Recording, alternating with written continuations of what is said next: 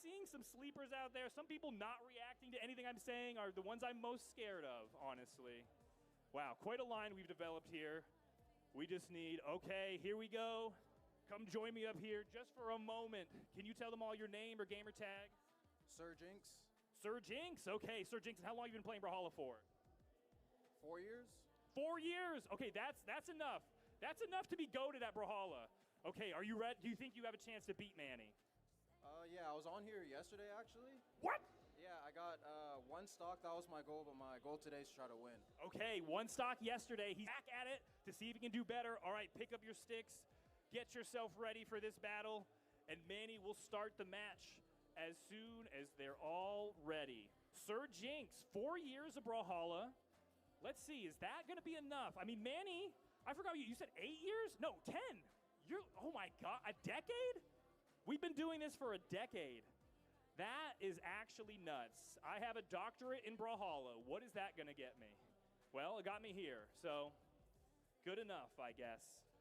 All right, Sir Jinx, controller player, brings his own controller. I don't even think I've ever seen that controller before. Some sort of fourth-party controller. I don't know, pretty suspect about that, honestly. Okay.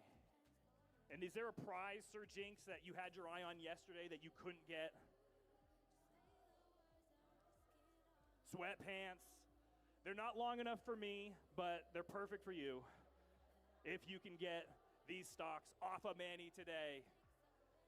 All right. Let's see. We give Sir Jinx the time to get his setup. All right, we're in. We're into map selection. Oh, can you back out, Manny? All right, we're allowing a back out. He's got, custom controls. Oh, you got to learn default, everybody. It's the only way to play. Except, you know, if you're really trying, if you're really sweating, you got to give yourself the best chance possible against Manny. All right, looks like we are ready to get this thing firing off here. Game 1 of day 2 of Play-A-Dev starts now. Let us see. All right, Manny on Tezca. Excellent pick. Manny known for his gauntlets around the office. I'm sure his boots are just as good. Sir Jinx on Bryn, a classic pick. First to the weapon spawn. Manny looking for one of his own, slips past it. Sir Jinx trying to hold it down, dealing out some damage. Nice, down light side air coming through. Manny's still unarmed. Can he get to a weapon spawn here? Finally finds the gauntlets, picks up some damage for the trouble. Nice read from Sir Jinx. Okay, Manny just barely landing his first hit. Manny almost not even gonna win a prize here against Sir Jinx. Okay, getting Manny into orange, getting closer and closer to taking this first stock and taking a lead in game 1. All right, Manny now swapped out for the boots. Nice dodge, trying to find his way in, kicking and screaming. Sir Jinx has the mix-up off these side lights on Spear, goes for the heavy attack, gets punished for it. Manny looking for a punish of his own, now caught up on the side of the stage, 20 to make it back, just barely gets to the corner. And the ground pound comes through. Could the first stock go the way of the community? Another ground pound lands, and Manny just barely gets the dodge back in time. A third one surely will do it. And the weapon throw is enough pressure to keep him back. Sir Jinx with a commanding lead. Oh, long gone are the days of packs when a little old lady would come up and I'd say, how long have you been playing Brawlhalla for? And she'd say, I've never played. And we would mop the floor with her. But not now.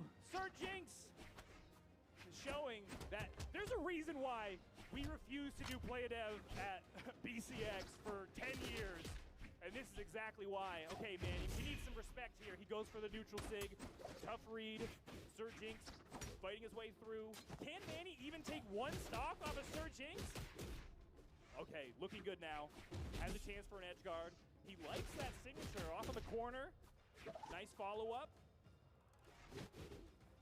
Oh, Sir Jinx stuffed out on the side. Now it is basically a tie game. Manny favoring keeping the boots. We got gadgets on? I thought we were sweating. That's all right. We like the gadgets. Oh, use it as bait.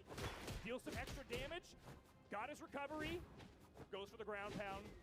Cooler minds prevail. Sir Jinx fights his way through. All right, reclaiming the lead just by a bit of damage, but the axe can rack up that damage very quickly. Interesting, Gravity-Cancel sidelight. I like the maneuver. Pressures Manny off on the side of stage, trying to recover high, low, gets his way through.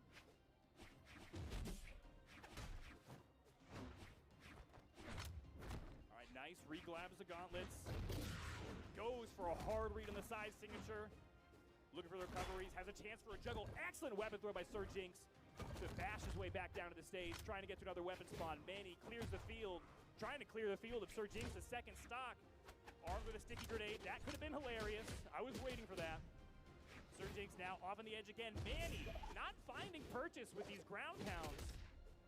They would come in very handy. Has to sweat his way back to the stage, takes a couple blows from the spear of Sir Jinx, and now he's batted off again. Oh, what an amazing call out there. Gravity canceled down leg. Let's hear it for Sir Jinx. That was an amazing stock to take. 2 down, 1 to go. Can he do it? Manny, we got to get a win on the first one. We're supposed to look like we make this game and we're good at it. That's like the whole thing we say at Play Dev. But you know what? Maybe Sir Jinx, we don't know how far he's making it in the bracket here. Sir Jinx could be the dark horse to win the whole tournament. It's yet to be seen. Nice weapon throw from Manny. Do I have some Manny fans in the audience? I don't know. The energy there. People want to see Manny do well. Oh, I'm looking at the face cams. Manny is stone cold killer on this final stock. Sir Jinx has already earned himself 2 prizes. He's already clear to get these sweatpants, but it doesn't stop there. There's a whole fit to be completed. Sweatpants, t-shirt, hoodie. You will never be swagging harder than if you take this final stock off of Manny. Still even, nice read. Gravity cancel sidelight in the air, swaps off to the boots. Sir Jinx loses the spear. Oh, an interesting ground pound. Catches Manny by surprise. Me as well. All right, another ground pound. Sir Jinx is only 1 strong hit away from potentially taking this amazing read by Manny. Can he get this first stock and show that the devs are no scrubs at their own game? Goes for the belly flop. Okay, it was more of a flop than a belly, but he'll have another shot with these boots. Now armed up, Sir Jinx, can he get this? Goes low, interesting, but he can't get it back. No! Forced off the edge. Excellent work by Sir Jinx. Taking Manny all the way to the depths, last stock red, and you get to claim 2 prizes now. Amazing work, Sir Jinx. That was impressive, and it makes me scared for the rest of the day, honestly, how it's gonna go. Claim your prizes, sir. Yeah, the sweatpants, you gotta have, make sure the right size. All right. Woo! 1 win. We're keeping score. That's 1-0 for the devs. We're only counting wins, because if we counted stocks, we would be really in trouble. All right, wow, this is a tough line. This line keeps getting tougher every second it's open. We got our next competitor lined up, ready to go. Manny, how did that feel? Was that tougher or easier than you remember Play Devs? I'm just glad I remembered to put on deodorant. You glad you remember to put on the what? Deodorant. Sweaty, dog. Okay, I don't know what, he's like delirious right now. I don't even know what he said. I thought he said, I'm glad I put on the... Did he get it? Okay, front row gets Manny's humor. I've been working with him for 8 years. I still don't get it. I thought he said he forgot to put on the yogurt. And I was like, I mean, yogurt's got probiotics. Okay, my bad. Oh, we got our next competitor. What was your name or gamer tag? Keterock. Ederock? K-E-T. Caterrock? Keterock. Oh, Keterock. Keterock. No? Yes. Okay, Keterock, we got you. All right, how long have you been playing Brawlhalla for? Ooh, 2015. I've been to every single BCX. Oh my goodness! You've been waiting for this moment, Keterock. What do you think your chances are? You just saw Manny fight. You know the way he plays. I give it about an 80-20. That you win? Yes. 80% chance of winning. Okay, Keterock, get your setup going. Wow, confidence from Keterock. Been to every single BCX? There should be a prize just for that. If you've attended every single, have I done that? I have done that. I have attended every single, wait, Keterock, you saw me in 2015? Wait, 2016 was the first BCX. We were there. We were all there. It was magical. We were inside a broom closet. I had to set up the stage myself. It was really a shoestring operation, but Keterock saw something special in the game and came in and is now going to take on Manny, who is undefeated. We can say that for now. All right, we'll see how that goes, but Manny is certainly undefeated for today. Kedarok obviously doesn't play default controls. If you're serious, you do it your own way, and that's what we've come to expect. Whew. Okay, Manny, you sticking with the same? You feel good about the Tezca pick? Was that Tezca or Loki? Oh, I want to see Manny's Loki. Oh, if you guys think you get mad at Scythe, imagine playing against somebody when we were developing it who just was way better than you. I had no idea how to play Scythe, and Manny is just incredible with that weapon. Hopefully we'll see an exhibition. Loki. All right, Kedarok. Are we ready? Kedarok locked in with Kaya. Love to see it. And I hope this Loki pick works out for Manny because I kind of pressured him into it. I kind of made it happen for the people, but we will see in just a moment. Random going to Shipwreck Falls. Here we go. Game 2 of the day. Kedarok versus Manny. 3, 2, 1, brawl. All right, okay. Little kind of a mini button check for Kedarok. Oh, we need a we got a reset? Wait. They're gonna make it work. Going keyboard. Okay. Well, okay, we're gonna do we'll do a reset. We'll do a quick reset here. Yeah. Exit out of the lobby, Manny. All right. That's okay.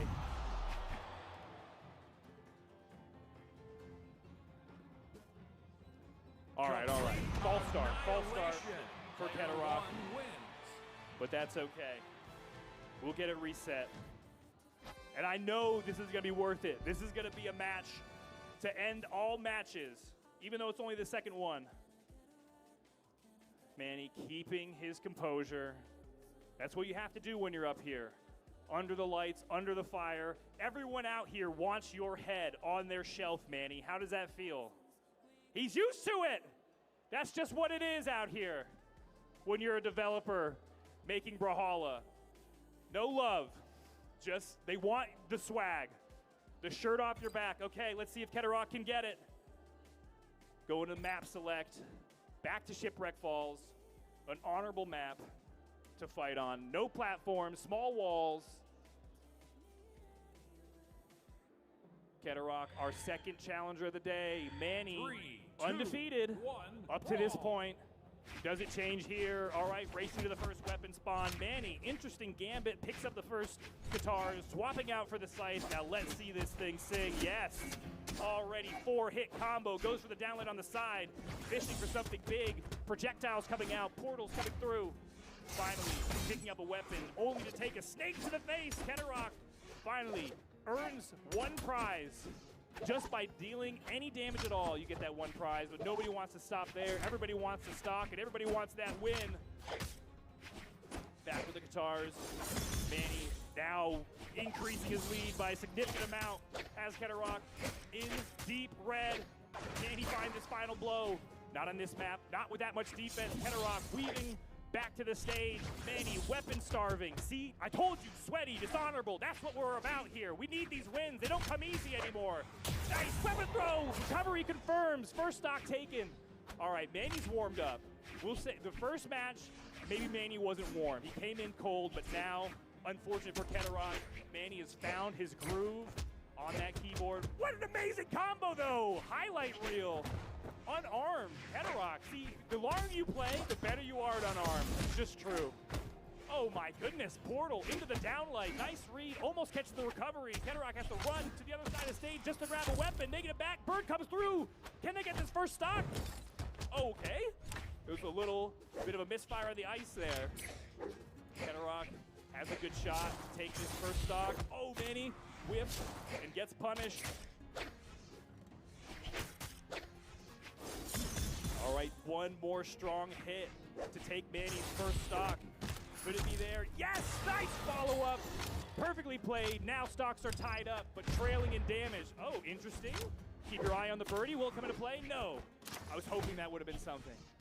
All right, Manny having trouble making it past the defense of Keterok. Can't get to this weapon spawn. Totally starved out now. This is great for whittling away at that damage lead that Manny earned so early in this match. Keterok coming to life here on stock 2. Beautiful plays with the spear, finds a sidelight. Manny having trouble making it on stage. Does he have enough resources? The weapon throw does it. No! Just barely gets the touch. You know, Manny must have painted an extra board on that ship. You know he did. That used to not go so low. Finds his way back, but now it's a tie game. Red stocks all around. Can Keterok take the lead? Yes!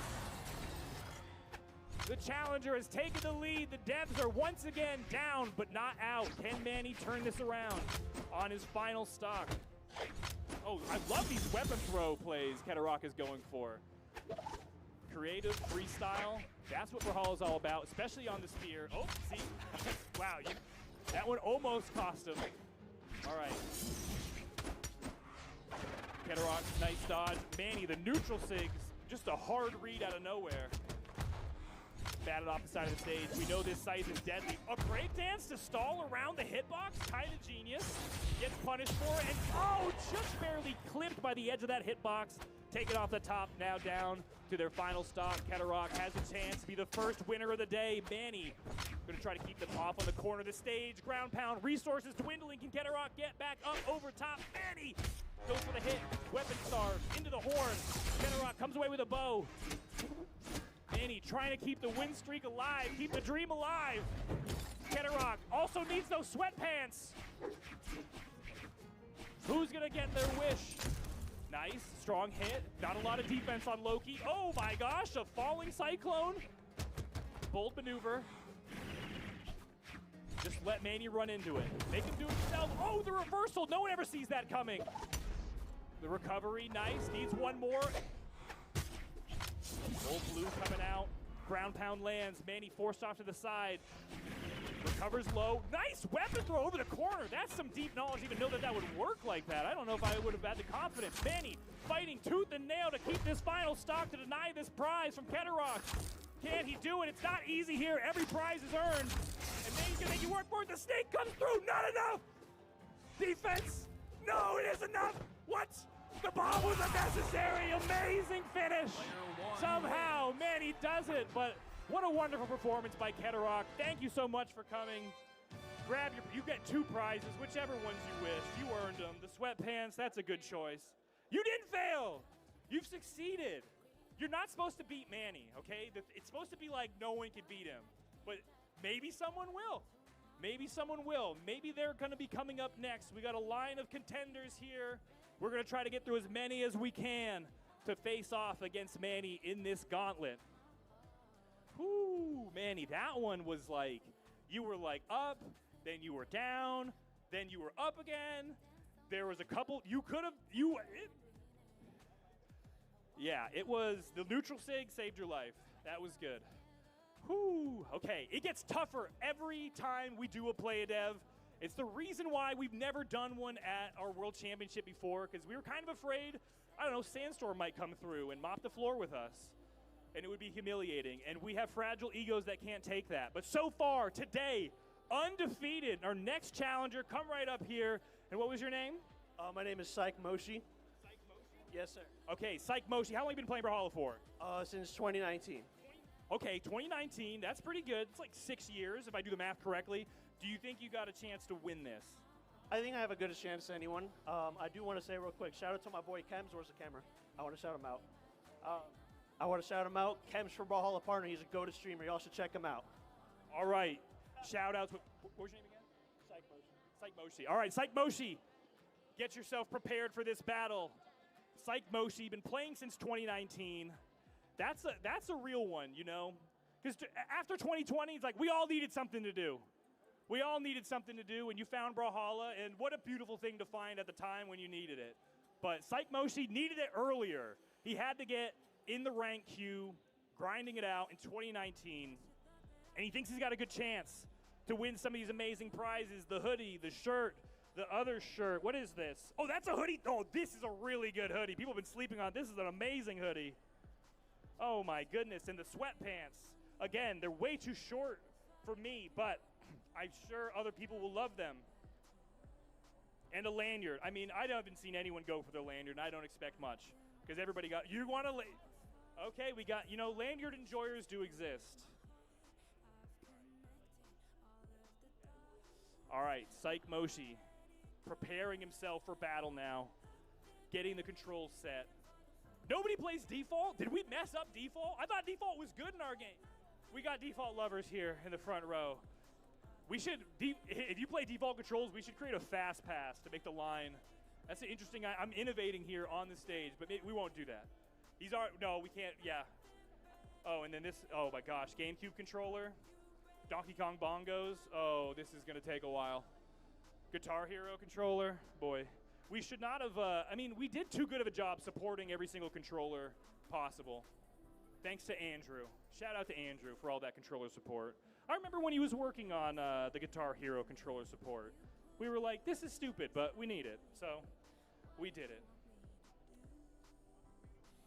A potato with buttons. Yeah, I mean, that's pretty much what Brawlhalla runs on. That's our, specs requirement is at least be a potato with buttons. All right, Psych Moshi ready to take on Manny here in game 3. And it feels a little bit better now to say Manny is undefeated. 2-0. That's a streak. Actually 3. What's a streak? 3-4? 3, 2, 1, all right, brawl. we need this for the streak. Psych Moshi needs this for the sweatpants. Oh, Manny actually swapping. Uh-oh, Psych Moshi looks nice on the battle boots. I'm actually scared now. Manny grabs the gauntlets, getting himself prepared. Interesting neutral sig. Reading for a jump, hard read, not coming through. Wow. Going for these signatures. All right, Psych Moshi keeping this even so far. Damage being dealt back and forth. Manny now with the guitars. We saw him doing some work with that last game. Psych Moshi kicks his way through, goes on a run. Oh, nice attempt off on the side of the stage. Goes for the recovery follow-up. Is sweating now. Finds his way back down to the stage. Manny applying some pressure with the guitars. Psych Moshi now slightly ahead in damage. Recovery not enough. Now armed with the orb. Has to look out for these Red Raptor signatures, the motorcycle, the giant robot fist, and oh my goodness, the giant foot. That would be hilarious. Bite back to the stage and sent off the other side. Manny claims the first stock. All right. But Psych Moshi, we saw some moves. Oh no, don't give him the bomb. Really want to deny Psych Moshi the satisfaction of landing a bomb hit on a developer. How fun would that be? That might be the biggest fumble I've ever seen, Manny! Oh my goodness! Were you throwing those at ghosts? Who was down there? Okay, now stocks tied up. Psych Moshi was given a bit of a gift, has a good chance now to turn this around and claim the first victory over a developer. Oh, nice read by Manny. Down light, waits, gets the neutral light, confirming more damage. As I was about to say, yet to be hit in the second stock, taking some damage there. Psych Moshi needs something big, has no options left, has to return to the stage. Uh-oh. All right, Psych Moshi off of the edge. Maybe we'll see when it comes back. Psych Moshi deeper and deeper in red. His second stock now taken down to his final stock.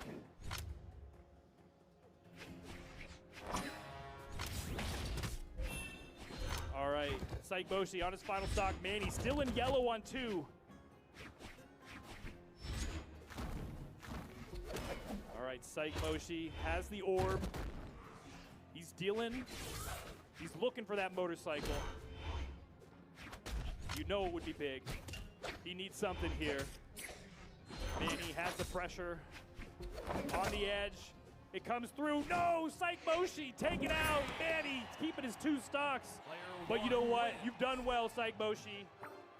I know some of the people here may not have got to see that, but maybe that's for the best. Manny came away with it at the end, but Psych Moshi, you get 2 prizes. Claim your 2 prizes. Make sure you take your keyboard, not mine. And yes, excellent work, Psych Moshi. Thank you so much for playing the game, finding your way here to the venue, giving Manny a nice challenge.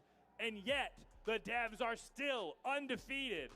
If you want a chance to fight against a developer, this is the place to do it. Here on the community stage, BCX Day 2. So far, an undefeated day. We did not do well yesterday, and today we are changing that story. Thanks to Manny. All right, Psychmoshi, excellent work. Thank you so much. We'll have our next competitor coming up here in just a moment. Woo, all right, Manny, feeling good now that you've got 3 wins under the belt for the devs? That's like, that might be the new record. I mean, I heard, well, Josh went on a good run yesterday, I heard tale of, but I don't really know the exact stats on that. Oh, Josh only lost 1 game yesterday? That's pretty good. But not as good as we're gonna do. We're losing no games. No games will be lost here as long as Manny is at the helm of that keyboard. Or wait, are you playing controller? What? Oh. Yo, Manny was actually the first iPad kid to play Brawlhalla. Back when we were developing the mobile build, Manny would win every internal tournament on an iPad. Just like, it was crazy. All right, come right up here. Let us know. What's your name? Cheeks. All right, Cheeks, I love it. How long have you been playing Brawlhalla for? I just got my Captain of Asgard 5 title 3 weeks ago. Whoa, Captain of Asgard 5. I don't even know the math on that, but that's 10? 10 years? Whoa, let's go. I have my BCX 2016 pass right here, the Bodvar that Foda gave out, and every single pin that's ever said Brawlhalla on. Whoa, Cheeks. Thank you so much. He's got a strong grip too, ladies and gentlemen. Oh my goodness. A strong grip for Cheeks. Wow, okay.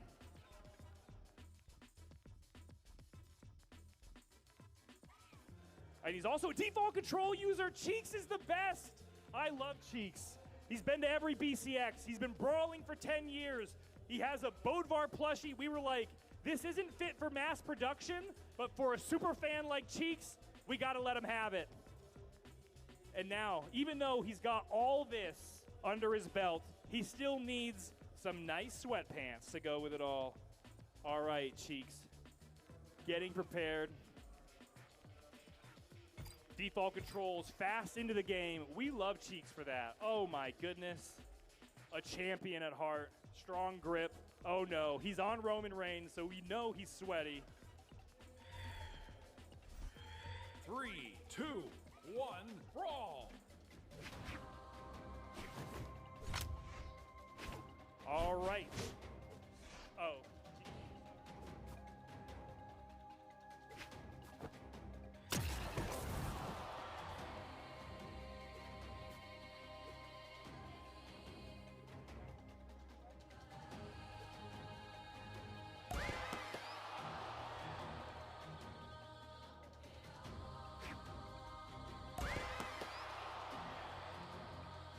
All right, we're just doing a little bit of a reset here. That's okay. Cheeks was so fast about using default controls that the reset we will allow.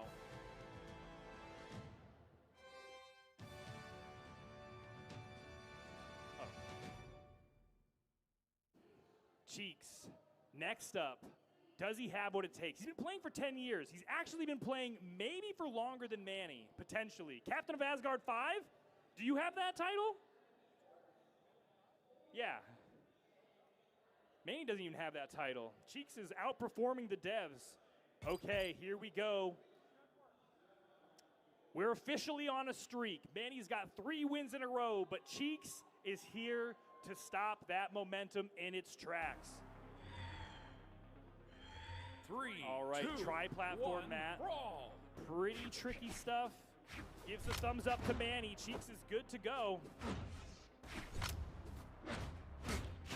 Manny the first hit. Wow, goes big time off of the corner of the stage.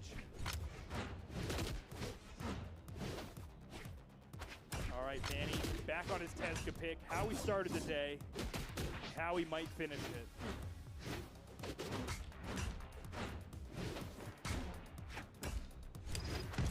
Oh, a little self-destruction, but maybe it's good. Dealing damage to his opponent with the mine. Both of them in orange. That's a good place to be, though, if you're a Taros. Oh, side signature may have been enough off of the side like that, but doesn't land. Manny has the corner guard. Nice! Oh, my gosh, there into recovery, finishing the stock off the top. Cheeks caught out by that. Now, back on the stage, armed up with the axe. Oh, is he doing Roman Reigns double shovel? That's how you know that he is a real one. The Roman Reigns double shovel is the most competitive pick, skin loadout in all of Brawlhalla. Popularized, I would have to say South America really minted this strip. All right, Manny getting dangerously close to losing this first stock. There it is, not quite enough. Punching his way back to stage, recovering high. Wow, slips his way through somehow. Throwing out some big attacks. Nice weapon throw up to get himself back on top of the stage now. Grabbing the boots, knocking Cheeks off on the side of the stage, and dunk down low. Goes for the follow-up. Cheeks holding the corner. Big swing, big dog, doesn't land. Manny now taking off the side of the stage. You know what? There was a little bit of a comeback there. Cheeks held on pretty well. He's almost in orange on this second stock, but just needs to land some unanswered hits on Manny. Oh no, grabbed and tossed. That's enough to do it. Nerf Tezca. When I get back to work on Monday, I'm nerfing Tezca just to stop Manny. Almost knocked into the bomb. Not gonna go for any of these trick shots. Just clean boots gameplay from Manny.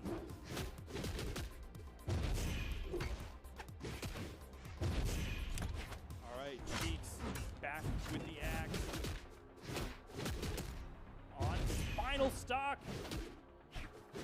He has a huge lead to come back from. Manny goes for a big ground pound. He's out of position. Maybe this, opportunity. I like that Cheeks went out for it, but not able to claim that second stock yet. Manny holding on to it for dear life. And there it goes, potentially. Big shot. The hammer throw is almost enough, but not quite. Weapon throw coming through. Has Cheeks off of the edge. No! He got all mixed up and taken out. Excellent work, though. Cheeks, you get 2 prizes here from the table for the trouble. And we appreciate you for coming out. And I hope to see you at next BCX. All right, perfect. Cheeks, I mean, really, is there any better Brawlhalla fan than Cheeks? Every BCX, every pin, a Bodvar plushie. I think that's like a 1 of 1 or 2 of 2. There's not many of those plushies. We didn't make a lot, but Cheeks has got them, and he's got our hearts as well. All right, we've got a couple more competitors here. 4. That's certainly got to be a streak. 4 in a row for Manny, holding it down for the devs, trying to go undefeated. We got a few more players to get through. Oh, this next one looks, he's been giving me looks the whole time. He knows he's gonna clear this board of prizes. All right, Manny, how you feeling after 4 games? We're doing all right.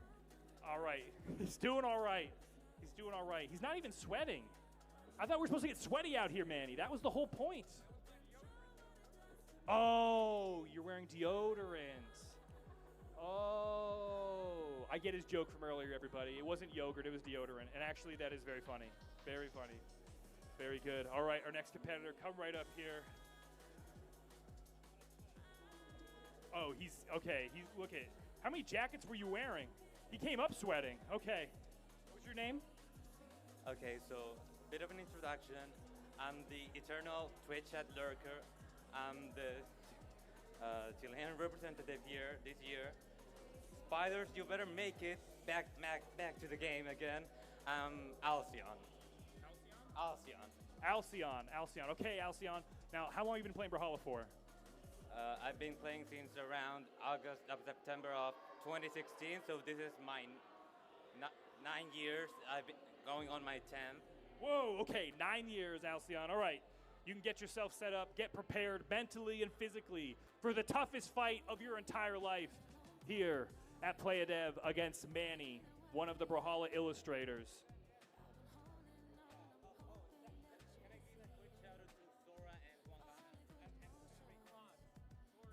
Yo, shout out to Sora, Juangana, and Enrico, the mod team. I love you.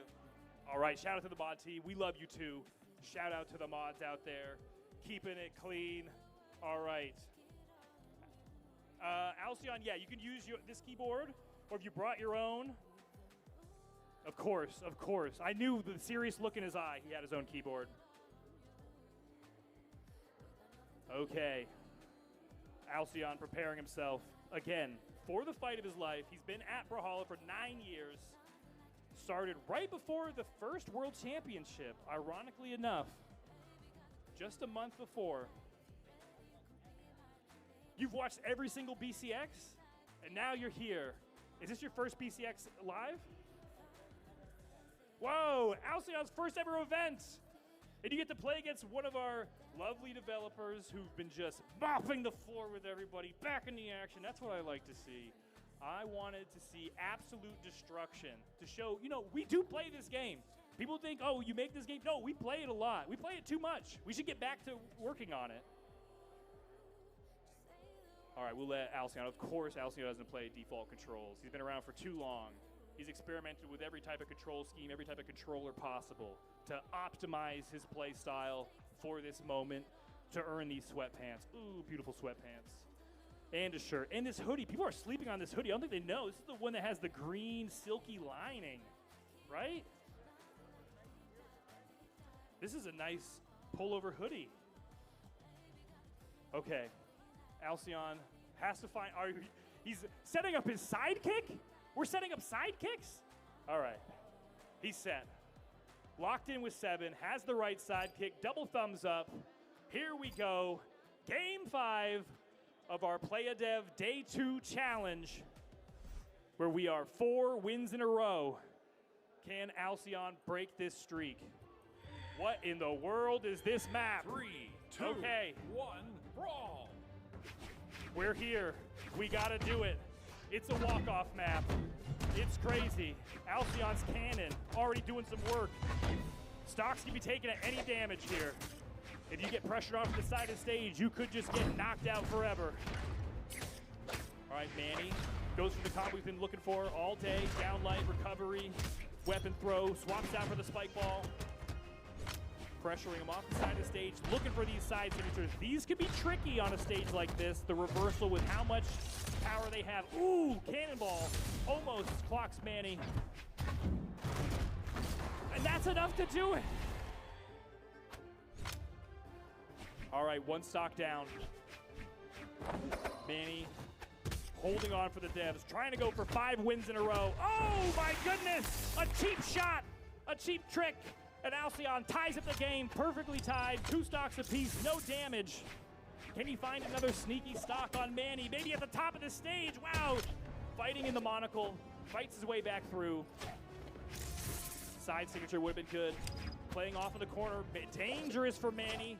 Mine on the field, will it come into play? All right, everybody just got to dance around it until it despawns, okay. Back into the action. Manny in a tough spot in the corner, fights his way back to center stage.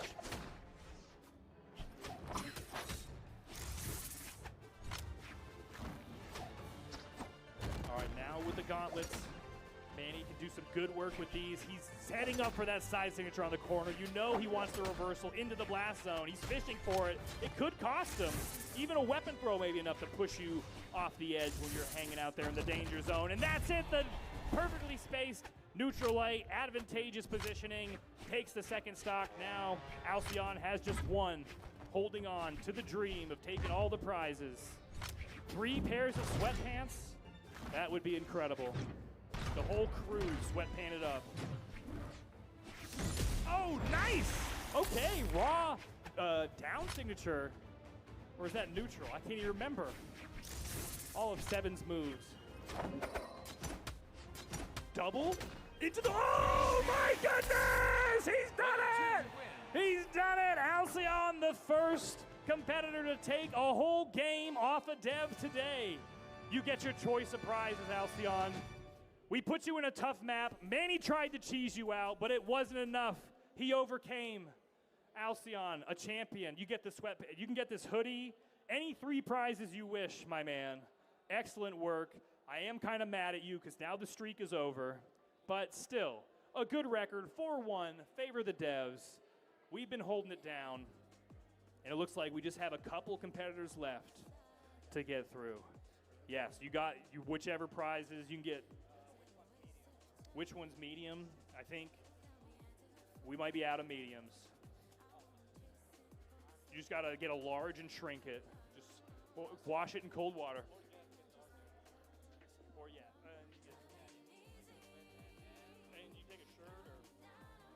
All right, Alcyon. See, his hands are so. Look at how many bags. Look at how many prizes. Alcyon's all. He's got 2 lanyards. He's got everything. All right. Thank you so much. And a couple jackets. Don't forget your jackets or your keyboard. You got everything? All right, thank you so much. Thank you. All right, Halcyon, a professional, a gentleman, and a champion here at the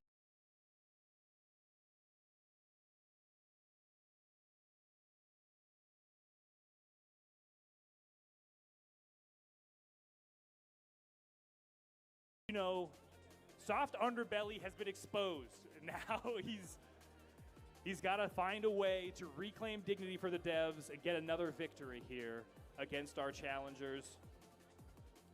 All right, here we go. Come right on up here. And what was your name? Makai. All right, Makai, and how long have you been playing Brawlhalla for? Going on my first year. Okay, this is your first year. Okay, Makai, do you think you can get a win off of Manny, or what's your goal? To at least get a stock off of him. Okay, at least get a stock. I like that, Makai. You set the goal. You know what? That's a good goal. That's a great goal. That can get you the sweatpants. I'll be honest, you had the same problem as me. These might not be long enough for you. But all right, Makai, get yourself prepared on the keyboard or controller, whichever you please. Makai, going on a year. But that's, you know what? We don't know the ceiling on Makai's, you know what I mean? I'm like an 1800 player, and I've been there for years. Just sitting there, not improving, having a good time. Honestly, having a good time in 1800 rank. But Makai, he's got higher goals than that.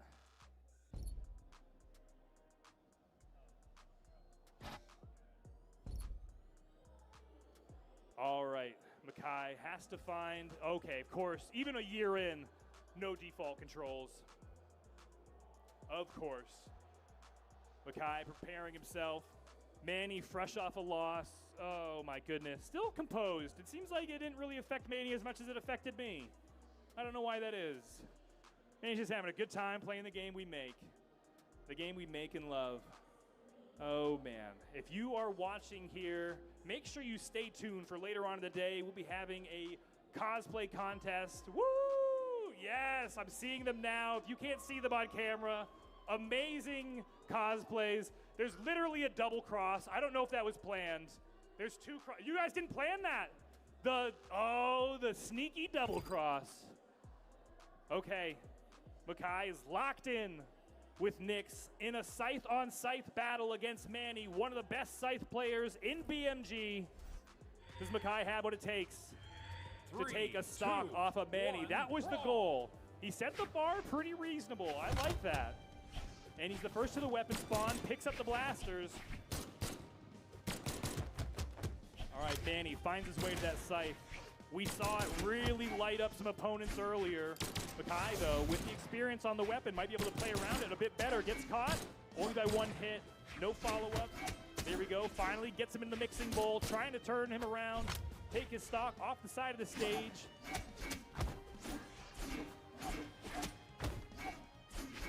All right. Oh, a hard read by Makai. I like it. I like the idea behind it. Oh, I can't believe that hit. That felt unfair. Manny with the ground pound to seal the deal, and that's the first stock going the way of the devs. Manny lightly dusted in yellow on that first stock. Wow, big mean signature to start off stock 2 of Makai. All right, nice shutdown. Doing work with these blasters now, dealing some damage. Nice signature find in the center of the stage. Getting closer and closer to taking that first stock off of Manny. That's the big goal for today. One stock off of Manny. All right, not another ground pound off the side. Manny afraid to commit to it. Snake comes through. Another big hit. Oh, the following by Manny off the side of the stage is scary when he's tracking you with that scythe. Out in the air. Going through a portal. Ground pound. Doesn't hit. Wait, he's clipping him, Makai? A nice flashy play, and that's going to be enough to do it. Taking a second stock before losing his first is Manny, going to deprive Makai of his dream of taking the one stock. Oh no, a blown dodge. Manny not capitalizing too much. Just a little bit of damage. He's getting so close though. In red, Makai needs to find a couple of nice shots here. One big hit to do this. Has to avoid all these strikes from Manny, just barely out of range of the chains. Makai sweating his way back to stage, fully charging a signature, throwing everything he has, everything he knows in his 1 year of experience to come in handy now to claim his first stock off of Manny, to get sweatpants for the whole crew. Okay, Manny with a beautiful read. No, is he gonna deny? Is this gonna be a 3 stock here? Oh, and it is! Manny finds it! Makai denied the stock, but excellent work, Makai. You did damage, and you get a prize, whichever prize you want. We got some nice zip-up hoodies, the pullover, the t-shirts, the sweatpants. I'm telling you, they're gonna be shorts on you, my man. Oh, all right, good job, man. All right, Makai. 1 year in, and he had tenacity. He still came away with a prize, and he got so close to taking that stock. But here we are, on to our final game of this section.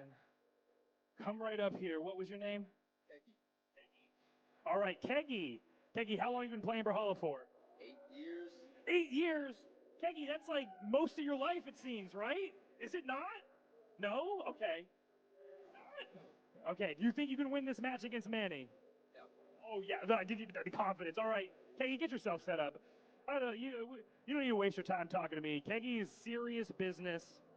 Serious business. 8 years of experience. That's enough. That's enough to be, oh, we got some Keggy fans in the audience. Powered up. Oh, there's lots of Keggy fans in the audience.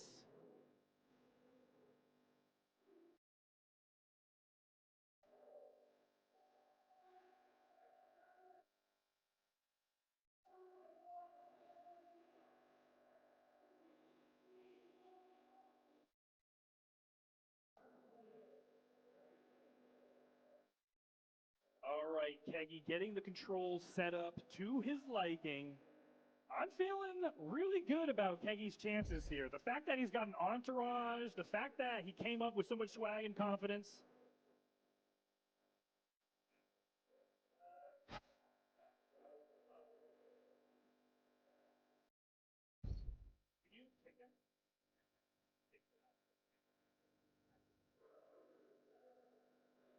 Okay, just getting through the lobby shenanigans of rifling through all these people, all these different controllers, all these different keyboard schemes. And we know we got to get it right for Keggy. It's going to be worth it. The crowd is ready. Everybody wants to see another win over the devs. They're tired of Manny's dominance. They're tired of that smug look, the way he just sits there and lands his, scythe moves. He's just scything people up and down. We're sick of it. We need Keggy to put a stop to it.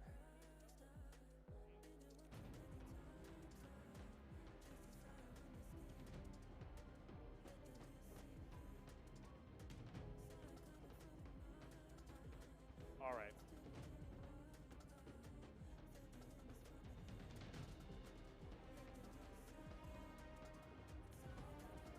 All right, see, we had this is just the build-up we needed for Keggy.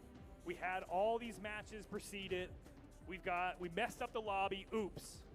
And now, we gotta vamp a little bit here. Manny, can you tell the people, what's some of the favorite cosmetic items you've done in the game? Favorite cosmetic items? Yeah, just anything you've drawn. The Day of the Dead, 9. Day of the Dead, oh, see, that's what I was expecting. Name another one. There might be another pop from the crowd. What's another thing? Let's see. Any of the Tesca stuff was a lot of fun to do. Any of the stuff that was like Core's Mittens. Core's Mittens. We have fans of Core's Mittens. Woo! Nice. I mean, I'm sure 10 years, a lot more than that, but we're finally into the match. Okay. Core's Mittens, all of Tesca, the Day of the Dead Queen Nai, some heavy hitters out there. But finally, we're ready for this last match against Keggy, probably the most powerful competitor we've seen arrive at the stage today. Locked in with Ember, has the defense stance. Very smart, very smart. Manny's Tenska has been awfully devastating on this map. Shipwreck falls. I think Manny's undefeated at least here. Keggy, nice movement, quick hits. What am I seeing? Keggy's actually out of control. We did save the best for last. Can Manny even manage to get one hit? Can Manny even manage to land? No way! A perfect stock? 0 to death by Keggy! Oh my goodness! The crowd is electric! You heard the pop for Core's Mittens, hear the pop for Keggy, 0 to death. Much bigger. Oh my, Manny, can he even land a single hit against Keggy? Keggy actually has the best movement I've ever seen. Movement guide dropping soon. What the heck, Keggy? Keggy's kind of goated. The best usage of those Ember signatures I've ever seen. Manny finally getting his way back into this fight. This is a real one. Oh no, the bird comes through on the side of the stage. Manny trying to find a way back. Oh, Keggy goes out for the side air. Doesn't find it. Holding center stage, batted up into the air. Manny looking for the follow-up. Has to settle for the damage he can get. Looking for a stock there off on the side with a ground pound, but gets hit with one of his own, and he's not gonna have enough. Keggy, two stocks ahead? Oh my gosh, we didn't expect this. Could this be the first 3 stock? I told you it'd be worth the wait. I told you it'd be worth accidentally backing out of the lobby. Keggy, goated on guitars as well as bow, doing damage with both weapons. A true master of the legend. Oh, batted away. Get that Jaguar out of here. We don't want none of that mess. Keggy is going for the 3 stock. Manny denies it there. Recovery comes through. So close. A hard-fought match. Manny hanging on to his final stock. Keggy about to clear the board of prizes. All right. Keggy has an opportunity to do something we never thought was possible. Absolutely humiliate a dev on this station.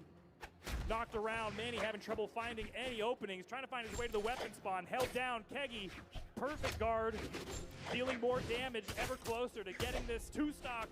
And there it is, the weapon throw does it! Yes, Keggy! Excellent work. Oh my goodness, Keggy, the best we've seen today. What a way to finish it. You could take 3 prizes. Honestly, take 4, Keggy. That was worth it. Take 4 prizes. What? Is that, I don't know what sizes those are. Oh man, Keggy, you're gonna have to look through the sizes here to find something that fits you the way Ember seems to fit you so perfectly. What a mastery of the legend we saw there. That first stock was incredible. Lights out.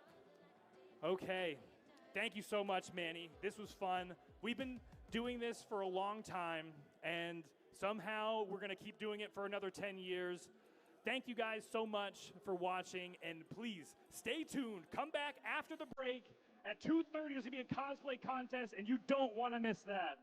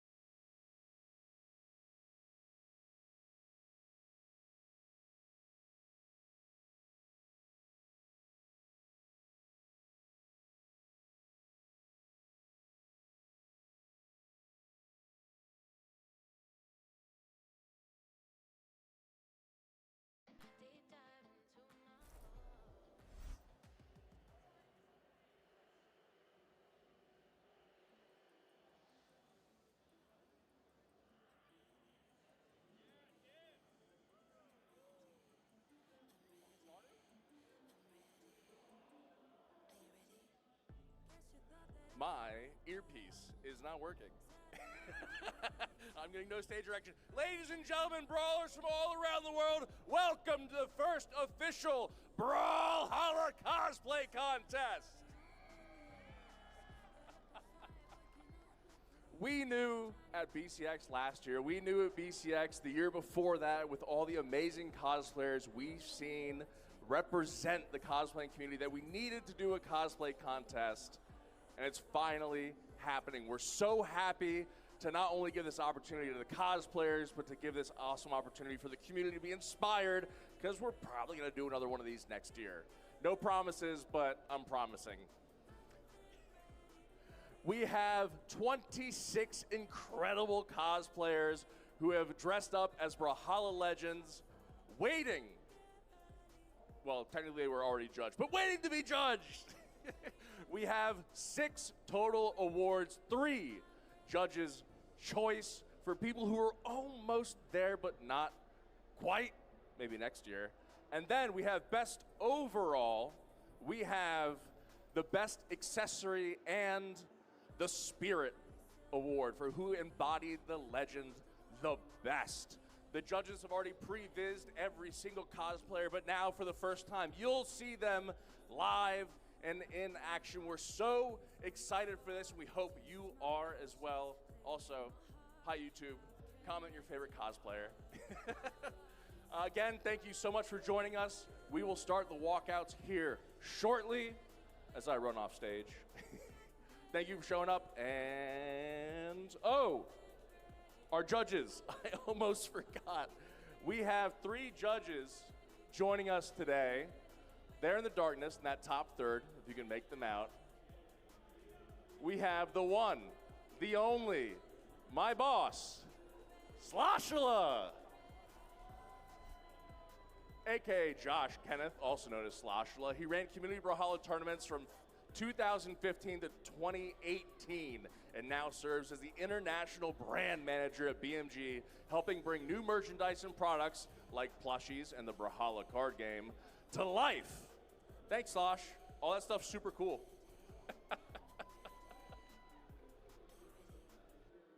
We also have 2 other judges joining us. RJ Jost, a name you might be familiar with already. RJ is the illustration lead at BMG, co-writer and artist for the graphic novel Brawlhalla Tales Nyx. RJ has been with BMG since 2017 and is passionate about bringing characters to life through design and storytelling, and they do a dang crack job at it. Thank you for joining us, RJ. And last but not least, joining us from the community, dressed currently as Fallen Bryn, we have Baidvar. Starting with the WCS Canada 2023 prelims, Baidvar has taken on a variety of costume projects to bring her favorite characters to life. Glittery and full of energy, she loves hearing the audience's reaction. Celebrating 10 years in the Brawlhalla community, she's excited to see everyone's work on stage this year. Give it up for all of our judges one more time.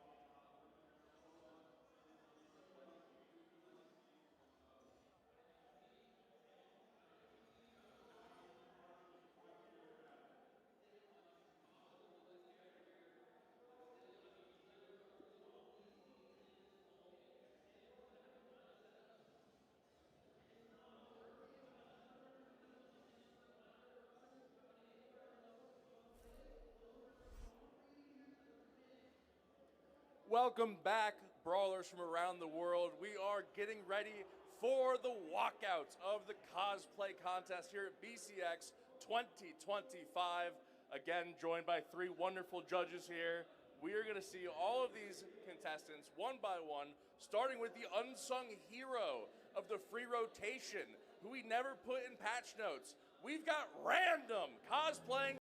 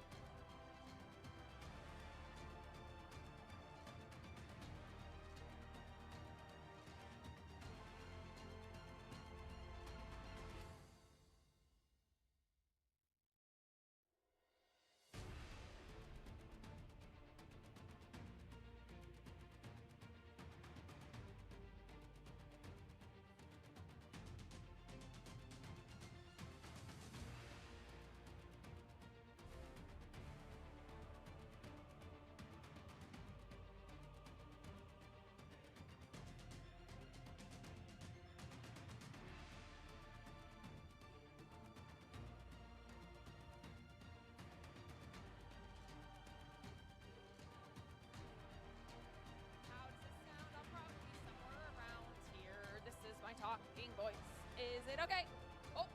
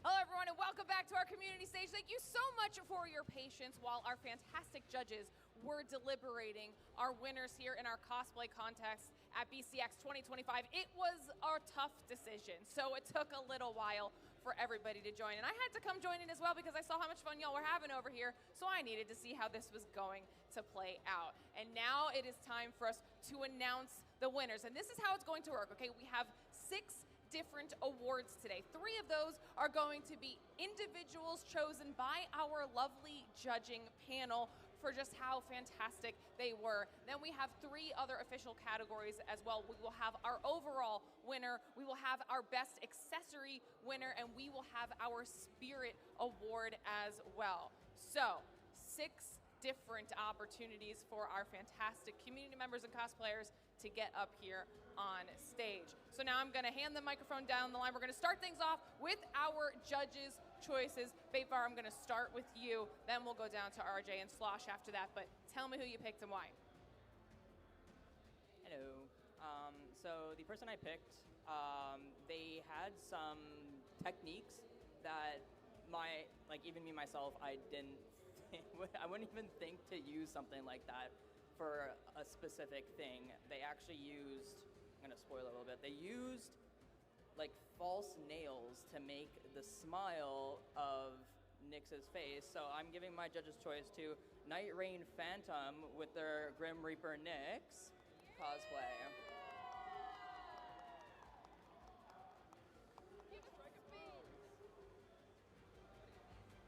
Do the pose. Listen, show off. Okay, you put a lot of work into your outfit. Congratulations. Congratulations, Night Rain, on being Baitvar's choice.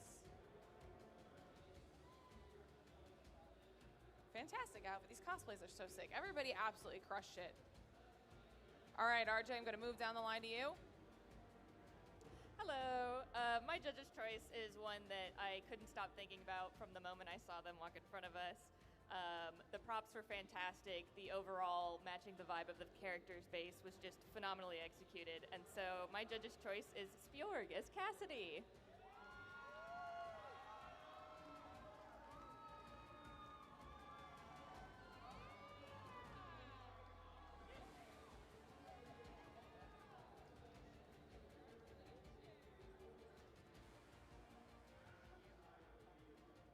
I love it. I need to learn how to make some of these accessories. I'm not gonna lie. And then, of course, our third and final judge's pick. Sloshilla, who'd you choose? So this person, when they walked out, I'm like, this is perfect. They completely embody the character. Like everything about it, I just fell in love with, just front to back. And that is our Queen Nai, Brawlhalla Mama.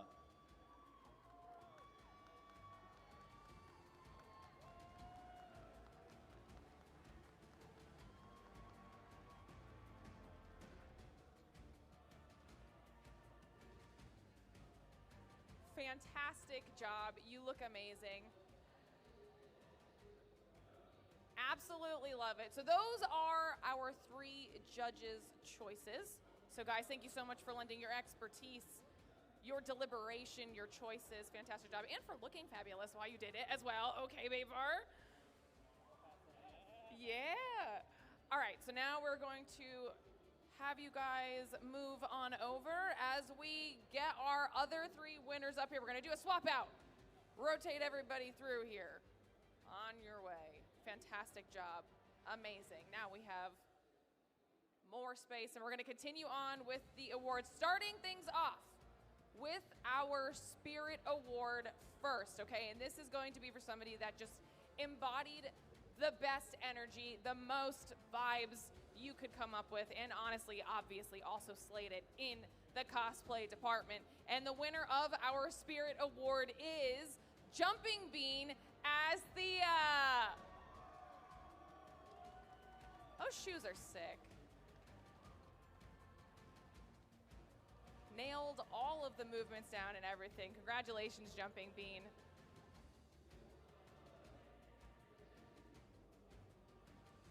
Making it work with the outfit, I love it. Great job. Then, the next award we've got is our best accessory. Obviously pretty self-explanatory and definitely a hard choice because so many people put so much time and effort into the accessories that we've got here for all of our cosplays. But at the end of the day, the judges did choose a winner, and that is Landia as Scarlet with this absolutely insane work of art, literally.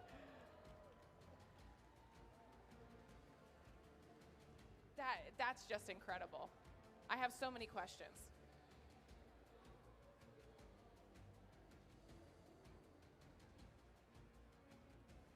Congratulations, Landia. And then our final winner, the overall cosplay contest BCX 2025 winner is Pianovania as Nyx. Massive, massive congratulations. Show it off, and then I'm gonna get you over here.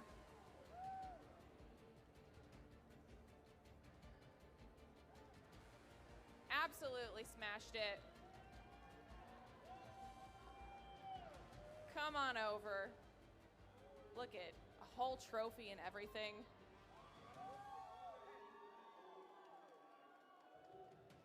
Okay.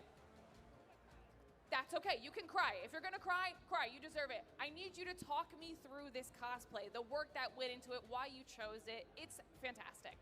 So I've been playing Brawlhalla since 2017, and Nyx is my first and forever loved legend. I have never strayed away from Nyx. And I chose this cosplay because I love the pop-up color, and I also like streetwear. So that was my inspiration behind it. This is actually my style of clothing on the daily, so this wasn't too hard to find. Every single piece of this cosplay has been modified.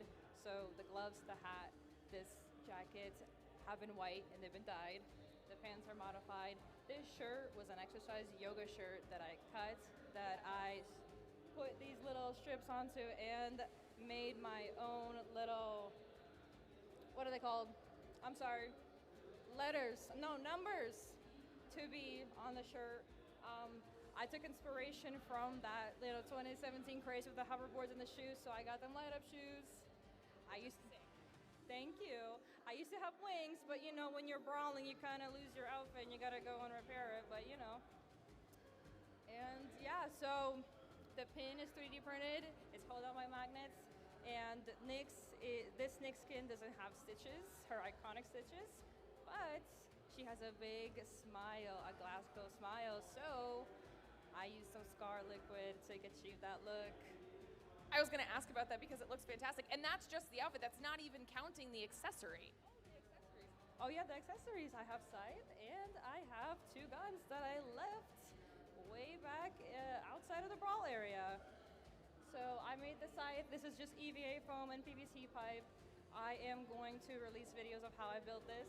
So I'm so excited. This is my first time filming my cosplay process, and this has been just incredible. Okay, so then you need to make sure you can tell everybody where they can find that so they can check it out. Absolutely, I'm all about transparency and keeping cosplay open for all, so I will try my best to show people how to make such props and such costumes, because cosplay is possible for anyone, cosplay is for everyone, and anyone can cosplay. Give a shout out for yourself. Tell people where they can find your stuff. So I am Pianovania on Twitter. I'm also Pianovania _ on Instagram. That is piano the instrument, and then Vania, V-A-N-I-A. I mean, you look fantastic, down to the nails, the smallest details. You did such a good job. So congratulations on winning the BCX 2025 cosplay contest. Of course, congratulations to all of our winners, but thank you so much to all of our cosplayers. I know you guys have been here all day in full cosplay, hanging out. People are asking for pictures, and you guys have all truly killed it, completely exemplifying how fantastic this community truly is. So, one massive congratulations to all of you for even participating in it. It was so freaking cool. Thank you so much, and we'll be seeing you back here soon.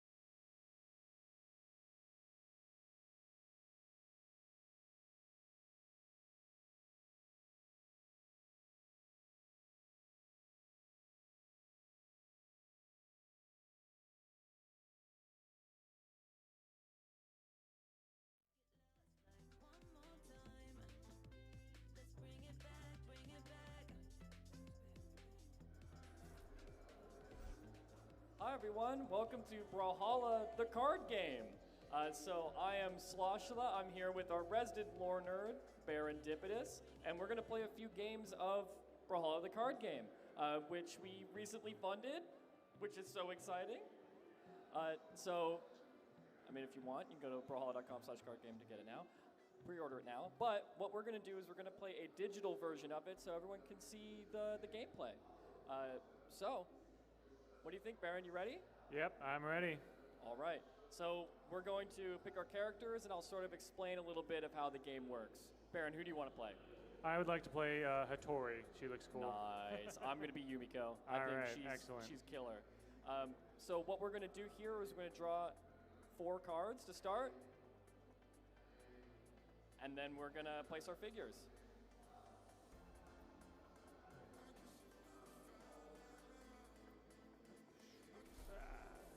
Okay, so the idea here is that we each have some cards. We have a few options for our first turn, or for each turn really.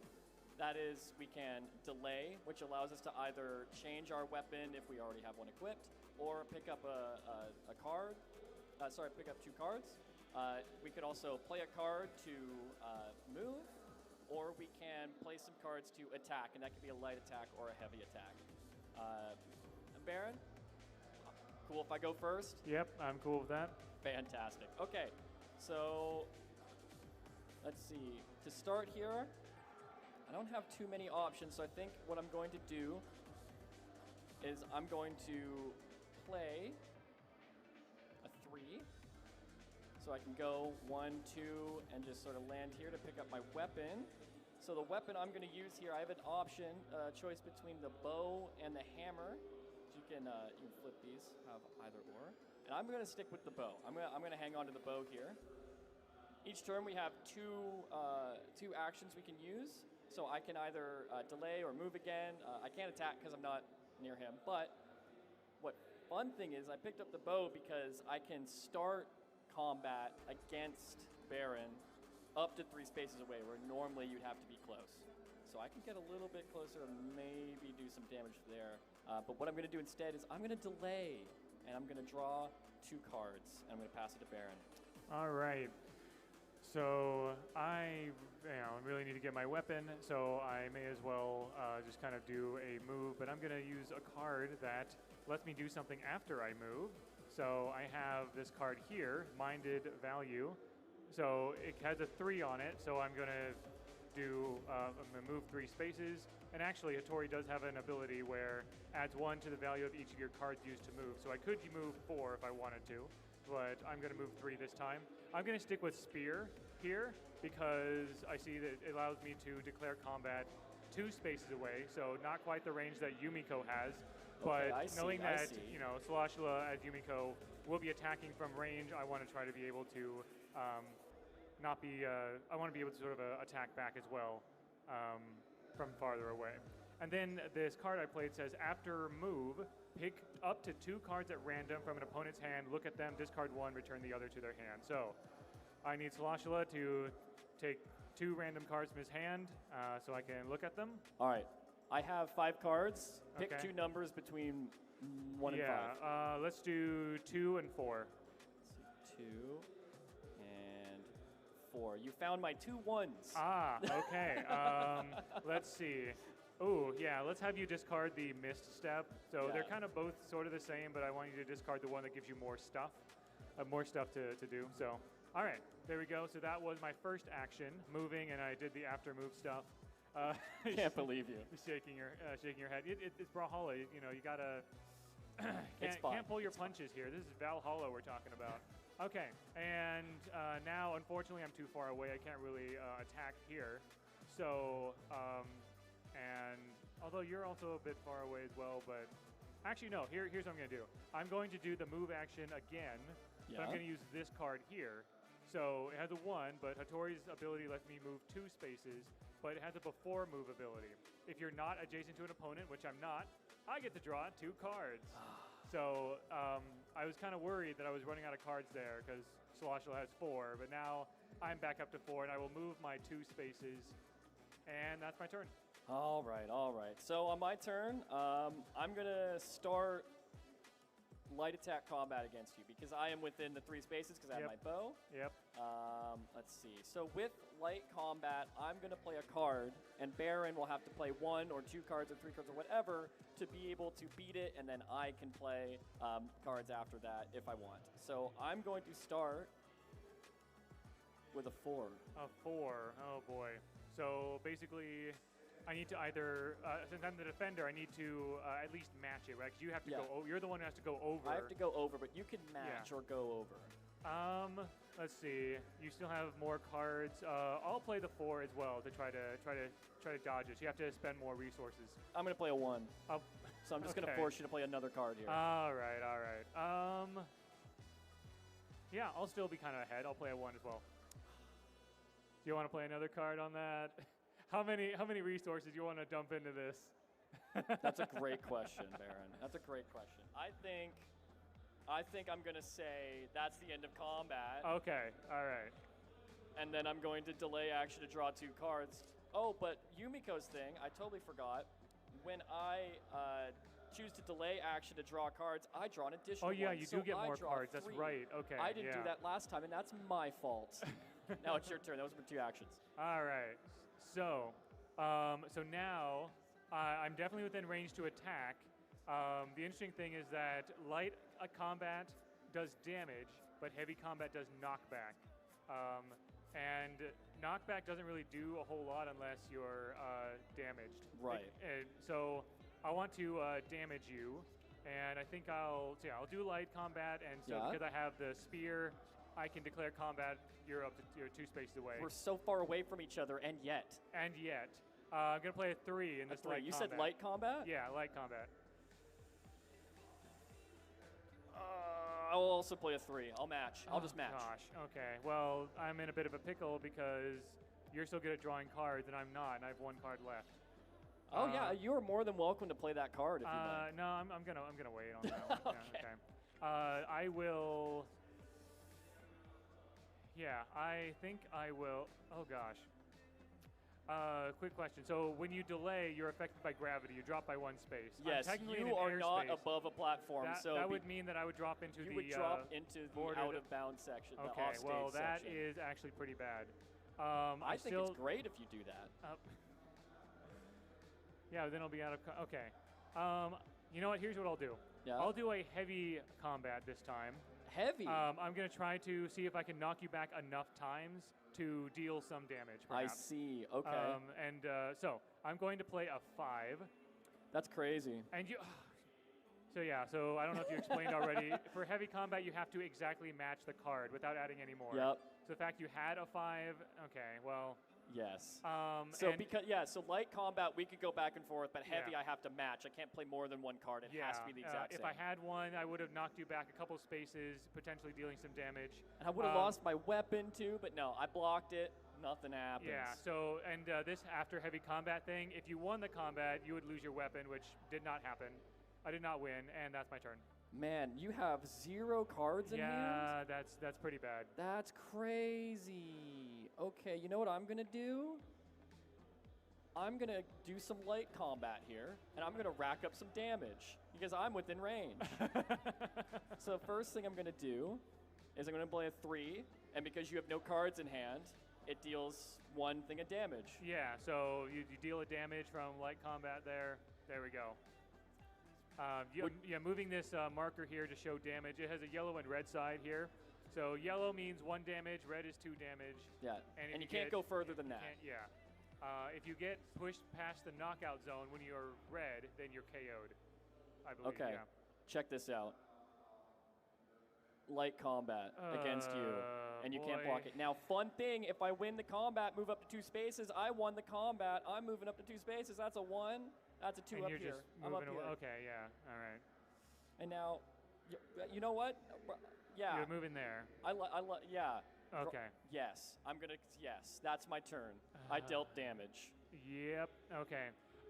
It's really bad if I'm in the edge, but I also have I have no cards, and so I have to delay, which means I go down 1 space. So there is an extra space around the whole board. Right. But beyond that is the KO zone. So if you go past the KO zone from here, that's when you get either damaged or, in my case, actually KO'd. So, but I'm doing the delay action so I can draw 2 cards. And I'm going to have to. Oh, this is not. Okay, this is not great. I'm kind of showing my my low elo here, from the video game. I'm going to move. And the only gonna play a 5 to move. I can move up to 6 spaces because I'm a Tori, but I'm just going to go here, basically. Interesting. So I'm in a. So even if you knock me back, I have some leeway left. And also I'm not in the air, so I can delay and get more cards later. Great. Okay. My turn? Yep. All right. I'm going to declare heavy combat against you. Heavy combat, okay. That's crazy. Oh, come on! Okay, so so real quick, why I played a 5 there, aside from it being my only card, but I did save it for this, is you'll see that there's a 5, and then underneath it, it's got some extra stuff, right? So underneath it, it says +2, and that's a symbol for knockback.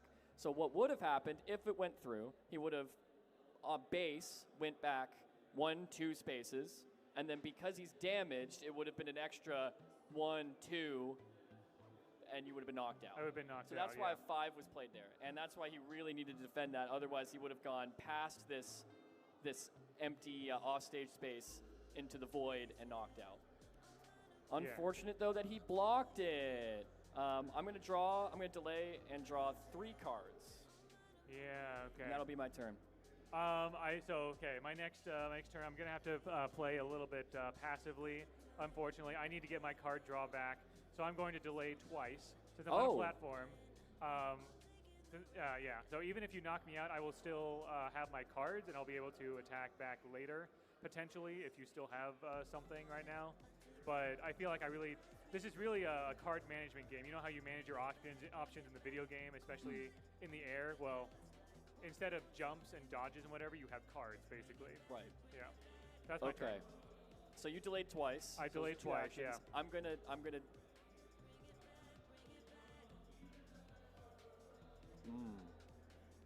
going to declare heavy combat against you with a 4. This is light combat? Heavy combat. Oh, this is heavy combat. This is a heavy. Okay. Do you have a 4? You have an if you won the combat kind of thing. Oh, as a defender, never mind. You have to defend? Yeah, so, yeah, I'm matching that. On. Okay. All right. It's also worth noting that each deck, I believe, so there's 20 cards in each deck, and there's 1 to 5, and there's 4 copies of each number, basically. So I kind of have an idea of how many 4s and 5s you've spent so far, so that's another thing to keep in mind. I know you know. And now I'm going to more heavy combat. More and it's heavy a 3 combat this time. 3. Okay. Once again, you're spending your cards. Yep, matching that. Now you have only 1 card, so I feel pretty good about potentially doing a couple things here. Uh-huh. All right, so but first, you also only have 2 cards. That's true. But let's see here. Yeah, so I'm going to go ahead and I really do need to damage you. So I'm gonna. You only have. Oh yeah, I'm still at white health. You haven't hit me yet. Yeah, I've not been doing very well here. You're on the back foot, playing passive. So you said. I'm gonna play a 4. Let's see if you have that. For light combat. Light combat. Yeah. Well, that's gonna go through. That's gonna be damage to me. All right, so you are taking a damage. Yes. Excellent. Okay, perfect. Great. And let's see. What I have here, I don't like what I have for potentially heavy combat. Actually, yeah, no. I'm going to delay again so I can get cards back. There we go. All right, your turn. All right, I'll do my first to draw 3 cards. And I will declare heavy combat against you again. And it's with a 4 again. And this is heavy combat? Heavy. I can't match that. Let's go. Okay, so what happens there is you get, from the 4, it has a 1 under it. So that's 1 knockback. And because you're at red, it's 2 extra knockbacks. So that's 1. Boom. That is a KO. That's a stock. You got a stock off of me. So I flip this over. Now I have this card here I can use once to either give myself 1 more knockback, 1 more damage, or 1 more action. Right. And I am disarmed. That's right. Yeah. Yes. So now you choose where your figure gets to respawn up on the top row, and then I choose where the weapon spawns. Yeah, so I'm gonna spawn up here. Naturally. And I'm going to put the weapon over here. Yeah, okay. And I still have one option, Still have so another since you're action, super yeah. far away, I'm just going to, well, you have 3 cards, right? Yeah, I have 3 cards. Because I can attack you. Because you're right there. Yep, not damaged anymore, so get rid of that.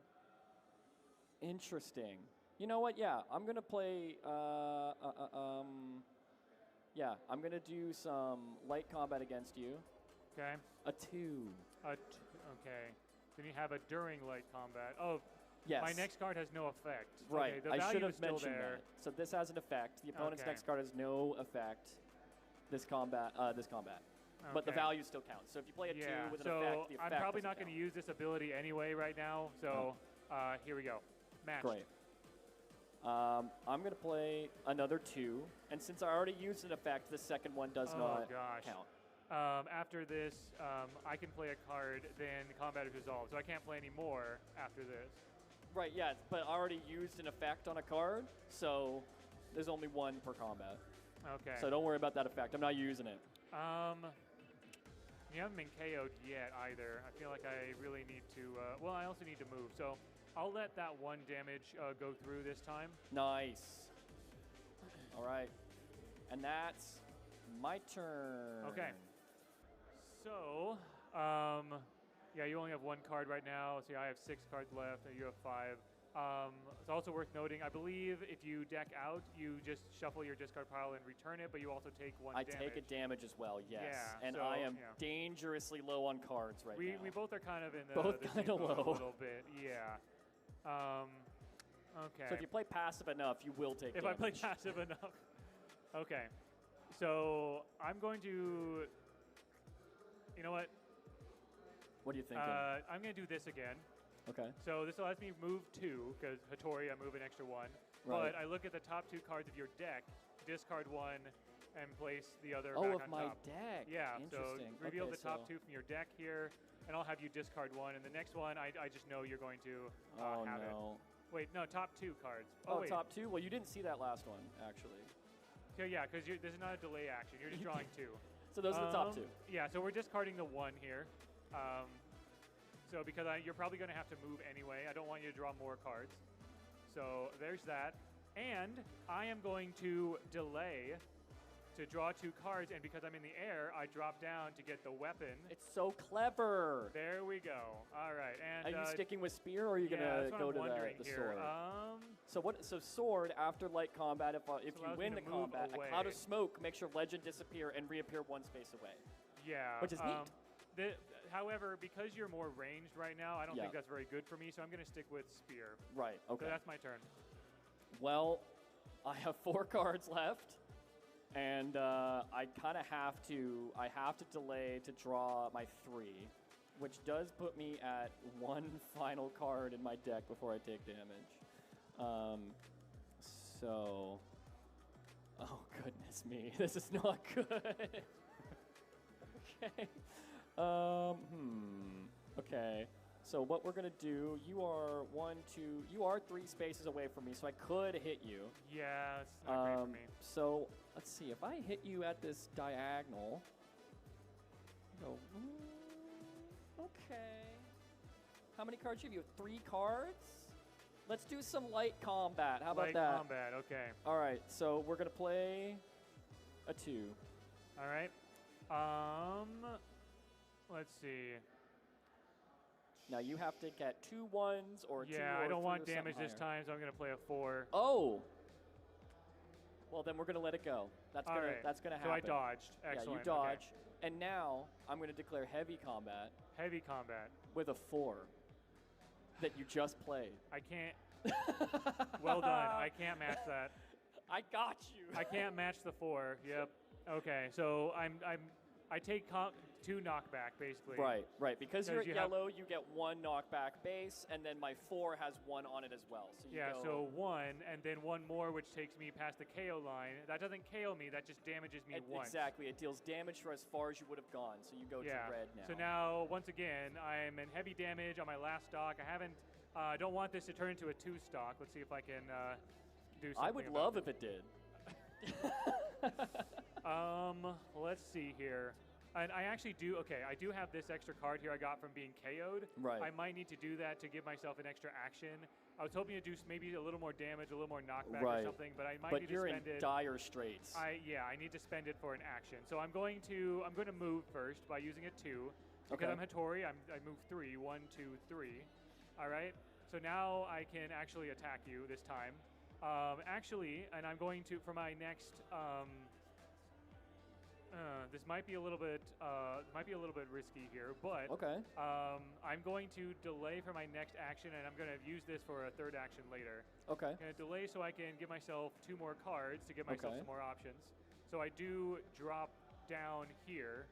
I drop from you here dropped it to there. here. So for there. those that don't know, when you delay, that's right. If you're in the air, which you were here, yep. gravity takes effect and you move down 1 space. There we so go. that's what he did there. Yeah, right. And I'm still 2 spaces away, so I can still attack.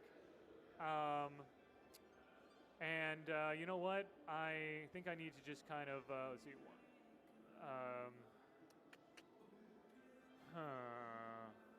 What's the thought? Let's do heavy combat. A heavy and combat. play 3. I'm hoping to win this because this card will give me something good.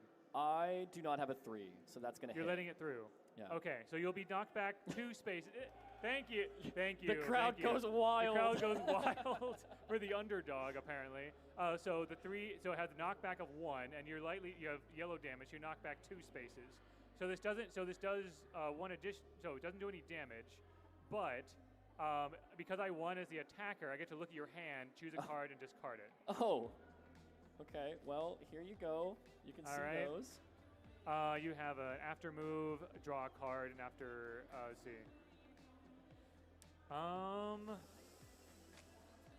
let's see. Let's discard the 2. Okay. All right, putting the 2 away. I'm keeping it. And now you had 3 actions. That was 3 actions. Right? So I used this already. Yeah, we'll kind of tuck that away. So I don't have that anymore, but I think that helped me out because you have to spend a lot of resources to get to me to try to KO me. Yes, and also on my turn, I only have 1 card left in my deck. So when I draw past it, I will then take a damage anyway. So that might have been. Yeah. That wasn't even your master plan? I didn't calculate that, but I knew you were low on cards. I was hoping to get you there. So there we go. Perfect. Well, I'm going to start. I'm going to start by I'm going to delay and to start this here. Move down here, which is 1 card. And then we're going to flip these over, shuffle them, and I take a damage because I ran out of cards.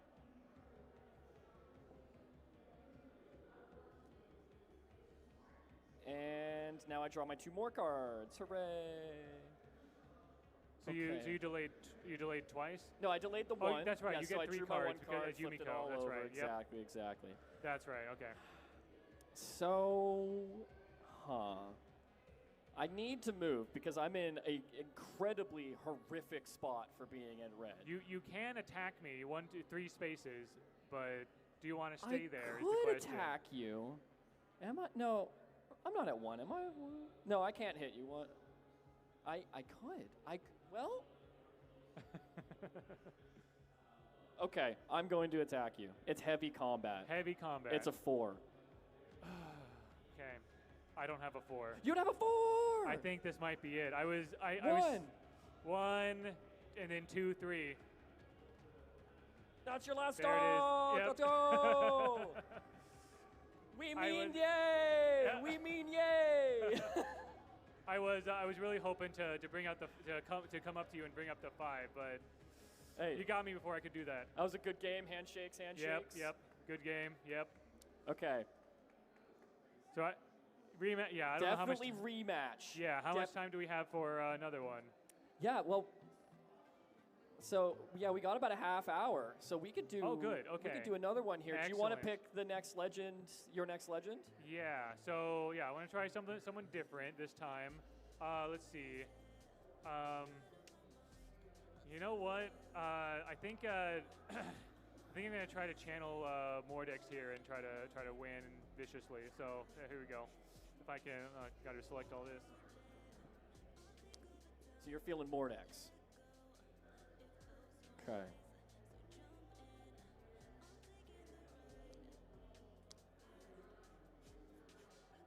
Oh no, you didn't stack your cards. Look at this. Oh no. Oh yeah, sorry. Get these out of here. Little Tabletopia thing. Oops, sorry about It's gonna that. make a stack. Don't worry about it. I don't know. So if you're on the Mordex, maybe I go Orion here.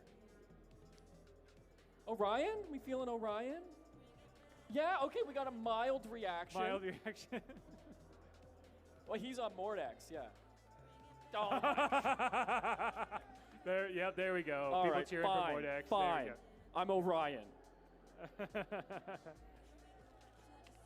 Yeah, we got some Yellow Man bad in the audience here, in the chat, I guess, if you want. So yeah, as we kind of set up here, so what I like, what is kind of cool about Mordex in the card game, at least the current iteration, you know, I know these things aren't final necessarily, but Mordex enters equipped with his gauntlets, the Rippers, and I cannot be disarmed. So I don't have to spend time grabbing a weapon again. Right. And in order to, we haven't done this yet, but another part of delays, you can switch your weapon as well. So if I wanted to, I could switch to Scythe. Right. Just by doing the delay action instead of drawing cards. Yeah. Yeah. Okay, so I went first last time. If you want, you can go first. All right, yep, I'll go first. Yeah, I shuffled my deck already. Yep, good. And then, let's see, my Gauntlets has an after heavy combat thing. If I won, place the defender. Yeah, that's right. So if I win a heavy combat, I can place you in an empty space next to me before knockout is applied.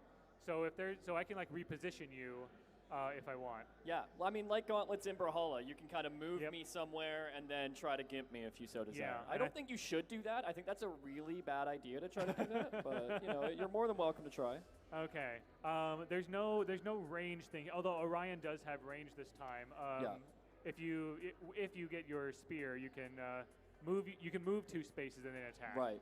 Right. So Hattori could hit 2 spaces away, but I could declare it from 2 spaces away and move forward towards you. All right. So I'm going to start by moving. So I'm just going to move 3, just right here. Oh right? no. Yep. So I'm right up here. And let's see here. I think. Let me remind myself what his scythe does actually. If you wanted the after light combat, if you wanted the attacker, you may swap positions with it. Okay, another repositioning kind of thing, but it's more of a light combat thing than a heavy combat thing. Okay. Okay. I'm going to declare heavy combat. Naturally. Yeah, naturally. And I'm going to go with a 5.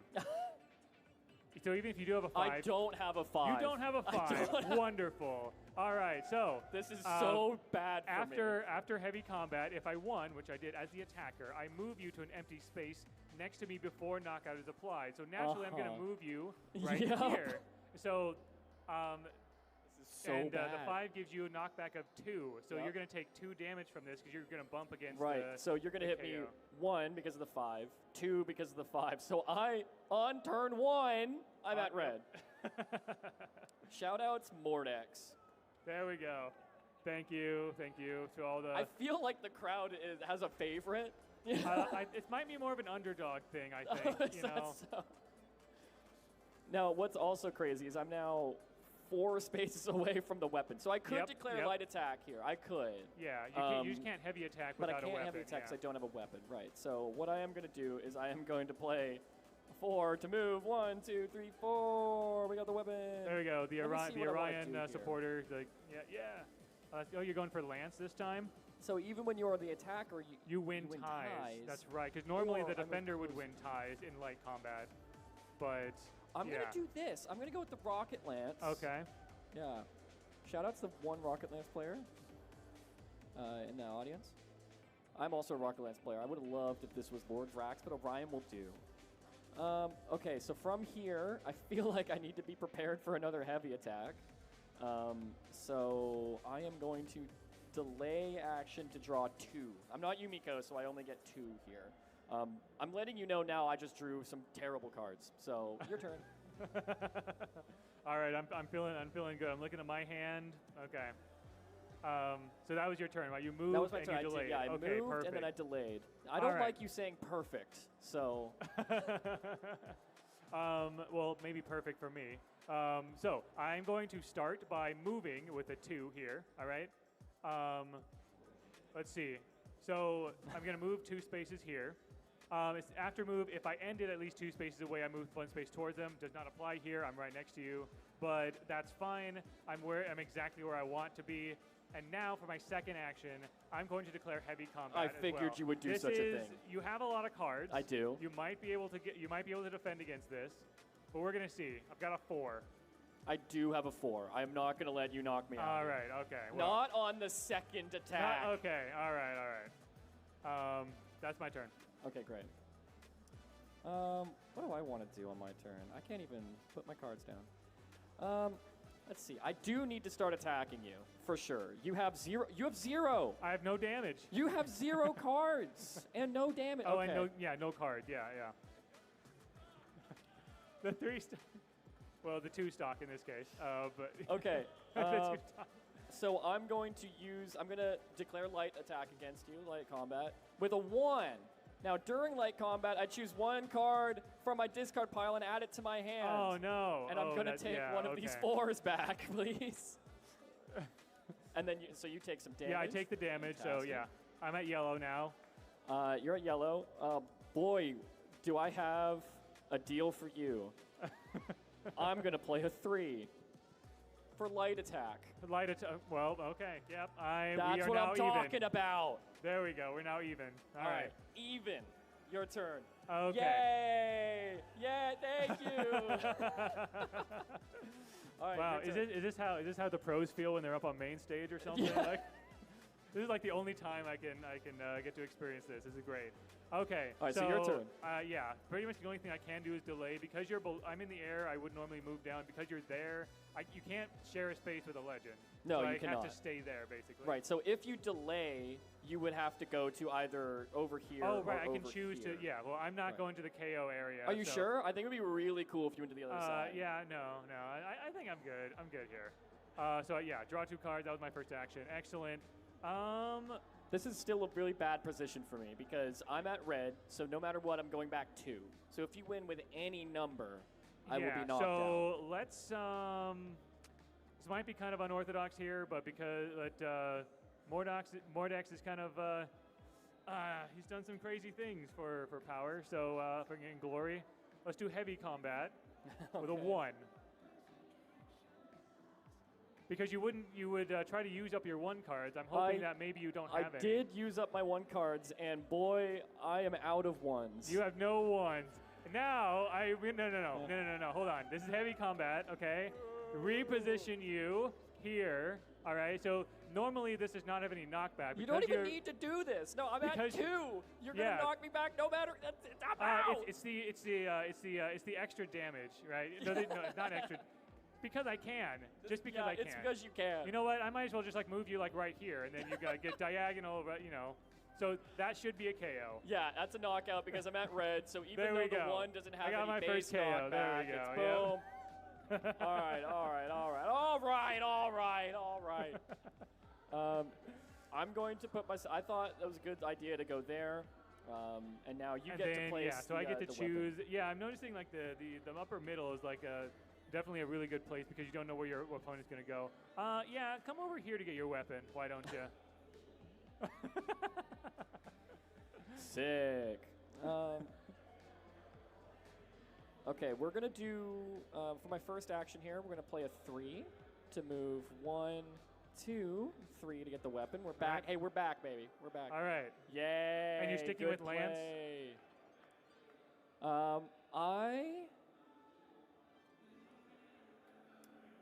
With Lance, you win ties in light combat. I know. That is Yeah. good. That is good. Spear lets you move a bit more. Yeah.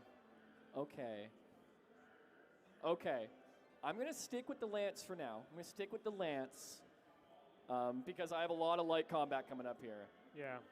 So what I'm going to do is I am going to use my +1 action. I'm gonna let you know ahead of time. Yep, figured. So we're going to use this 2 here that says after I move, I draw a card.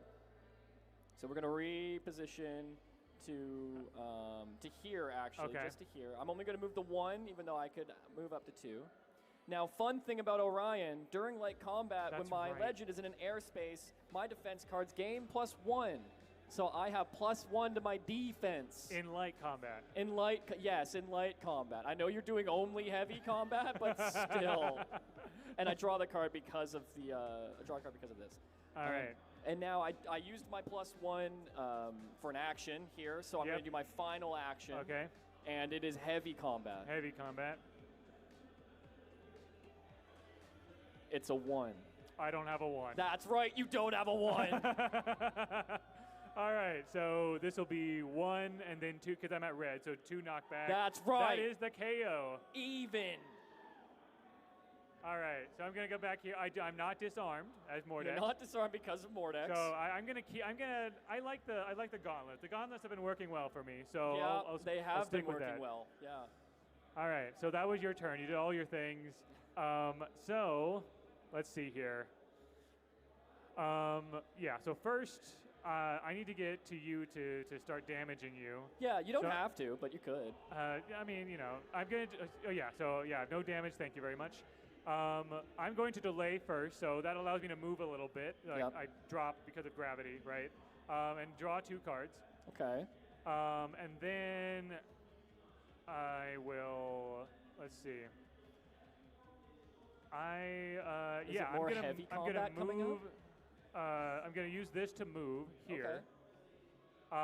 And I am going to use my extra action, okay, to do heavy combat. Okay. And I'm going to play, I'm hoping this is not the number you have, 4. Oh, what about that 4, though? That's right. Man. That's right. All right, all right. You bet We got you a standing lost. ovation from the single Orion fan. I was hoping he... That's my guy out there. Yeah, so I was hoping to use this because if I won... Oh, it's the defender. Never mind.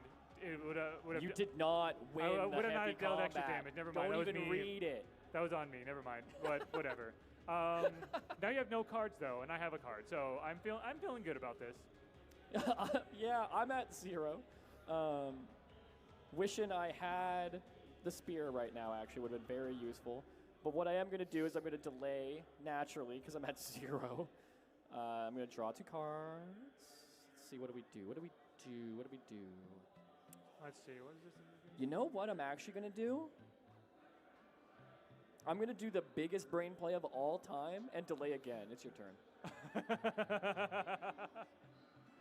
All right. Huge play. Okay, yeah, you got a lot of cards now. So okay, for my first turn, yeah, I don't have this anymore. I'm going to delay so I can get up next to you and get some cards back. This is so classic. I'm Orion trying to make space, and Mordex is like, absolutely not. No, absolutely not. Okay, so let's see. I do need to damage you. So let's do some damaging, shall we? Light combat here. Light combat, finally! Yeah. We're gonna play a 5. Oh. Okay. I will play a 5 as well. Oh gosh. Yeah. Okay. Yeah, now what? You can see my hand from here. Let's see. Do I want to? You have 3 cards. I only have 2. The crowd's accusing me of cheating, by the way. Which I need to damage you. Let's do it. 4. A 4.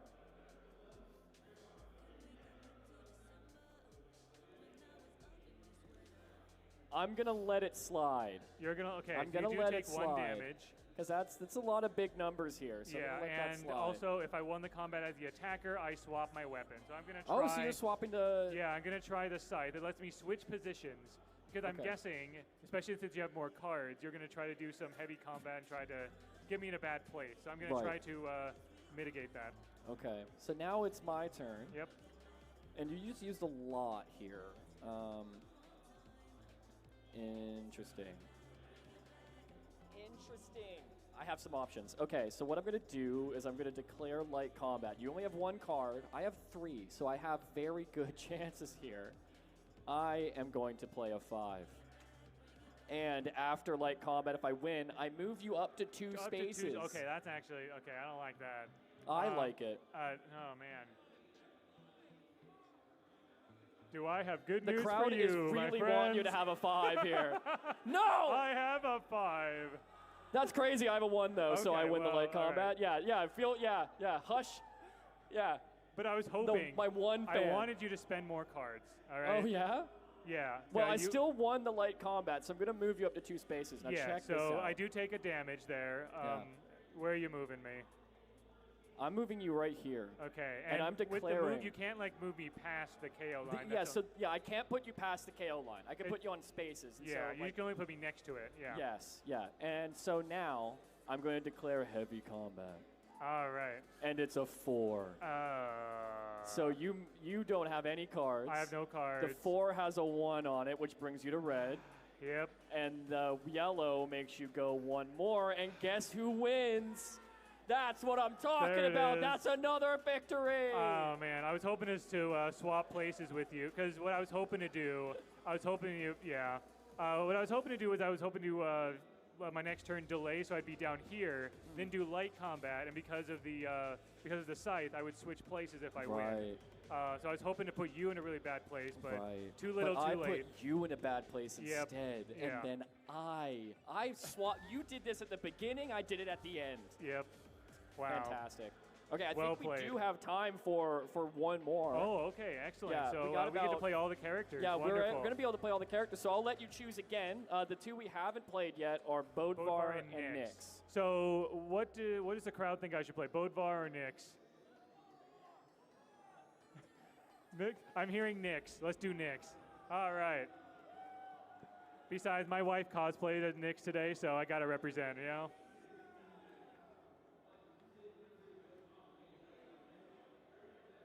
I guess I'm Bodvar.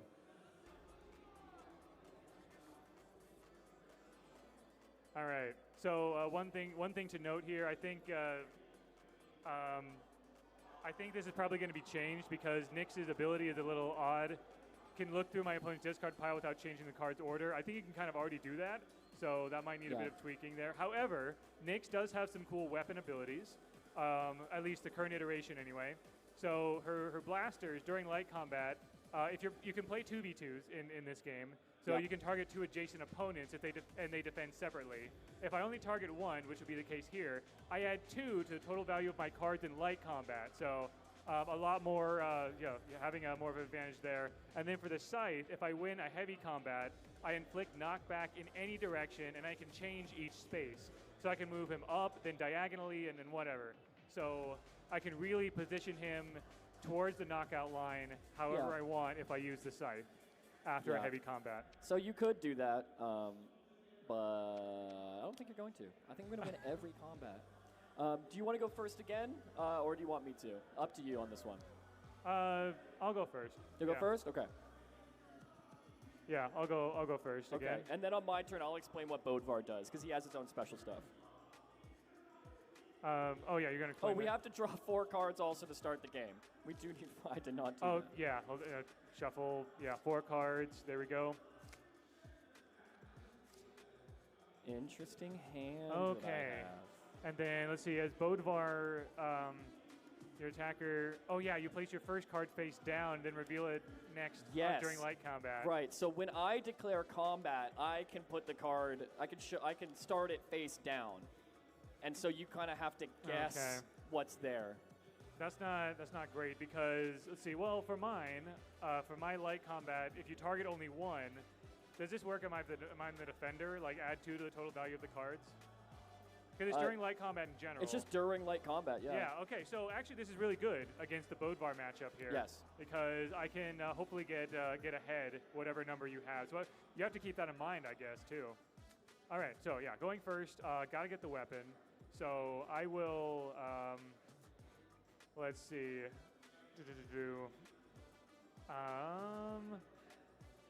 Okay, yeah, this is not going to be very helpful for me right now with this light combat ability. So I'm going to do a 3 here. after light combat, if I had it, add the value of your top visible card in your discard pile to this combat. Don't have a discard pile until now, so might as well use it here to pick up my weapon. I will stick with blasters. Nice.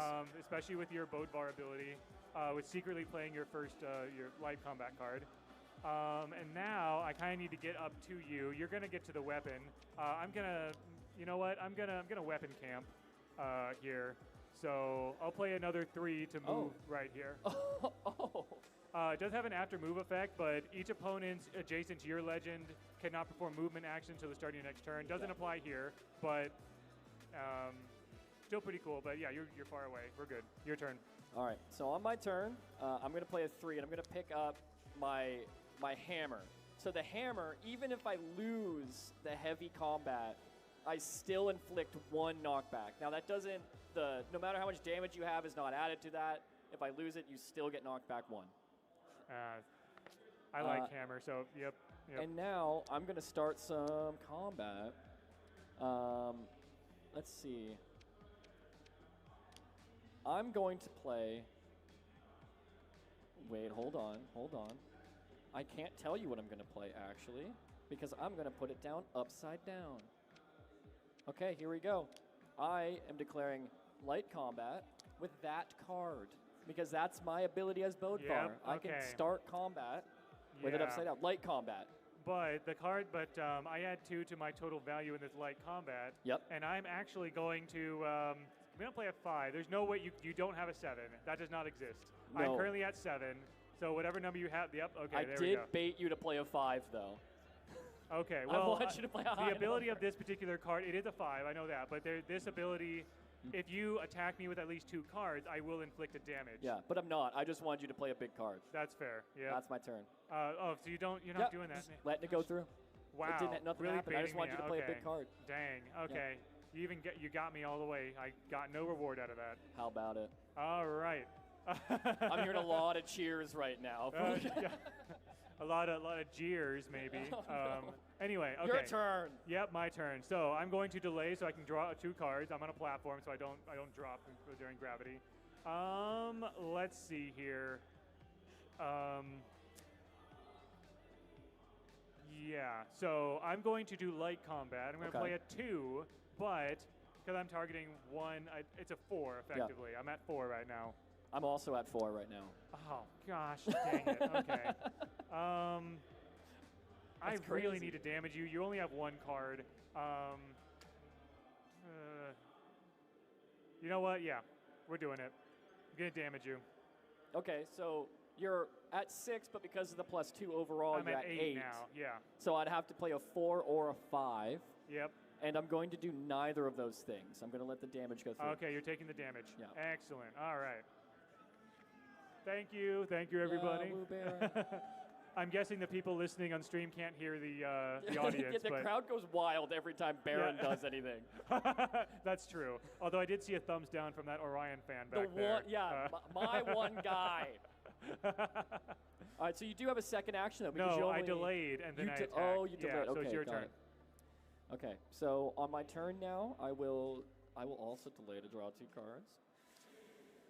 Oh boy. Oh, this is not awesome is what this is. So what I'm going to do, I'm going to declare light combat with this card.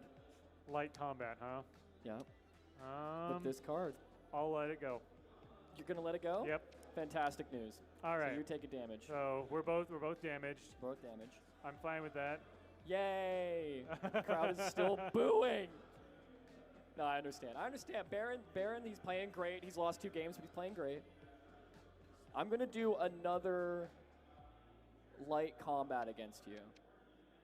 Okay. Wait, no, I'm sorry. I delayed to start, and then I did light combat. that's right, you did. So that's Yeah, the end of my okay. turn. Yep, So yep. I'm not going to do anything else. All right. See that? Not cheating. Okay. I'm going to delay again because I want to try to get those cards up. This really is card management. This is tough. Let's see. Okay, yeah, I like that. I will. Let's see. You're damaged a bit, so. Yeah, we're both at yellow. First stock. We're both at yellow. Yeah. And I will say real quick, there are multiple ways to play the game. So we're just playing the 2-stock variant right now, but you can play 3-stock, you can play 1-stock, free-for-all, 2v2, whatever you want. Yeah, I know there is an extra card in the game with the 3, so you can do 3 stocks if you Right, want. But yeah, I think we're just doing the 2-stock for the sake of time. Yeah, exactly. Let's see here. You know what? Yeah, I am gonna go big on this one. Heavy combat. Heavy? Okay? Yep. Okay. And we're gonna do 5. No, you're not. You have a 5. I Okay. had a 5, yeah. All right. Nothing happens. I was hoping, there was enough knockback to deal some more damage there, but all right. I delayed and I attacked, so go ahead. Okay. Man, I'm in a really bad spot. I like where you are, though. Yeah. I don't if you stay there, that's fine. No. Well, so I'm going to delay to draw 2 more cards. And I'm going to... So that was my first action. Second action is I need to get out of this corner. So I'm going to do... Yeah, because I need you to start using cards to move instead of just throwing them at me. So I'm going to play a... I'm going to play a 1, actually. I'm going to play a 1, and just so I can move right here. Oh, gosh. Okay. Yeah, I'm going to go there. And that's my turn. So that's your turn. Yeah, you delayed. Perfect. Okay. Exactly. Let's see here. And while you're thinking, I have one more thing to mention. So we've been seeing all of these like action cards here. Yep. And currently this is just placeholder in-game renders. We are working on custom art for all 5 numbers. So each card will have custom Bodvar art, custom Nyx art. Everything will have its own custom art. Yeah, I'm really, really excited about that. Like, Yeah. that is, like, I think especially all the artists in the community are going to absolutely love that. Yeah. I was, it's unfortunate that that's not quite ready yet, but I'm really, I really look forward to seeing the brand new art for all the legends, multiple Every single for one. all these legends. Including And on the Kickstarter, there are 6 additional legends if you opt for those. So that's like 5 new art pieces at least for 12 new legends. For 12 legends. Which that's really cool. So shout out to your art team for that. For Quick all math, of so that. that's 60 pieces of art you're getting there.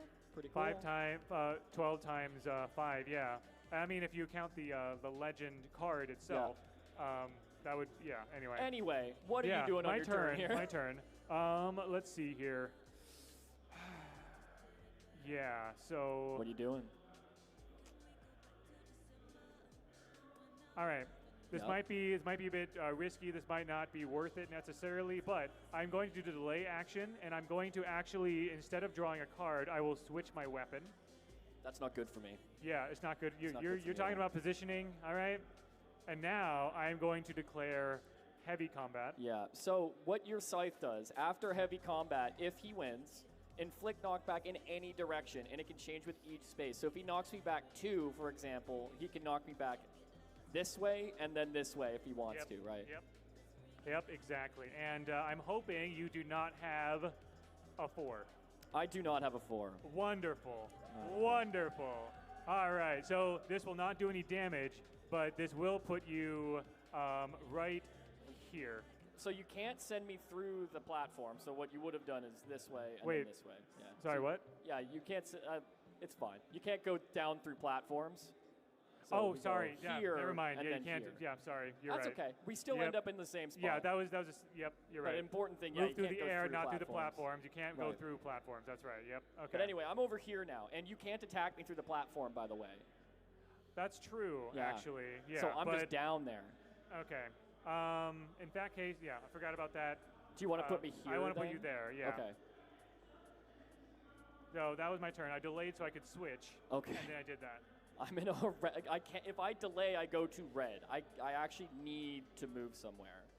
So I'm going to. I'm going to spend a 2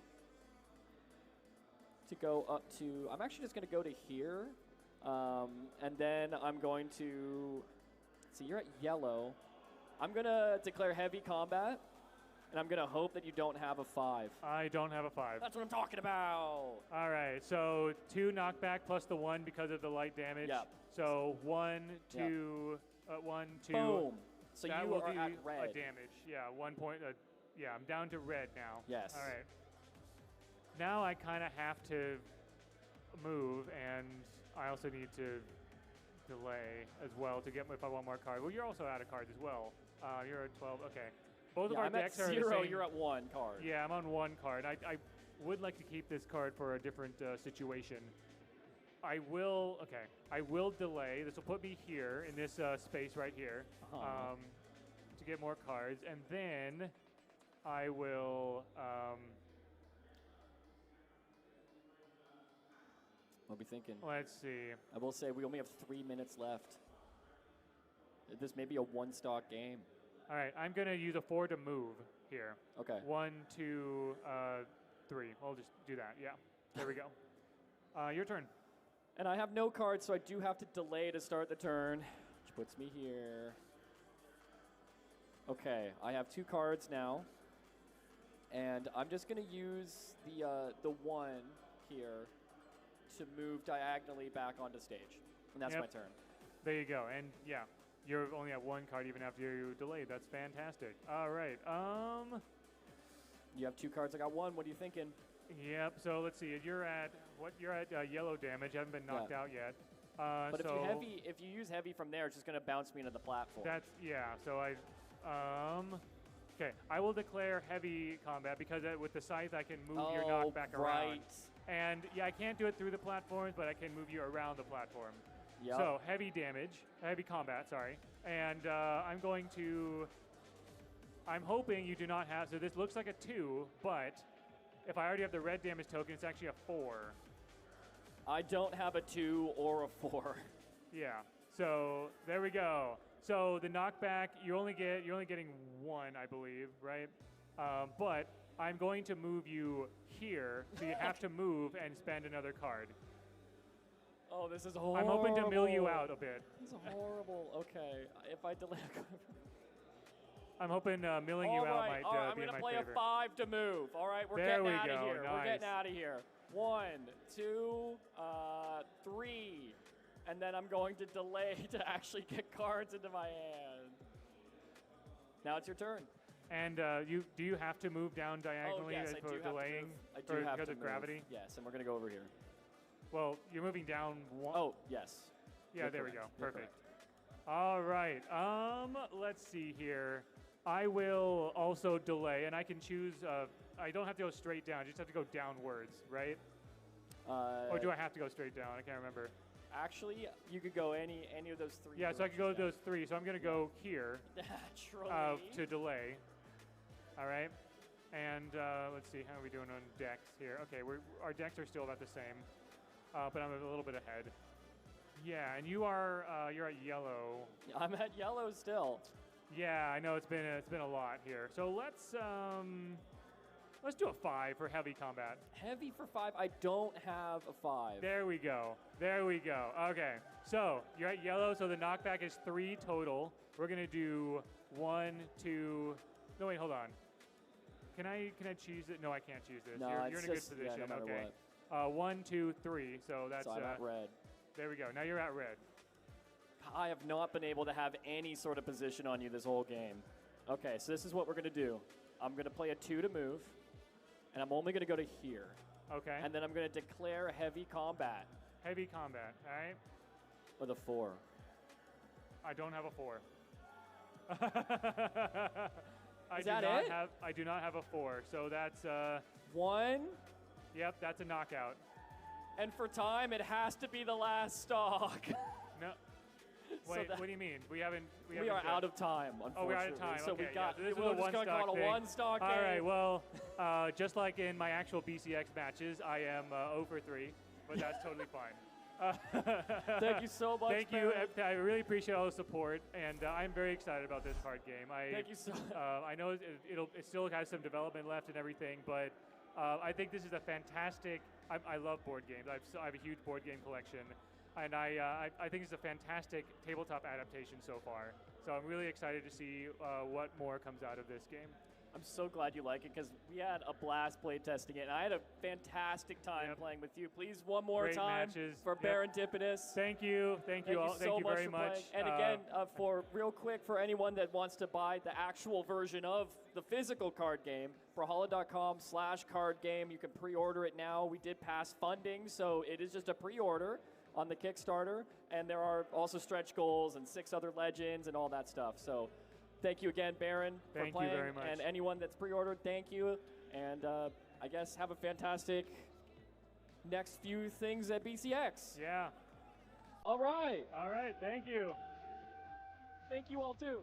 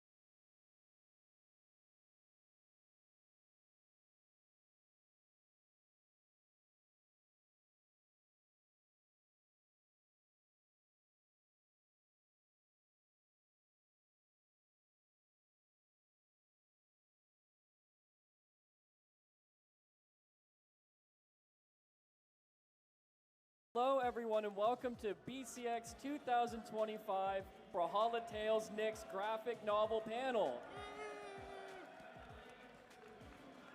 Thank you so much for being here in the crowd, and for those at home, thank you for being here. I'm so excited to be talking about this today. We announced the graphic novel at the last BCX. It released in June, and then we have the deluxe edition that's available right next to me, but also up at the merch booth. And for those at home, you can go to brawlhalla.com/graphic novel. But I'm joined here. I'll say I'm Josh. You've seen me a lot today, but I'll introduce again. I'm Josh. I'm the International Brand Manager, and I got two fantastic people here. Please introduce yourselves. Hello, my name is RJ Jost. I am the artist and co-writer for Brawlhalla Tales Nyx.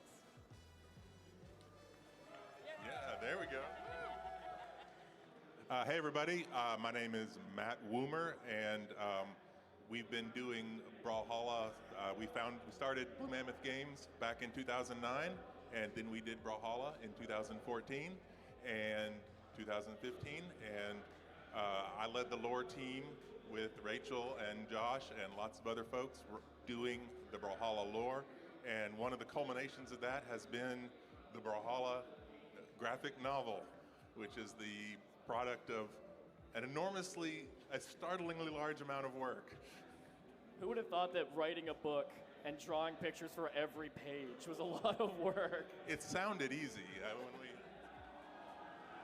But we'll get into how much work that actually was and how we got here. And I'll start with a little bit of the backstory of how we actually ended up with a graphic novel, because I mean, yeah, we have all this lore and we had dreams of expanding it. And so in 2020, we had actually started pitching, because I mean, we had a lot of lore, but we didn't know how to publish a comic or a book. So we started looking for partners, and we had one in late 2020 and into 2021, and it wasn't quite working out. We had written a lot of different ideas and pitches for stories, and they were writing everything. I don't know. It wasn't super awesome. There was one pitch that we got where there was a love story with Orion and Artemis, which you all might have liked, but we did not. We did not like that.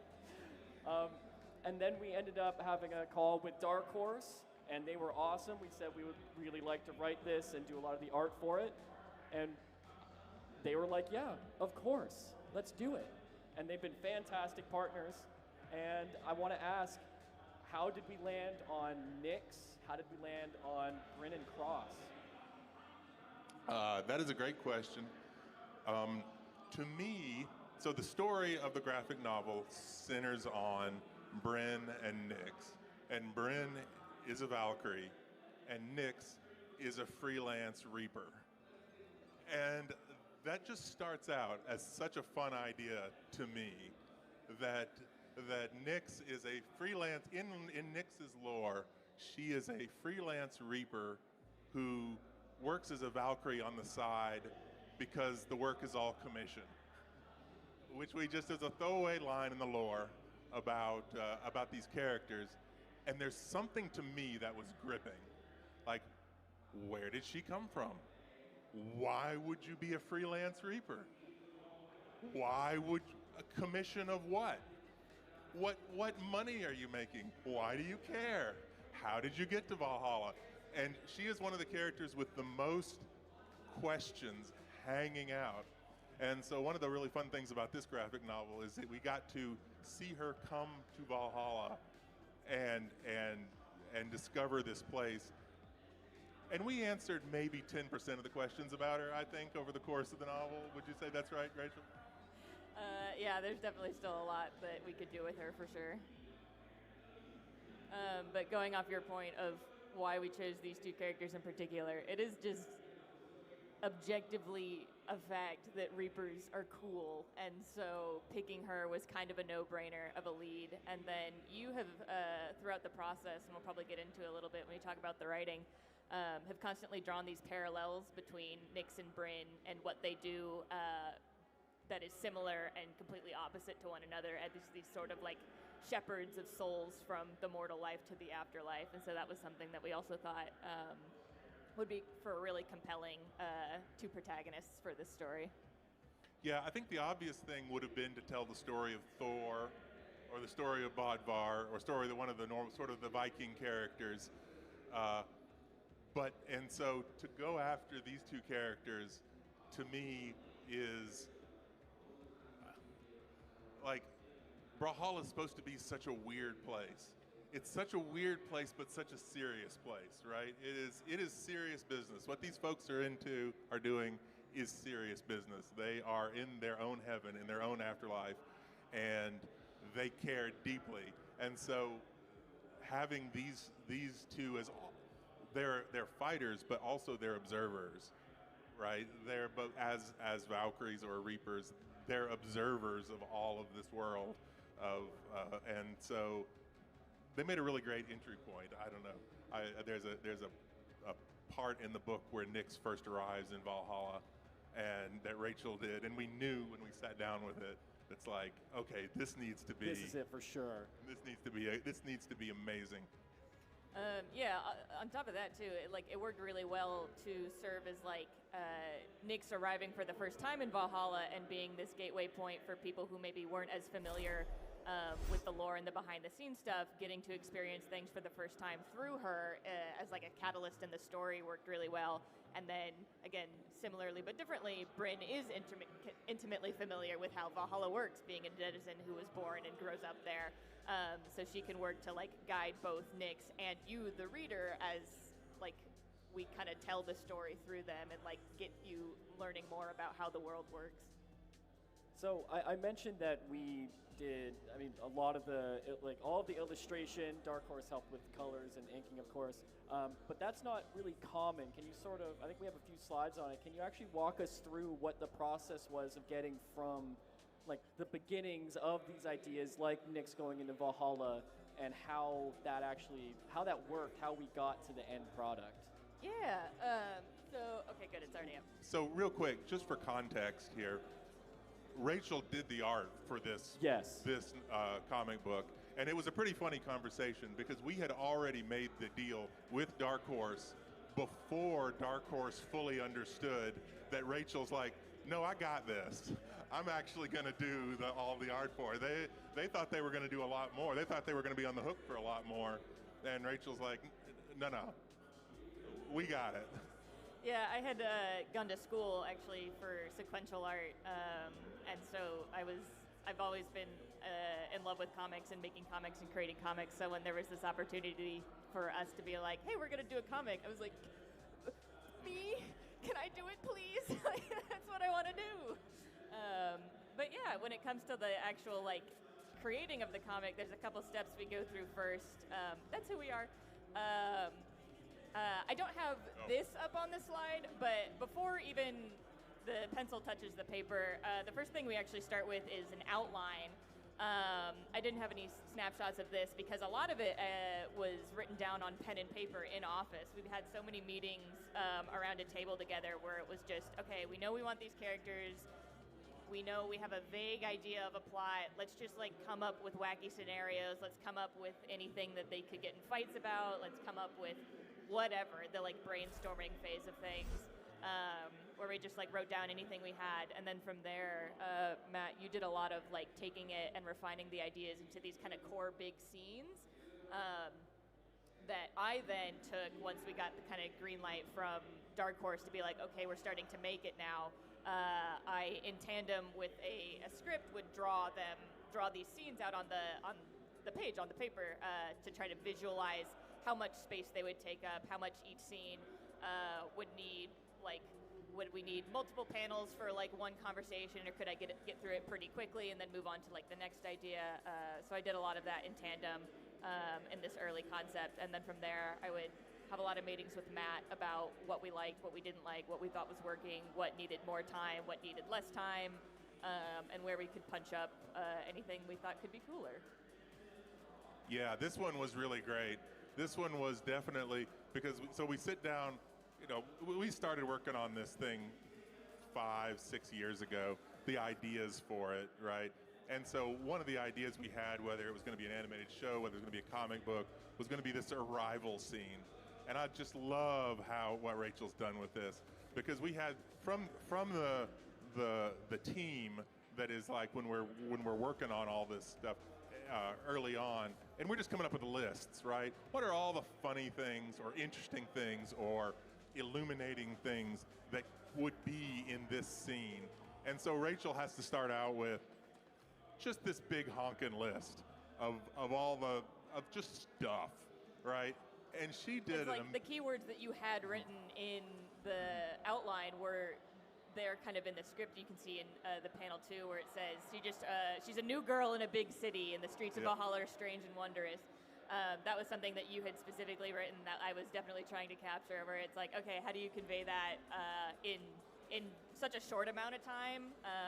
It's really interesting trying to condense time into physical comic pages to read, because you could spend an immense amount of time showing and telling that she doesn't know how anything works, or doesn't understand, or doesn't realize that these things are strange. But you can also like really shorten it by just doing this big 2-page spread and getting all these ideas together by mashing as much as you can into one space. It's just packed. It's just images just packed. And somehow the T-Rex is now like almost an official mascot. It's in everything. It's like, I'm sorry, I just love this panel. Anyway, go ahead. Yeah, well, so this was the kind of initial first sketch of it to make sure that the vibes were right, and it was definitely one that I think we were able to get pretty down pat from the get-go. But from the thumbnail stage, after we go, okay, this is the pace of the story we want, this is the general like layout and visuals we want, we know how many panels there are, what the panels are going to depict, and like how much stuff there's going to be on each page. It's then up to me to take that and just draw it, just straight draw it. There's a couple different things you go through if you want to like refine the figures, and the penciling stage is usually what it's called. So sometimes I'll take it and sketch it out a little bit more. But I tried to work pretty tight in my thumbnail so that I could go as fast as possible from what you see here to the final inks on the page. So there wasn't a ton of time in between it, but you can see some of the figures changed from the last page to this one. I moved like the eye level on some of these characters to take up more of the foreground, or push a lot of stuff into the background, and just get it, real cool and busy, and tried to capture as much of the vibe as Brawlhalla as I could. I do want to brag really quick on RJ again here, because you went from thumbnails to what you're calling inks. Now, originally the deal was that we would do the pencils, which are not as final as this, but they were so good that Dark Horse was like, oh, we don't need to pay for an inker, we can just use this. I don't know how to pencil is the thing. Step. They were like, can you show us pencils? And I was really scared that my pencils weren't going to be tight enough to be considered good pencils for someone, and so I went, here, and they were like, well, these are done, where's the pencils? And I went, but these are the pencils, and they were like, no, that's finished. And I went, okay, well, I can just do that, and they went, okay. So you're just too good. I mean, it's not, it was a lot of just like, I try to expedite my process as much as possible, because you're drawing 90 pages, each with 5 to 10 illustrations. You know, it's a lot of art when you draw a comic, and so you do need to learn how to streamline your process that you can get through things without taking, days, weeks, months on a singular panel image. This was definitely one that took a lot more time, given the content of it. But yeah, when you're doing comics, you really have to make sure that you're being ergonomic with how you work. Making sure that it still looks good, but you're not straining yourself, that you're going to hurt yourself in the long run with the process. Every single cat that we put in the lore for any reason is now a star. It's like there's a dog there too. Who's the dog? There's a dog behind the T-Rex. Its name is Scruffy. It shows up on the platforms. Shorewind. Yeah, on Shorewind Fishing Port. That's funny. I don't remember. And the T-Rex does not show up in the lore anywhere. It's only in a KO effect. Right. That I think Steven did in 2018 or something. Yeah, a long time ago. And now the T-Rex is a main character. Our Welcome to Brawlhalla animation for the 5 years. They showed up there. And so really anything really important, as it turns out, the T-Rex shows up in. It's funny. You don't know what's good. What is it that the community is going to turn into part of the lore? So after this part of the process comes the step that kind of really brings everything to life, which is the colorings. And we had a really phenomenal colorist that we worked with, Roshan here. There's kind of two main steps to this. One part you don't usually see pretty often because it's just the like blocking in of things. It's all very like flat just to make sure that all the colors are in the right place. But then after that comes all the details, the shading, the light, the mood, everything on that Roshan did, and he did an absolutely phenomenal job with all of these pages. If you've ever flipped through the book, one of my favorite pages to work on and then see through his colors was the timeline double page spread of Nyx traveling through all the 9 realms before she gets to Brawlhalla, and that was a really fun one to draw because I wanted to like try to make it like a storybook again, going back to like how do you make a long stretch of time feel very short in 2 pages. And Roshan took that and just like absolutely blew me out of the water with his colors and like going for what we were trying to convey there with this just like long epic journey through these different planes and places. And how did we land on the colorist that we got? Because that was through working with Dark Horse, right? It was a lot of just actually looking at who in the industry, whose work we liked and who Dark Horse had previous experiences working with and working with well, and Roshan was one whose portfolio we saw, and he just like, he had these really awesome double page spreads on a lot of work he had been done on, and since I knew that that was something we were going to probably have a good amount of, because we had already kind of started the work here on chapter 1, his double page spread, seeing the like what he could do with that and knowing that that's what I had was kind of like a perfect team up there. There's a lot of things in the background here once you kind of got through that initial thumbnailing phase. How did you decide on what Easter eggs to include in the background? Because there are a lot in this section. Yeah, it's a big game of I Spy, I like to think, through most of the comic. Some of these things were stuff we had kind of written down in the like early brainstorming sheets of paper phase, where it's like, wouldn't it be funny if like this was happening? And even though that can't make it into like the main comic because it doesn't really pertain to anything going on, we would try to sneak things in there in ways that we could. We also had like we were trying to make sure that every legend to a degree could show up somewhere, even if they weren't physically doing something in the comic. Thea's got a little poster in the back. There's a Vote for Vrac sign if you look really closely, things like that. It was just, how can we make sure that every legend gets something here in this comic, and finding spaces where we had to do that to just, make sure everyone got a little something for their favorites, because everyone has a favorite. One of the things that's really great about getting to do this comic book has been to tell a story because we told it, because Blue Mammoth told it, because Rachel illustrated it. This is canon, right? It's like we get to show what's in our heads and what's in the sort of the heads as we understand that the community has built it over time of what this place is. And that's why it's so exciting to see pictures like this where we use the term Easter egg, like, oh, it's an Easter egg, like it's a little bonus thing. It's like, that doesn't do it justice, right?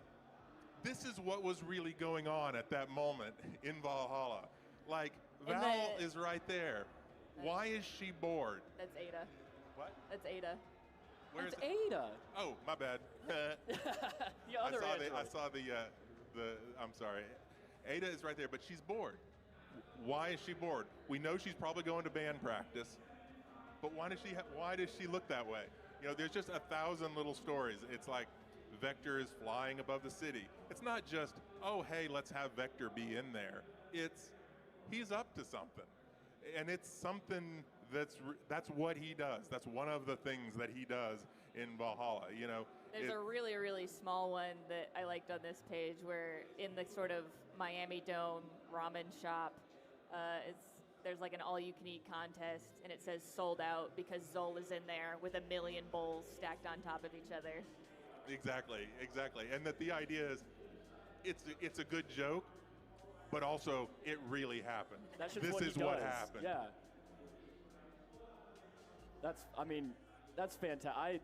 This page, and you had mentioned the going across the realms page. Those are ones that on my first read through, I stopped at and actually like I gasped. I'm like, this is wow. Like this is incredible. Thank you. But where do we go from here, right? You mentioned that there's multiple stages. Yeah, so this is nearly final. This is where we would spend a lot of the time making sure that things looked right, going back and forth with the colorist and making any final tweaks on our end, to then send off with the script to the letterer, who is responsible for adding anything you see in text to the page. The character's words, the speech bubbles, the sound effects, the emphasis all come from the letterer, and our letterer, Lucas, is absolutely incredible at what he does. Lettering is a very, very, how to say, deceptively tricky art form. It is something that looks easy, but it's really, really hard to make look very, very good and very, very natural and read really well with the style of the comic. And Lucas is someone who just like absolutely knocked it out of the park. Anytime we gave him a page to letter, or like would be like, we want to have like some words kind of start to trail off because we think they're starting to fall. Like, will that look weird? And he'd be like, no, I can do it. And then he would just do it. And it's just like, it's a lot of little details that get missed by people, but please look at the letters. Please appreciate them. The added effects he did to like Heimdall's speech bubbles to make you hear him differently in your head, and Nick's, and how he took the colors of the page to match them or contrast them with the sound effects that were happening in the scene. It's just really incredible stuff. And so then after this all gets done, that's basically the final product. And how closely does the letterer stick to the script, or how collaborative is that? Because I'm sure writing beforehand, you don't quite know what the page is going to look like. So yeah, how do we get from script to letters on page? So the letterer is not necessarily responsible for changing any of the like dialogue that we give to them. Anything that we write on the page, barring any like grammar mistakes or anything like that, which is usually the job of the editor to help us catch and reword and rework. But Lucas just is responsible for taking what we give him and putting it on the page. And if we would go, actually, we want to tweak this after the fact, he'll tweak it, and then that'll be what it is. But it is a little bit of back and forth at this stage, because usually at this point we would get a full first pass of a chapter, and I would take it with the letters, with the colors, go to Matt, sit down, read through the thing in its entirety, and make sure that this is what we wanted the final words on the page to be. No, that's exactly right. I'm looking at this scene with Heimdall here in the bottom left. That's Nyx trying to get in to Brawlhalla, and Heimdall is blocking the way. And I just love this. I love this whole idea. And this was definitely an idea that has probably been sitting around for 5 years. It existed in some form that she would need to get in, and she needs to get past Heimdall. How does she do it? And the beauty of Heimdall, I mean, he's holding a sword that's ridiculous, but he takes his job deeply serious, and he is a god.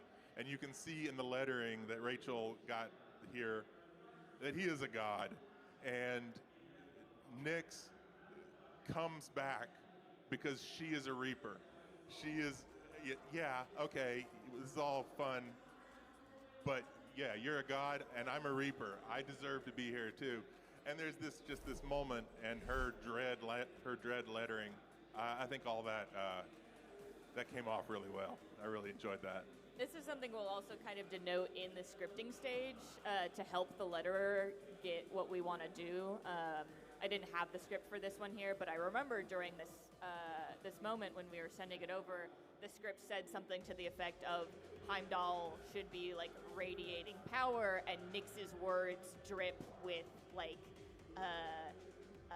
malice and like spooky energy. And so writing that in the script helps then Lucas take that and translate it artistically to the font choices, the color balloon choices, how Nyx's the tail in her speech balloon like curves and swerves and starts to drip versus Heimdall's like rigid square boxes. So do we have much more to share? Because I mean, at this point, like, it looks like we're done, right? Yeah, this is, like I said, after this stage, it's just finalizing the specific words and the specific orders we want, and then calling it finished, so. And I want to ask, how long was the process once we got with Dark Horse, right, from writing script to illustration to final lettering, everything looks good? I think, at least for my part in drawing it, it was about, I think, 2 years of work. There was definitely a lot that came way before we got with Dark Horse 2 in the like planning and brainstorming phase. Like I think Matt said earlier, overall it was about like a 4 to 5 year process. It's definitely a lot of work to go through because it's a lot of pages and a lot of people and a lot of different ways you can do things and change things and make it all better. I love this Taros too. This is another example of where it's like, whatever you think of the comic book, I'm super proud of it. I think it's super awesome. The one thing you cannot deny is that only Blue Mammoth could have made this comic book. It's Absolutely. like Taros is doing his signature move here, and it's this, and we get to communicate. It's this great opportunity to communicate that when Taros has a signature move in the game, that is an artistic representation of what he actually is and what he actually does. And that's all of the characters, right?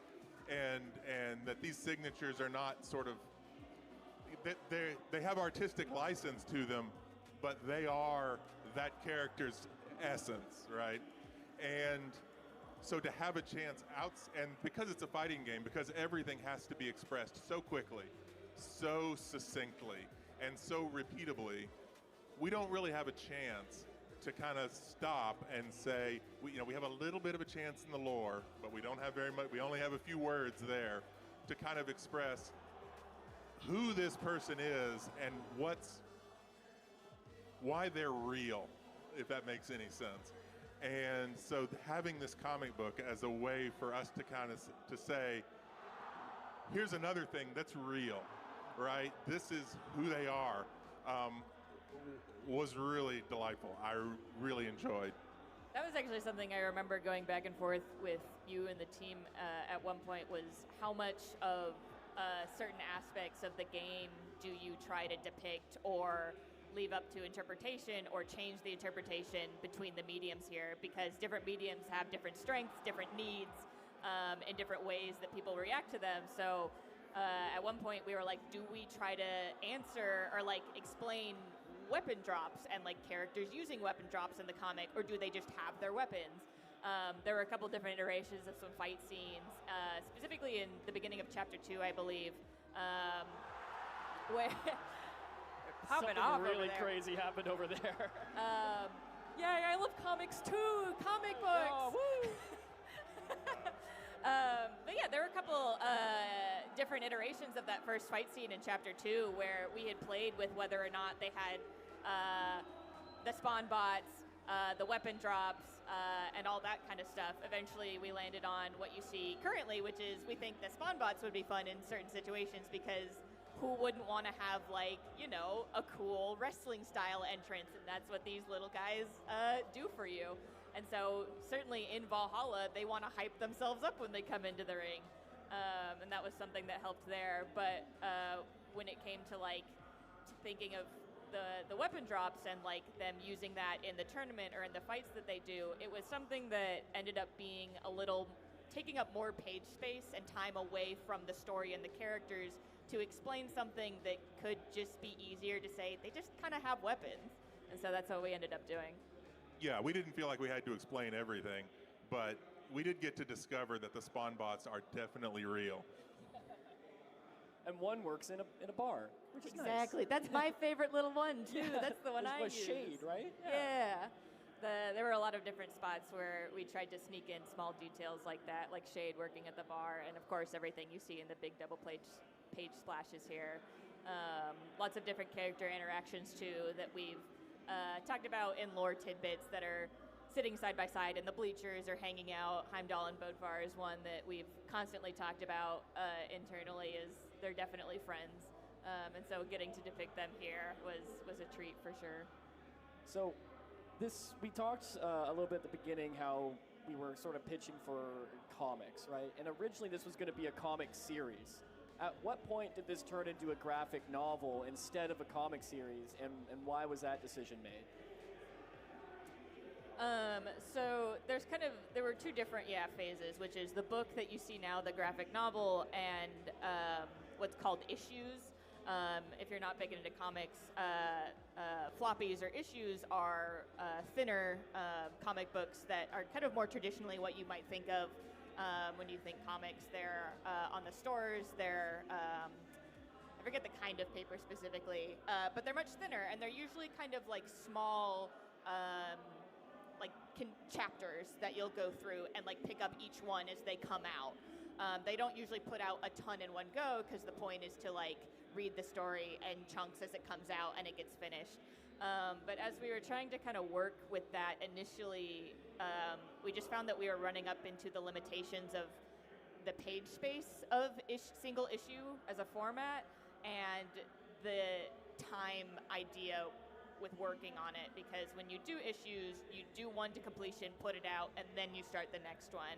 And we really wanted to make sure that we knew what the story looked like beginning to end as we were working on it in its entirety, and that's a little harder to do when you're doing it single issue style. And also shout-outs to Dark Horse for rolling with the punches, because we were like, hey, let's sign for a few comics. That sounds great. And then we're like, I think it would be better as a graphic novel. Is that cool? And they're like, yep. Yeah, to me, the comic book exists because it's what we were capable of accomplishing.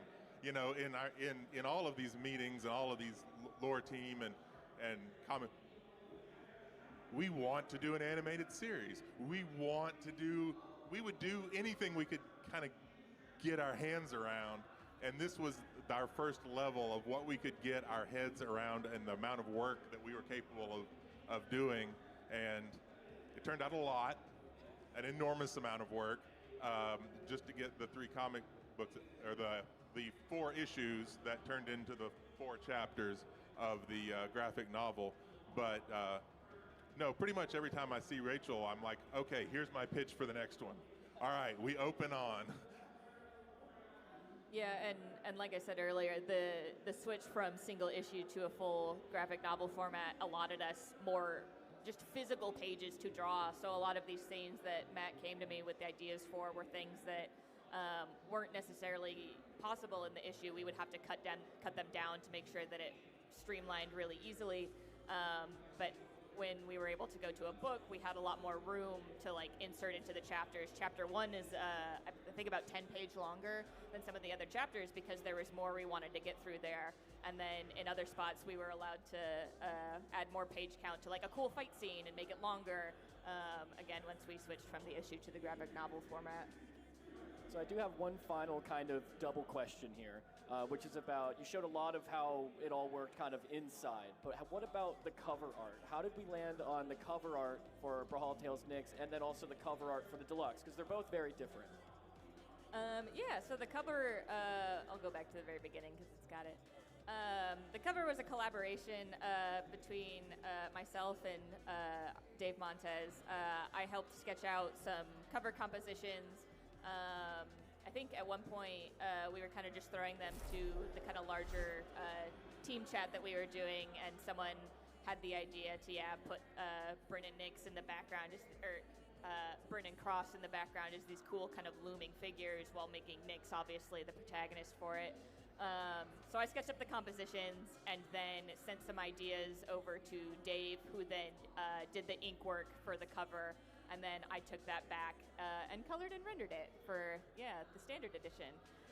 When it comes to the deluxe edition, this one we have, you might have noticed that the characters are in slightly different styles from one another.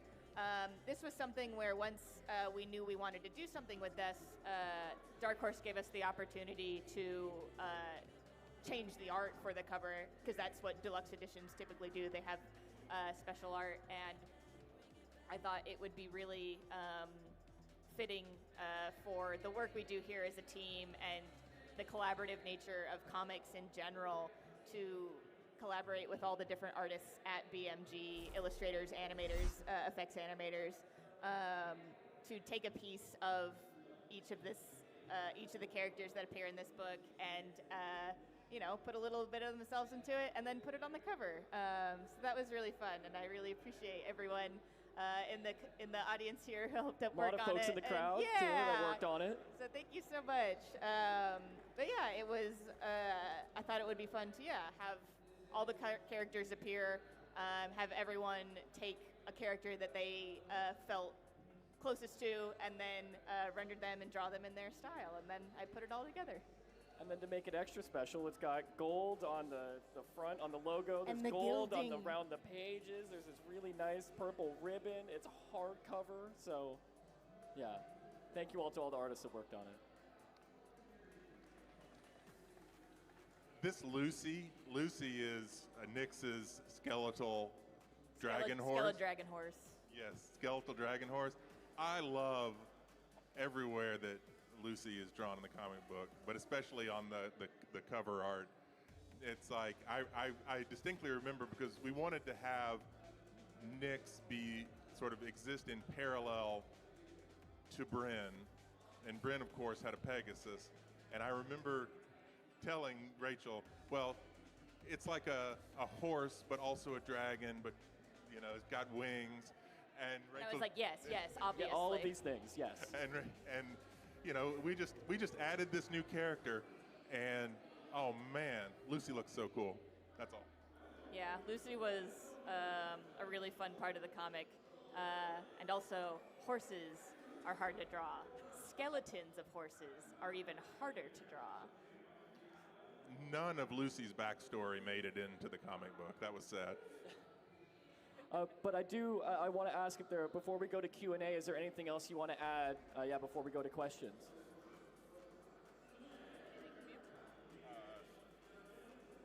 No, I really enjoy looking at the panels and talking about how much I like them. I like where Rachel did the entrance to Asgard Valhalla in the background. But that really came off right, because it's like it's Valhalla, and then you get to the other side and you realize what a place this is. That it's this huge ecumenical place for everybody, but it's Viking, but it's not. And I don't know, that really worked. I just want to say thanks to everyone who's bought the comic, who's read the comic, who's supported us through making the comic. It was a very intense labor of creativity and love, and thank you so much, everyone. Thank you, everyone. Now, of course, if there are any questions, please feel free to line up, and there'll be a mic passed to you.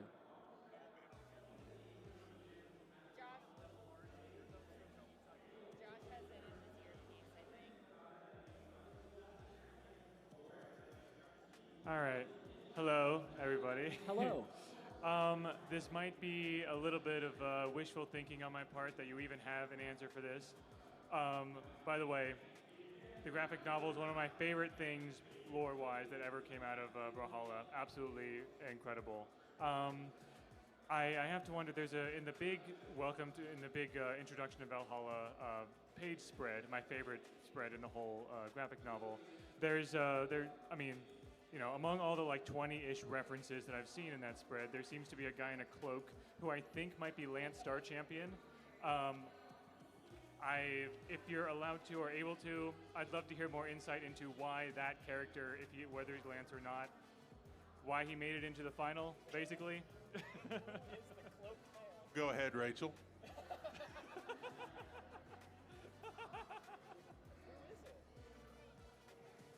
Let me think of a cool and smart way to answer this. Good observation, I think, is the best answer I can have there. There's a lot of things we put and try to sneak in places, both in the comic and in trailers and otherwise, that we have kind of left as vague breadcrumbs intentionally.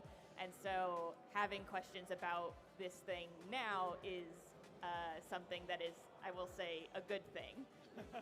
Yeah, that's one of the really fun things about something like a graphic novel like this is we get to answer questions and ask questions in the same panel.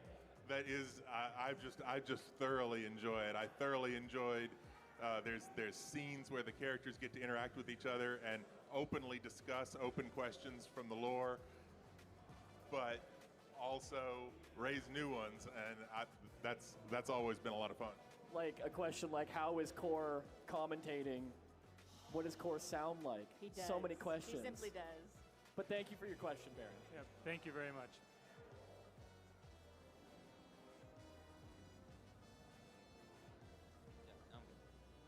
Hi, I got two questions. One is regarding the illustration part. Like, on the illustration process, were you thinking actively on how are you gonna fit everything into a certain page size, or was it just you will figure it out on the way? And the other question is regarding lore. Did you ever feel like you were limiting yourselves when you were making the story?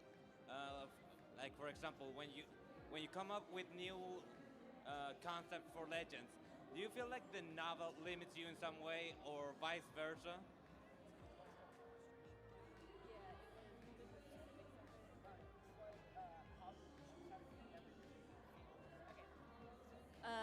For choosing like how to fit everything into a single page or for the story of the comic, a lot of it is honestly just experience making comics and trial and error with stretching scenes like longer or shorter. When you make comics, going back to what I said earlier about the kind of like passage of time thing, you kind of just have to learn how much space you want to take up with a certain scene. I think it's especially like tricky more so when characters are talking with one another. Fight scenes I feel like are a little bit easier because the action is easier to depict to the like 1, 2, 3 of. Okay, if Nyx swings her scythe here and then someone else attacks and then she attacks back. But when characters are talking, sometimes I have to figure out if I want their talking to cross multiple different panels to convey multiple different emotions and reactions to the scene, or if I think the information is a little more like for the reader's benefit to just have in one big explanation panel, like where Bryn is talking about something related to Brawlhalla. She just has it in one panel to get the information across. That way we can move on to the next thing that Nyx might say back to her, if that makes sense.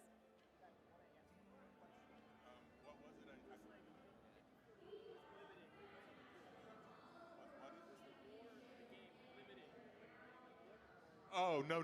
The lore was not limiting when we were writing the book. The lore is big. The lore of Brawlhalla is so many different stories. And when we wound up with the comic book, that is such a pared down version of the story, of all of the stories that came out of all of the meetings that we have had. One of the real lessons of doing a comic book is you don't have the room you think you have to tell as much story.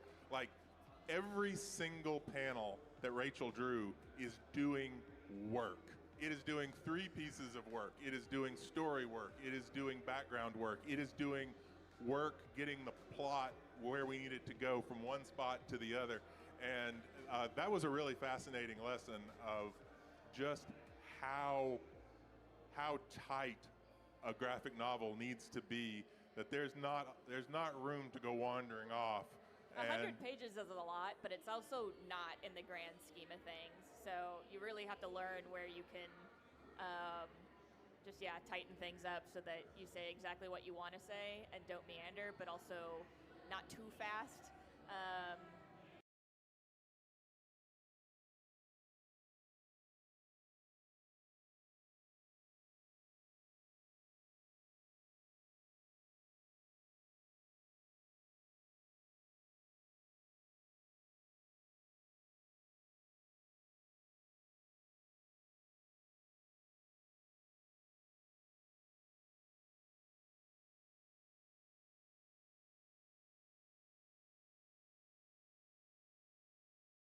But yeah, like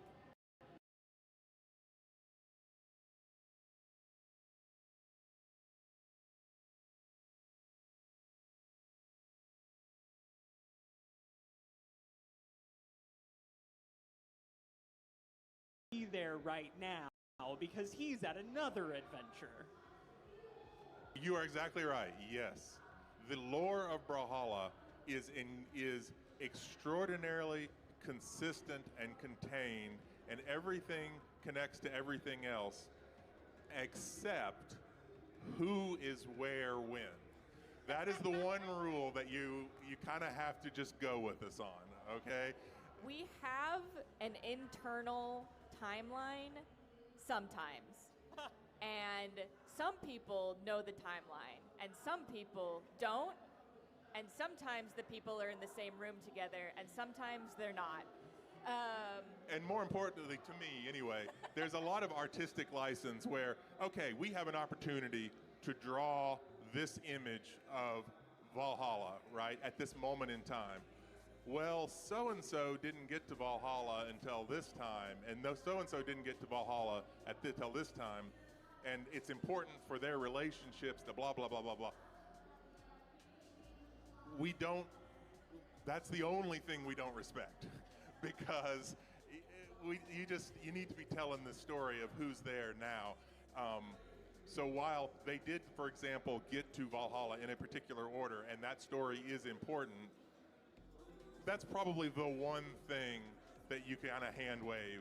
I would say that's the number one thing that we hand wave with this comic book and in general when we're talking about or doing art for Brawlhalla or doing the trailer up here or things like that. So yes, but also no. And thank you for your question. Lots of playing fast and loose with it, yeah. Hi. You guys, or RJ, you were talking about how and sorry, I'm losing my voice. You were saying how you drew the entire thing, which is crazy, but also so cool. Two quick questions for future potential projects, which I'm not sure if you're talking about yet or not. Would you consider maybe a graphic novel drawn by one of the other artists and them headlining it, or bringing on more artists to make kind of tighten up the timeline? Also, I know that this kind of rotates around Brawlhalla as a main location, and I know that there's so much cool stuff, specifically with Dusk and Embers, kind of my favorite, the history of the war and all that stuff. Would you ever tell a story that doesn't even touch Brawlhalla? Yeah, to the question of would we consider doing stories in places that aren't just set in Brawlhalla? The answer is absolutely all the time. We're constantly thinking about ways we can expand upon that, both in what we're doing currently and what we could potentially do with it in the future. When it comes to the art aspect of it and any future ideas with that, the answer is I love to draw comics, but other people also love to draw comics, and I also love collaborating with people. So there's a multiple of ways it could go, certainly in the future with whatever we spin up. Thank you for your question. Yeah, I'm not sure how to answer that except to say that there exists long stories about things about what went on in the Fangwild. Will they ever see the light of day? I don't know. Or will they change? And will we ever have a venue to talk about them? That's a great question. Thank you. Hello. This is kind of a follow-up question to that one. So, would you be interested in doing more novels based on other legends, and if so, who?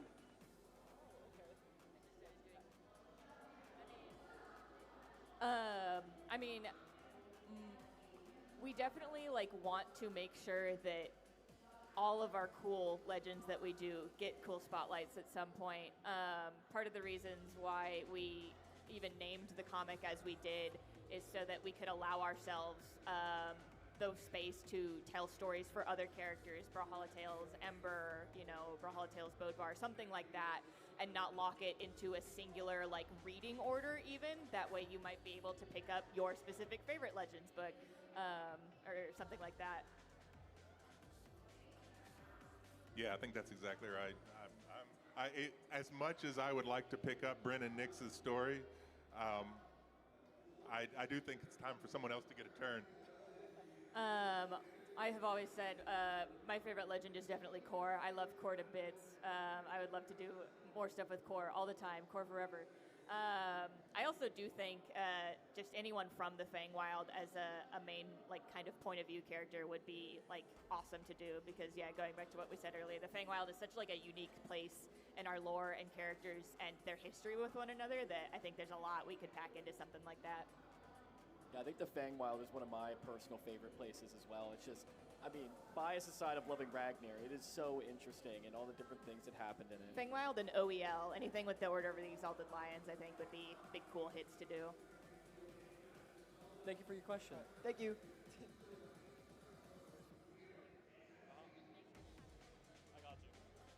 Okay, my question following up with that one is, I don't know how to word this. Oh yeah, so you said something about there being characters we've seen before and characters we haven't. Are there things in the book alluding to changes coming to Brawlhalla, like new characters or weapons?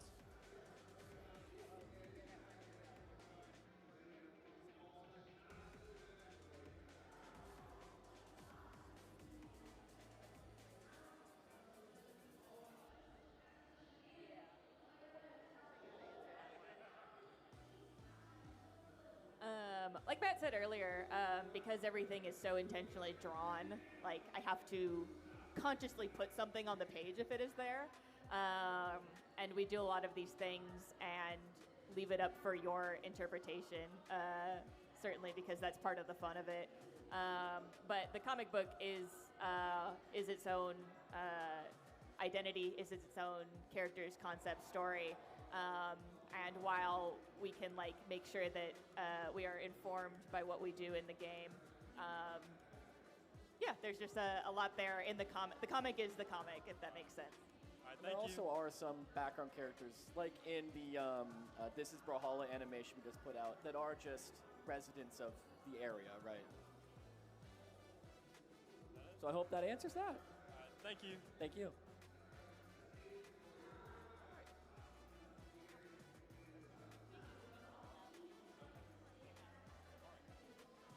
Hi. So I was wondering. Can you move to the mic a bit closer, please? Sorry, a bit closer. Okay. Hi. So I was wondering, since you've already mentioned that you have like a bunch of characters that you are interested in like making stories on, are there any specific areas or time periods, like for example, Thera?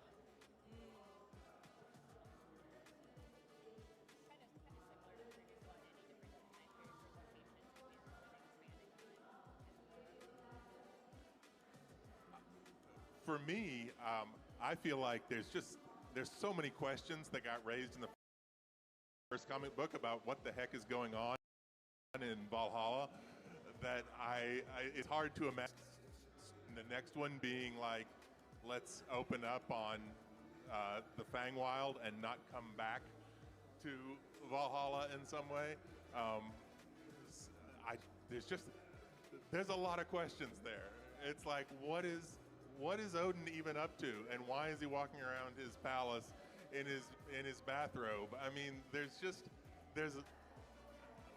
we've got so many questions about what the heck's going on in Brawlhalla. I think that for me, and Rachel is the decider here on a lot of this stuff, is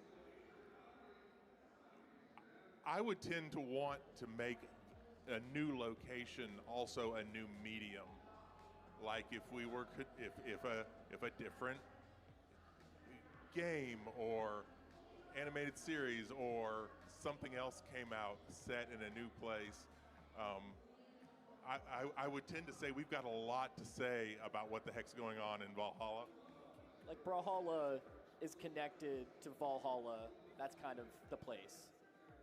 And Valhalla is also connected to a lot of these places too. So it's like what happens in Valhalla would affect, I think, a lot of these other realms and time periods that ourselves and fans are interested in. So if we do something in Brawlhalla, it can certainly impact these other places that we also love. Like when we were first talking about this comic book, one of the topics that we talked about was, Bodvar is sort of our original character, our first character. And so we thought, okay, well, let's tell a story about Bodvar. But the problem with telling a story about Bodvar is it kept coming back to the fact that Bodvar never died. Bodvar, like, just forced his way in to Valhalla because for reasons. And so his interesting story sits back there. You know, the one that players are going to kind of be like, what the heck, is his journey to get to Valhalla, which is a fascinating story, but doesn't make a lot of sense for our comic book, right? And so I think that would be an example as we kind of look for like, okay, what's telling the story of this place where the players are? Even if we go back to other places, we need to bring it forward into this world, into Valhalla. Thank you for your question. Thank you. All right, I have a question related to the Nick's Tales promotional animation that y'all made. First off, it's awesome. Secondly, there's a scene in there where it's Nyx and Bryn, and they're in the middle of a dust cloud with Cassidy standing in front of the camera. I was wondering, did that scene ever, like, possibly make it to the comic and it got cut before the comic came out? Or what? Because when I saw the promotional video, I kind of freaked out, if it's not obvious. And then I didn't see her in there, and I was a little disappointed. But I know that maybe more will come out, so I was hoping. Everything we did in that trailer video for the comic was a direct reference to something that happened in the comic. So that was definitely a big fights page, double page spread when Bryn and Nyx are going through the tournament, and we tried to just fit as many cool glimpses of scenes into that moment where you could imagine how these fights between these champions and these teams of champions would play out. I was looking at the fight scenes, sorry. And sorry, a quick other thing. So I also noticed in both of the animations that Cassidy doesn't have her holsters. And I was wondering about, is there like a reason that maybe she wouldn't be wearing her holsters at all times? Or is that possibly another thing? I was just wondering. That's actually just comes down to like the differences between mediums and stuff.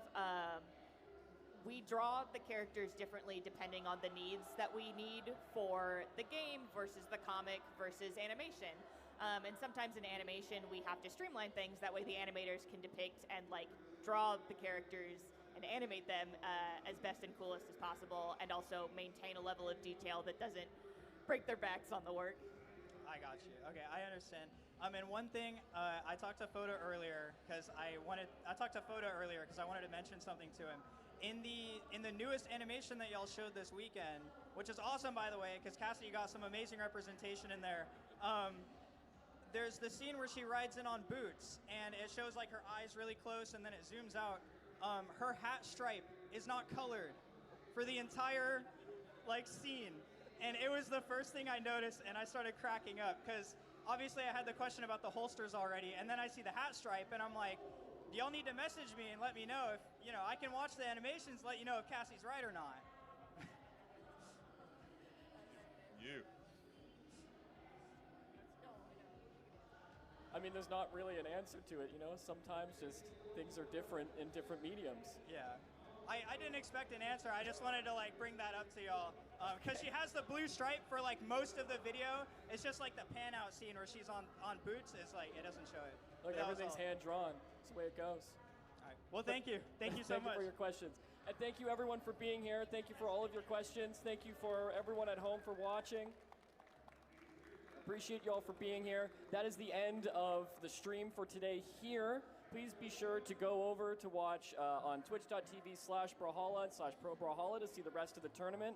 And definitely tune in tomorrow to twitch.tv/Brawlhalla to see reveals, to see the finals of the tournament, and all of that.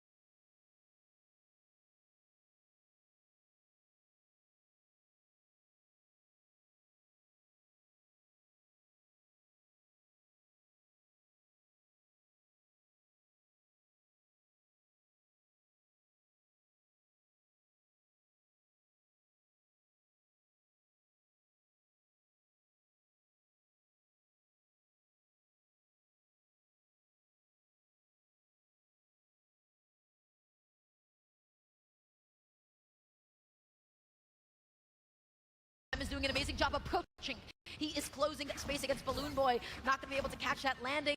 Balloon Boy tossing out the weapon because that weapon spawn was in his favor.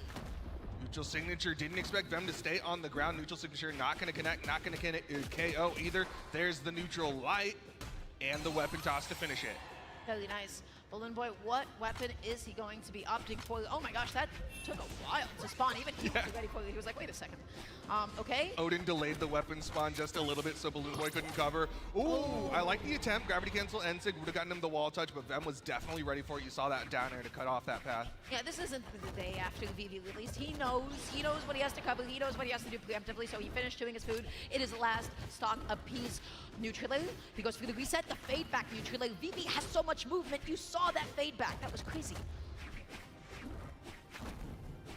Balloon Boy trying to play that grounded game, trying to use those dashes to get in, get out against Vem, but Vem's going to swap over to the orb now. He's getting Balloon Boy closer to that KO percent. He wants that side air potential. That spot dodge was so good because it stalled him. It kept him in that position for him to be able to continue his advantage. Balloon Boy going to be whiffing in Vem 10 Kilo's face. Coming in with that side light. Oh my gosh. A little bit of a chase there. Vem 10 Kilo not able to get the recovery. He does get the sidelight side air. Balloon Boy's playing this so slowly. He is afraid of a downer. The Sil spike on the stage is not going to be enough. Wow, the GC and light does it. Vem 10 Kilo with a game on Balloon Boy. That is his second game that he has ever taken off of him. Amazing. Fifth. Well, fifth. He won 3-0. Oh, that's kind of forgot about that. Okay, my numbers don't Lost matter 3-1 in that case. So 5.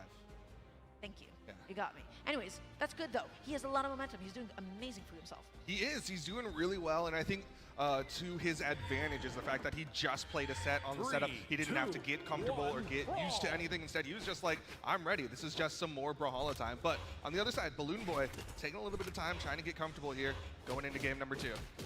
He lights Sail, true combo, nicely done. Balloon Boy is backing up a little bit, but look at the coverage from Orb. When you think that somebody's going to try and like punish you from behind, well, you can just overshoot it, and it has so much coverage. Nice respect. Yeah, didn't go for anything in response, didn't go for like a side air to put him under the stage. Instead, Vem just went back up onto the main stage. Once again, there it is, the D-Light Sail, Balloon Boy. Ground pound. Bounced him off the stage there, that's why he went high. Yeah, not exactly what Balloon Boy had hoped for, but that down is going to be spiking Vem at such a nasty angle. But the gauntlets, they always have the potential to reverse. Balloon Boy fighting his way back on, trying to keep the lead up for himself. He gets a side light, he's waiting for the dodge punish, it was unsuccessful. Vem, so anxious to get in. He whips the downer, that's going to be the stock. Yeah, Balloon Boy, I think he's trying to do a lot of meta reads. That's what that last play was. He hit like a side light and then waited and then went for a recovery. I think if he just starts to try to react to how Vem's playing first or make sure that he knows how Vem's moving, he might have an easier time. I love the fastball. He's able to clip him with the Sail, and he gets a weapon toss as the cherry on top, but of course that's not going to be the edge guard. Good wait. He's able to get the lead, and he evens up the stocks 2-2. Balloon Boy did manage to get a little bit of damage there. There's the weapon spawn on the right side, but Balloon Boy has to get past Vem if he wants it. Oh, but Balloon Boy, he can't be too anxious to pick it up. He gets a blast in his D-Light Sail true combo. Jumping around. Okay, this is going to be just about the time that Balloon Boy, he catches Vem 10 Kilo under him. Nicely done.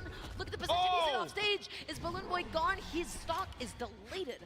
Bam, once again, just catching that timing. I think he got it right as Balloon Boy jumped. That's one of the reasons why Balloon Boy just did not have enough movement to get even close to going for the wall there. Yeah, but he was also just not ready for Vem to commit like that. He just knew that that was his time to go.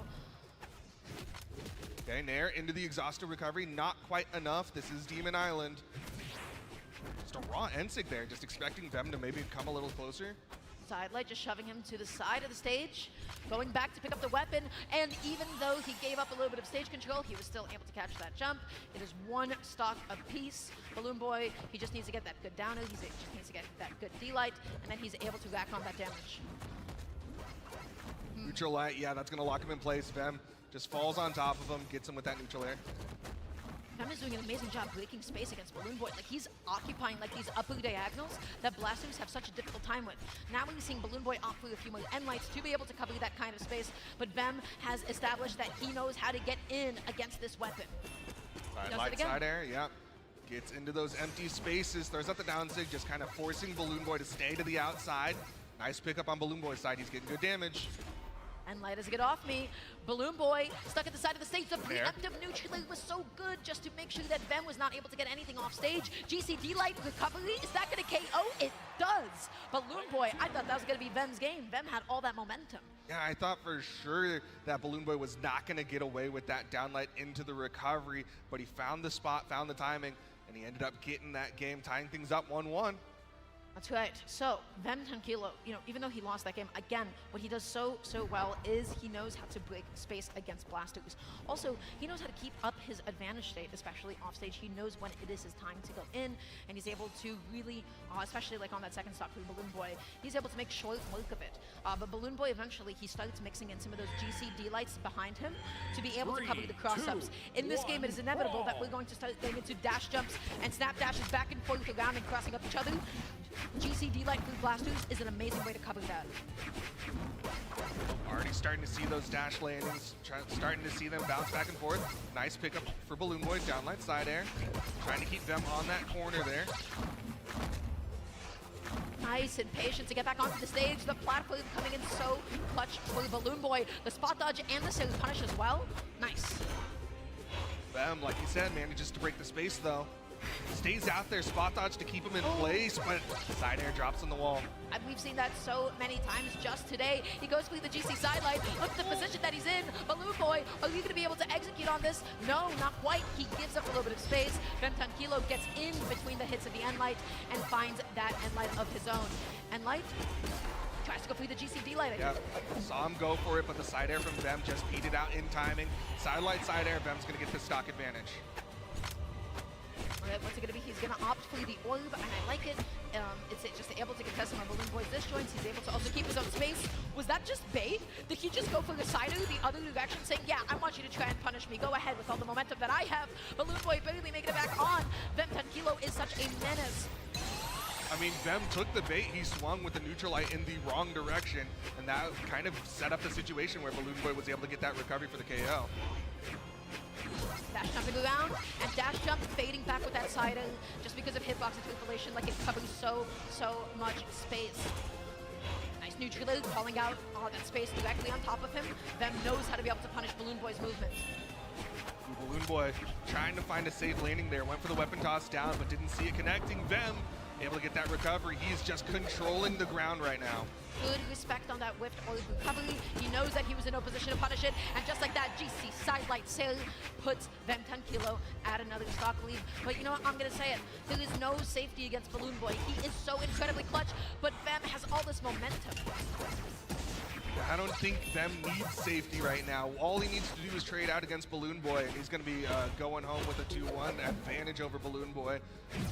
Balloon Boy not able to hit him with that gravity cancel side sig. The down sig connects though, reading the movement of Balloon Boy. He is so patient with his use of it, but then every single time he goes for it, it ends up actually connecting. Vem Tranquilo going to be eating that GCD light recovery. It's not enough to take it off the top. Balloon Boy now going to be on the boots. He's looking for the sail. He's not going to be able to connect it. Vem Tranquilo is giving up so much stage and just saying whiff in front of me. Dashes up for that side light. Oh. Nope. Misses the punish though. Everybody misses the punish on it. Wow. Okay. The end sig is enough to be able to take it off the top, and just like that, last stock each. Seeing Balloon Boy decide to stick with the boots this time. Generally, he's been sticking with the blasters. Oh! But it's going to be the Orb of Vem that gets him the lead, 2-1. Yeah, that is a nasty position to be in, getting neutralized by Orb like that, and then it's just like, well, are they going to go to the left or to the right, and you're going to go ahead and toss a coin. Orb recovery, it speaks for itself. It's a pretty busted move. It's good. It's a very good move. Yeah. You can drift left or right. You can try to follow the movement. If you don't have the dodge, it makes it a whole lot harder. But we're getting into game number 4. Balloon Boy, 1 game away from going down to the elimination side. I think something Balloon Boy is struggling with is he is not able to capitalize a lot on Vem's landing. Vem has been so tricky with his landing, making himself as ambiguous as possible. Like you're seeing all these like GC side six from Balloon Boy end up whiffing, and Vem, when he has Orb, he's able to play back so far, and just he waits for Balloon Boy just to do one thing that he shouldn't.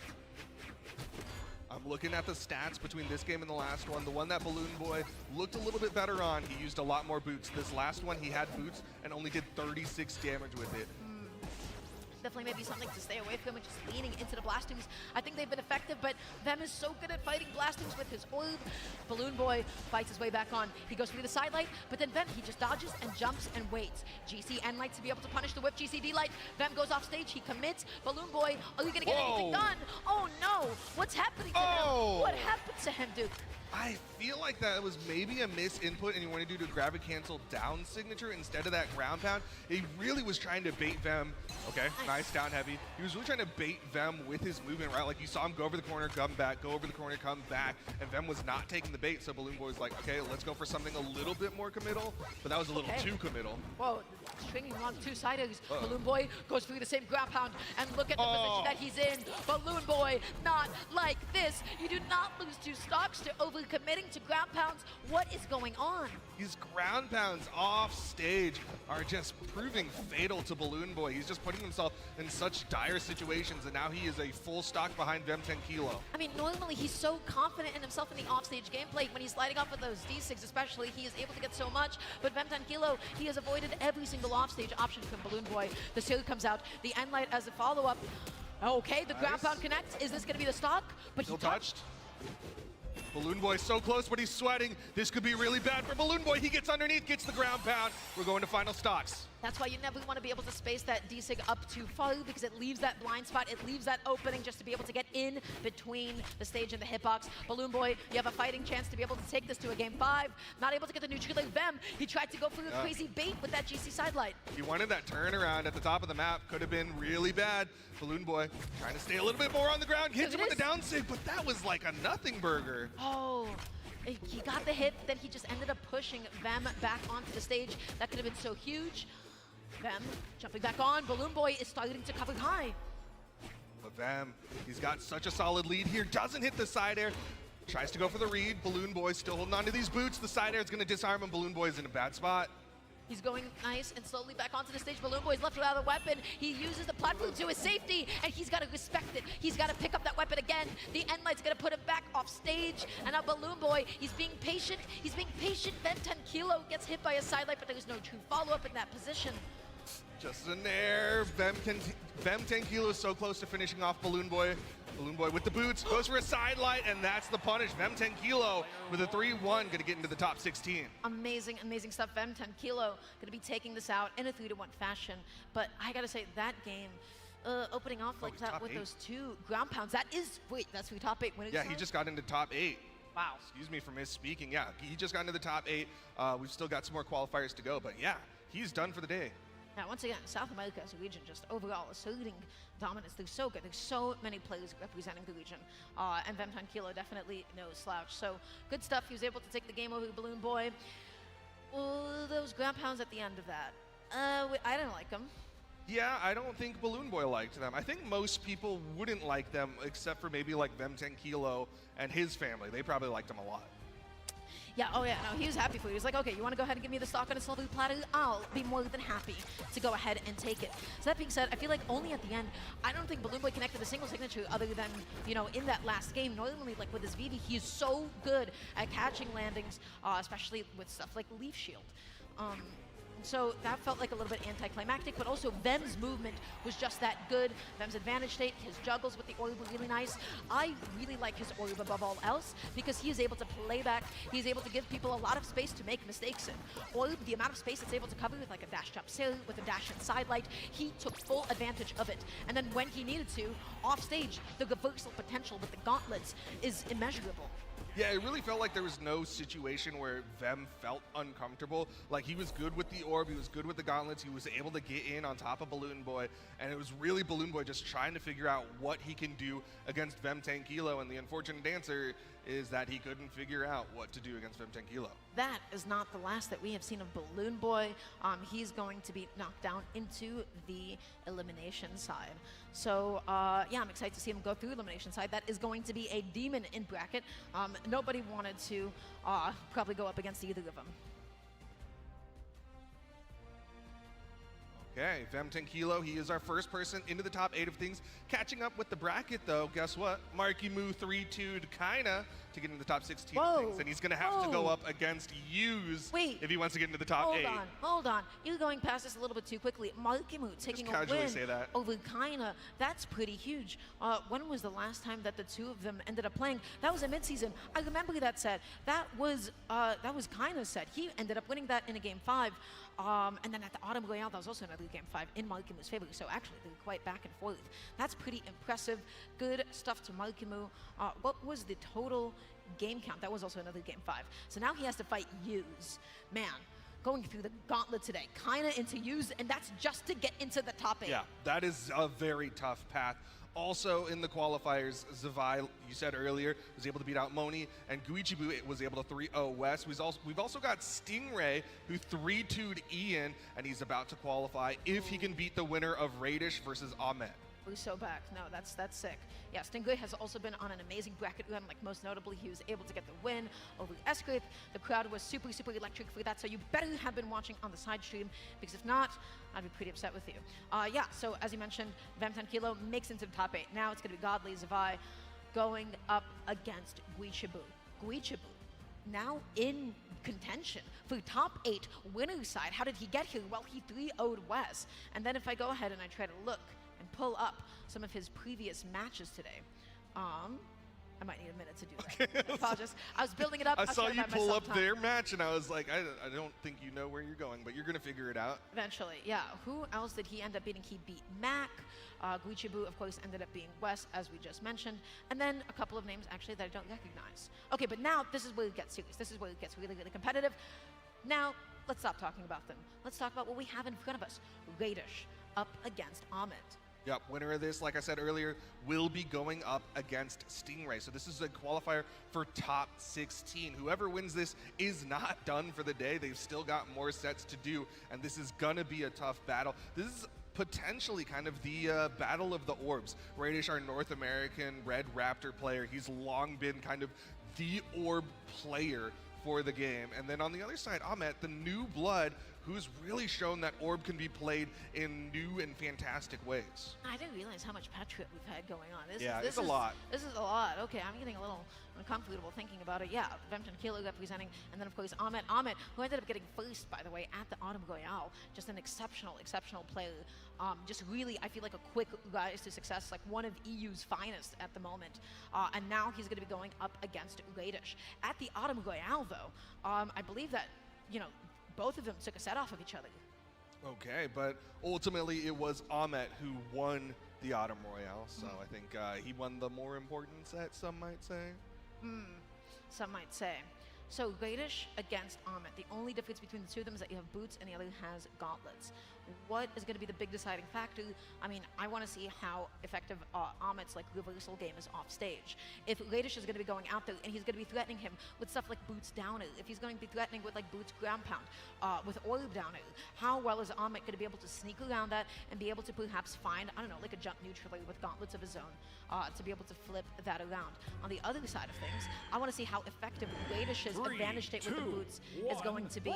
Everybody, game number 1. This is to get into the top 8 qualifiers, so not get into the top 8, but we're in top 32. This is winner's side. Let's go. Starting off in favor of Radish, was able to get the first 2 weapon spawns. Right now, Ahmet struggling to get onto the stage. Finally gets up there, gets those gauntlets. Likely wanting some orbs, though. They tend to be the comfort weapon for both players. We're getting some good neutral. Ahmet is just stepping up to the plate. Radish going to be able to catch that cross up with the end light. Very nice. Ahmet just goes low with that side, getting a little bit of extra momentum. The double recovery, not enough to take it off the top, but Ahmet's weapon's coming back down, just falls into the end sig. Wow. Somewhere out there, Walt is giving a caw, because that end sig came out early, it hit hard, and it got that KO. This is a nice lead for Radish.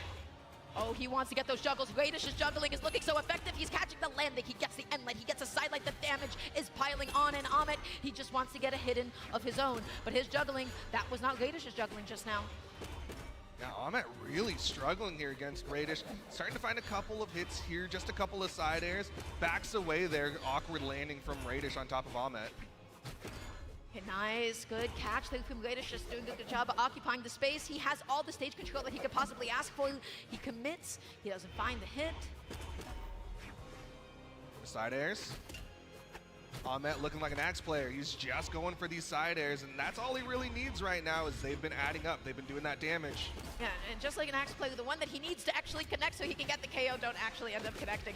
But the Endlight is going to be able to do it. Radish with a 3-1 stock lead. He is looking to put away on it. He wants nothing to do with him. Dude, yesterday in his interview, Ahmet was like, everybody was so easy at the Autumn Royale. I think Radish took that a little bit personally, as he is showing this is not going to be an easy 1v1. Oh yeah, he is here to fight the Sider. He's not going to be able to connect with the Endlight. Still not enough to do it. Oh no, poor Gauntlets. Ahmet not going to be able to get the jump call out that he was looking for. The D-Light, because of the fact that Radish dashed into it, it was initially unpunishable, so Ahmet, he just repositioned and he got the Endlight on his next option. He's sticking with the gauntlets. Might be the weapon he needs if he can get Radish off stage. Goes for the wake up, gravity cancel sidelight. Radish just with a tap with the weapon toss. Oh, Radish is so confident in neutral against Ahmet. He's just stepping up. He is fading back. He is giving him a little bit of space. Oh, but Ahmet, I love that landing. Neutral, he just called out, you know, him being stacked. Yep. Got that gravity cancel sidelight, but he knew Radish's dodge was going to be coming up. So he opted to just back away, just take that little bit of damage, but the recovery cuts off the path. Ahmet starting to take a lot of damage here. Radish's keep away game is looking phenomenal. Ahmet is doing anything he can to dash jump in. He wants to catch Radish stacked because he wants to get a down, he wants to get a neutral, but Radish, every single time that Ahmet whiffs, he's just able to convert it into more and more damage. I don't know if this is something that Ahmet can now come back from. He's gonna have to pull a fast one, but look at it again. He just walks back, sidelight, side punish. Ahmet off stage, safely spaces it, the down and he's able to punish the next option. Yeah, Radish looking comfortable with that orb, just spacing out against Ahmet. Ahmet constantly just trying to chase him down and not finding a way in onto Radish. Yeah, I wonder how Radish right now, he's just feeling so confident that Ahmet is going to move the way that he is. I'd like to see maybe some more non-committal movement from Ahmet, right? So like he's just like shimmying in and maybe, you know, like the occasional like dash and spot dodge cross up. But right now, Radish, he just knows when he gives Ahmet enough space, Ahmet is going to be in front of him. The question is, how does Ahmet approach that line of ambiguity and start to bait that instead from Radish and taking it to another level? Maybe integrating some weapon tosses from across the stage could be a nicer way for him to break neutral. It is a good way to kind of extend the reach as you're going up against somebody who will indeed kind of put a lot of space between yourself and your opponent. Just looking at the raw numbers though, Radish, 100%, that was all about the orb. Held it for 84% of the game. Did 496 of his 537 damage with that orb. On the other side, Ahmet was not able to get his orb online. Held it for 27% of the game. Only did 87 damage with it. Yeah, not so much. And that's like odd because you'd feel like, you know, he didn't want to go through the orb just to be able to contest some of these disjoints as well. When he was on the gauntlets, you know, again, he was always looking for jumping in and getting a neutral, trying to get on top of Radish. But the problem is when he was going through downers and when he whiffed an Endlight, orbs with punish game is so consistent. It is so good. It is so broken because from across the stage, you can just say, hey, it's sidelight side every time. Let me scoop you up and let me deal, quite frankly, a little too much damage. Like you said, I think Ahmet might want to go for some slightly less committal options. Specifically, like you said, Gauntlet Dare and Gauntlet Neutralite both kind of lock you in a position. Great for doubles, but not so great when you whiff in singles. But when you hit it, it's like, oh, okay, everything's good. So we're going into the next game. Let's see if Ahmet's going to be able to make the kinds of adjustments that he needs, or perhaps with some creative solutions that we haven't figured out. With punishing boots is so difficult because just when you think that you can get in, it actually turns out it has less recovery frames. All right, Ahmet sticking with the gauntlets for now. No weapon spawns for the swap option. Instead, just trying to find a way to get in on top of Radish. He's trying to go in, go back. You see him kind of trying to bait Radish. Oh, he's dashing in, he's dashing out, he's dashing in, he's dashing out. He catches Radish, he gets the neutral. Little by little, Ahmet is beginning to find his approach. Like you said, though, also going for less committal options. Lots of neutral layers. He even hit one of them, and then he sat back. He's sweat beating, though. He's going to take some damage for it. Radish just following Ahmet's movement there, goes in with him, able to catch that jump. Oh, he didn't touch. Ahmet. He didn't touch. Okay. Unfortunate. Happens to the best of us. Yep. He thought he touched. You saw him go close to the wall and then try to drift away, likely not wanting to stick on the wall for too long, but he didn't get the smoke cloud. He didn't get the wall touch animation. Now look how patient Ahmed is being. He is stepping up and doing absolutely nothing at all. He is stepping up. He fades back with that side. Radish knowing that was too far back for him to try and go for the punish. He whiffs that end light. Now Radish was able to find that opening. But Ahmed, he is doing a lot of non-committal movement while he's just trying to intimidate Radish. He is getting close and doing nothing.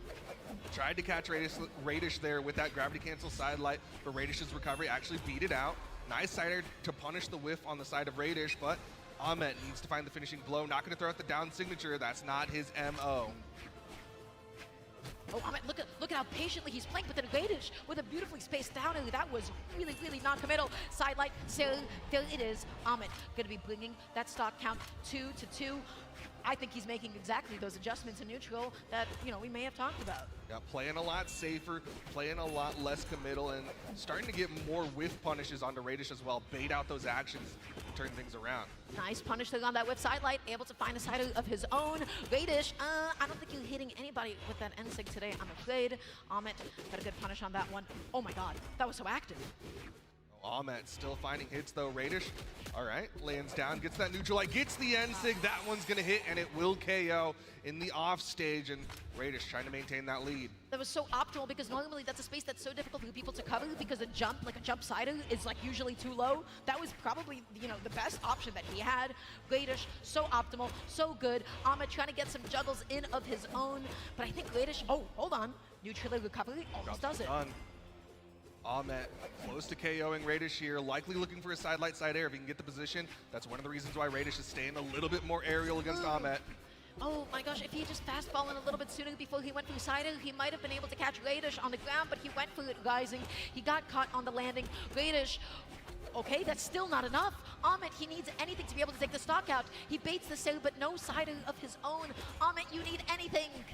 He's looking for that recovery, goes for the neutral light there, and that's an easy punish for Radish.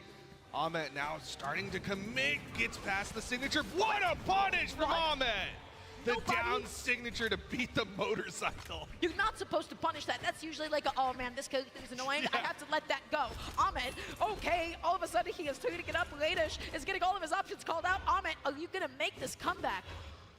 This could be huge. Ahmed, he's got Radish currently unarmed. There's the weapon spawn on the right side now. It's Orb v Orb. Oh, Ahmed, he tried to fade back with the sail, but then Radish is just able to cover the same exact space with the same option of his own. Ahmed is being so patient. He is faking him out. He gets back to center stage. Radish gives up space. Ahmed knows that it's not his turn to punish. The neutral, the patience is impeccable. Sidelight sail comes through. Spot dodge from Ahmed, got past the recovery, starting to get more hits, side light, side air, still not quite even in damage, and that's to Radish's favor as he gets the recovery to go up 2-0. And that was, oh, that's such a heartbreaker because Ahmed was getting all of the momentum that he needed. He was snowballing in his favor, but then ultimately, you know, Radish, he had effectively built up such an amazing lead for himself. Nicely done. Dude, punishing motorcycle, punishing that side sig like that, I've never seen that. I usually... Yeah, that was awesome. Yeah, like Layman axe side sig as well. Like you see it happen, you're like, ugh, okay. You're like, okay, well, I'll wait for you to come back. But no, he chased him out there with the down signature. That was so cool.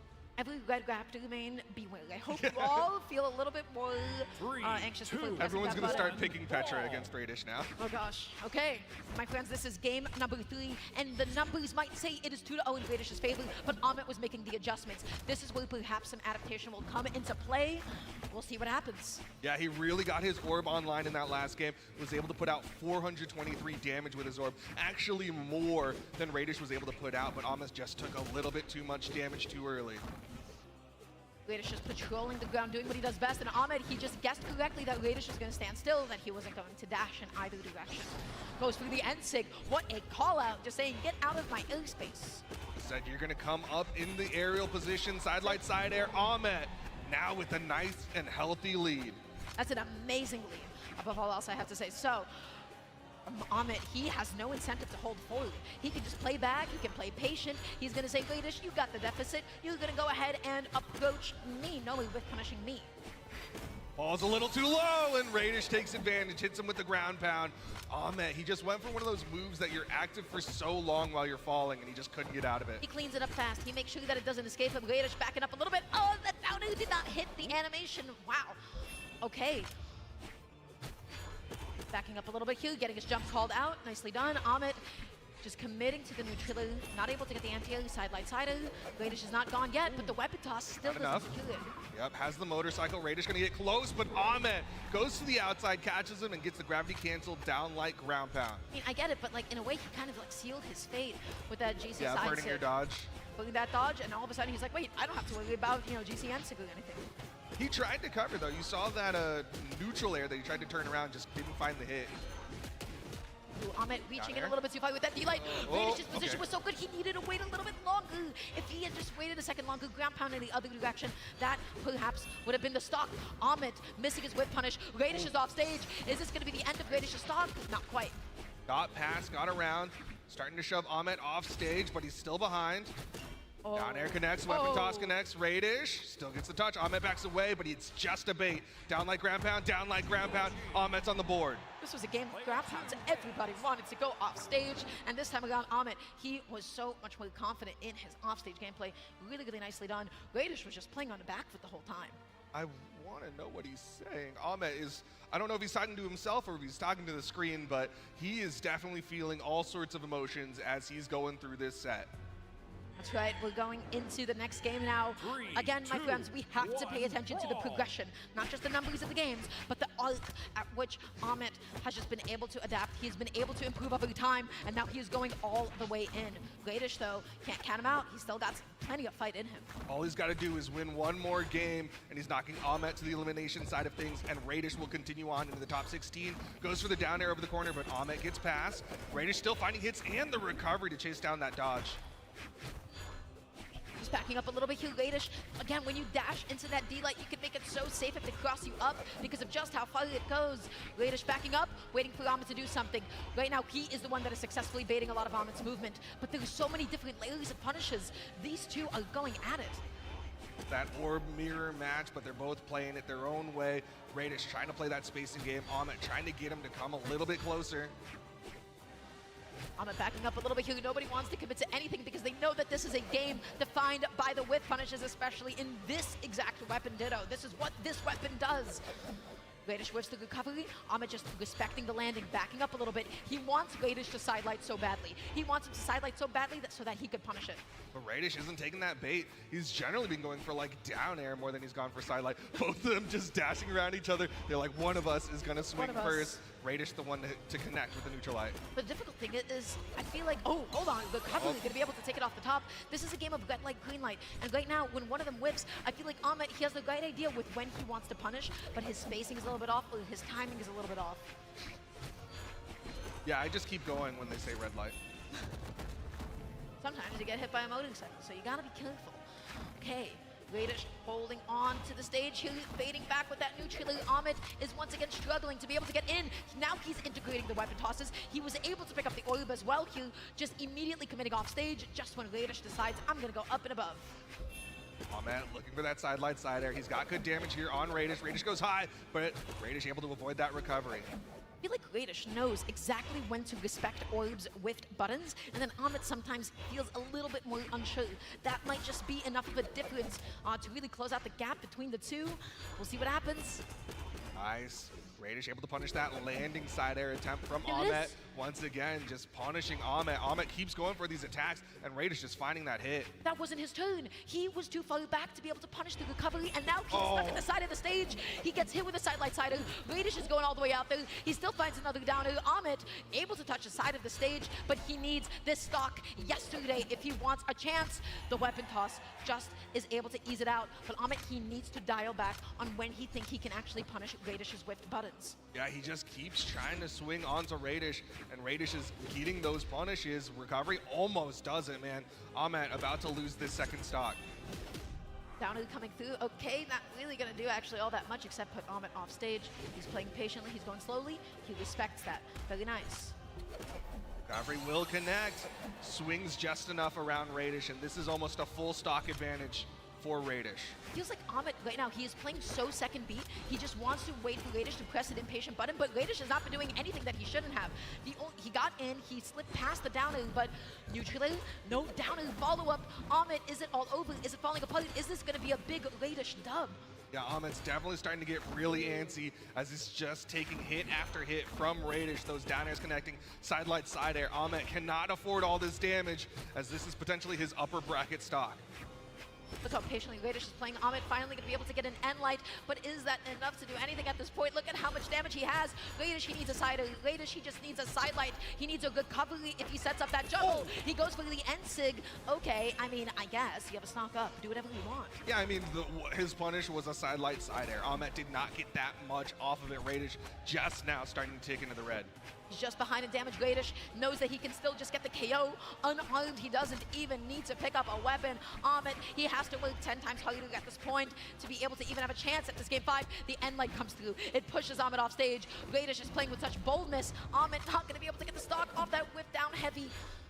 Radish knows he has such a lead here. He's going to start looking for some unarmed recoveries at this rate. There's the recovery. There's the KO on that. Final stocks here. Can he force the game 5? He's got to play perfect. I think, oh my gosh, he's going to opt to go for the orb and not the gauntlets. That wasn't enough to KO off the top of the next one. Definitely will. Oh! Can't land.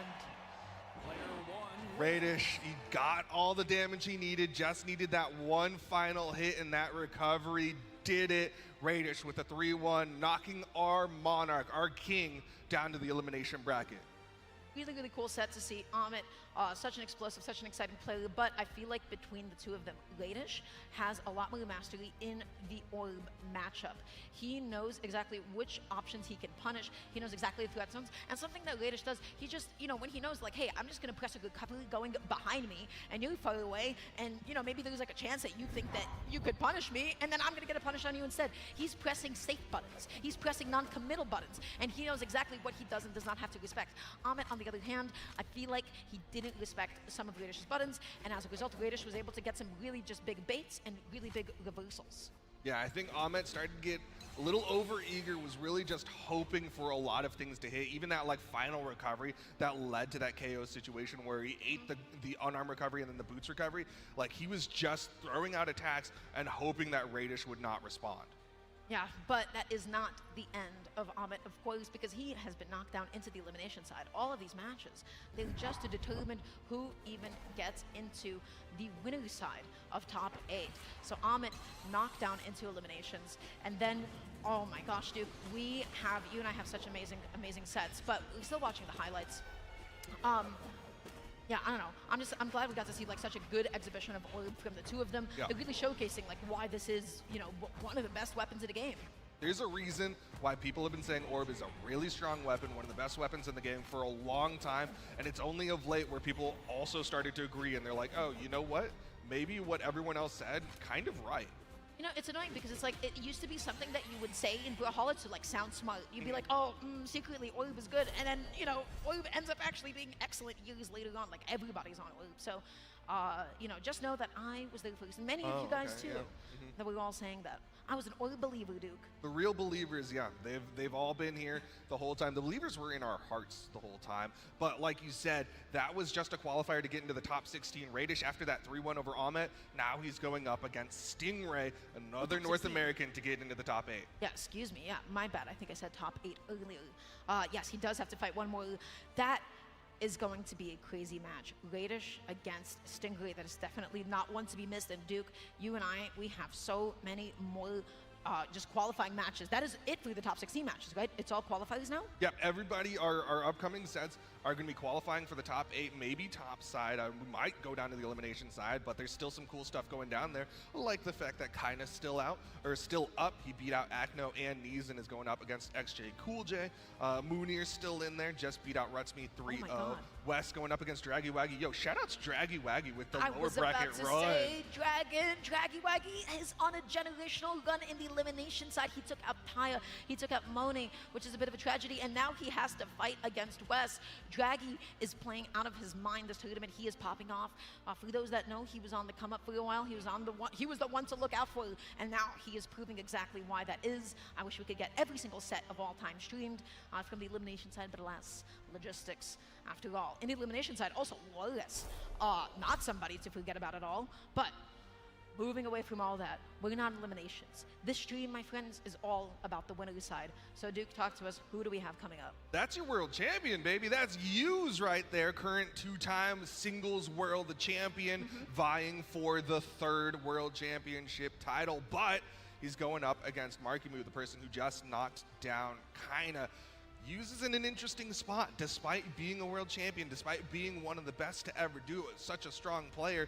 People still go, I'm going to list literally anyone else except Hughes to win this. Yeah, wake up. Get it together, everybody. Hughes is here to stay, and you know what? He is also on the precipice of making Brawlhalla history, because while there have been technically 3 consecutive BCXs, one, if you count the online championships back during quarantine, nobody has claimed 3 in-person BCXs. Hughes won 2023.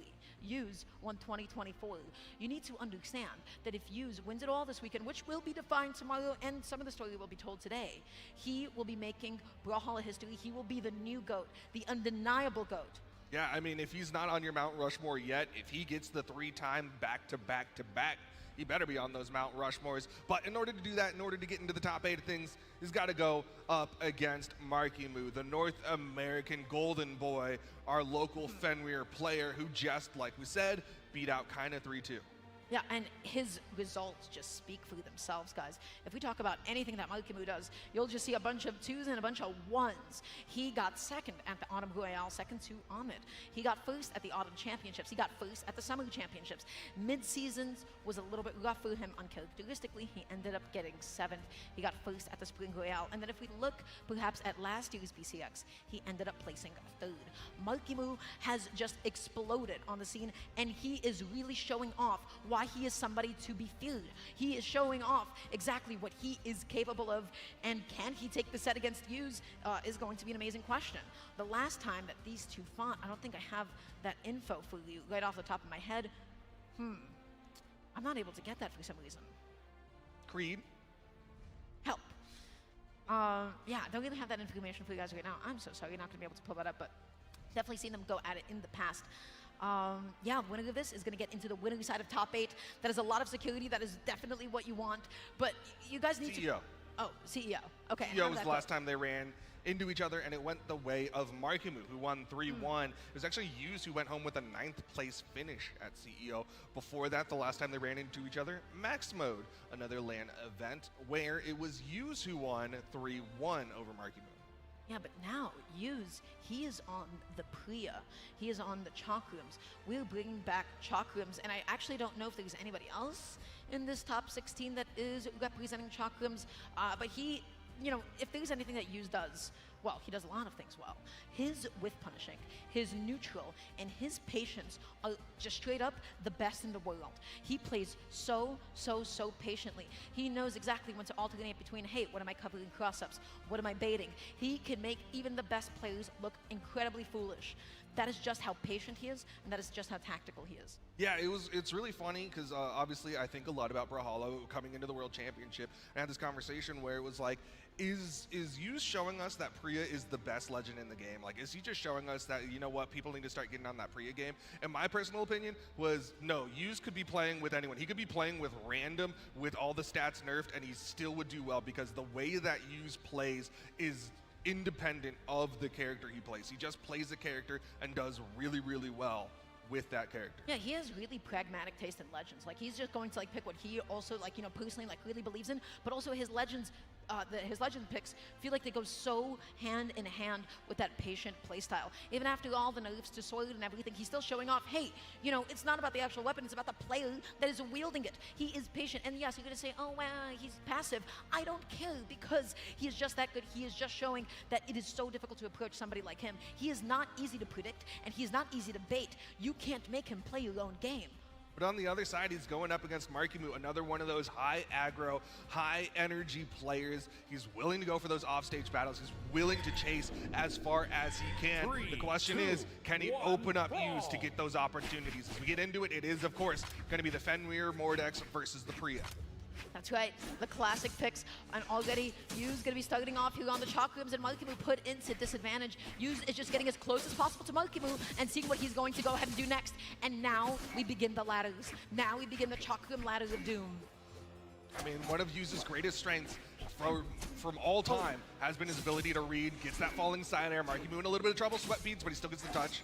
Fuse sticking with a split, yeah, wants to add up more damage, but he's going for these down lights to fuse up and gets a little bit of a bigger hit.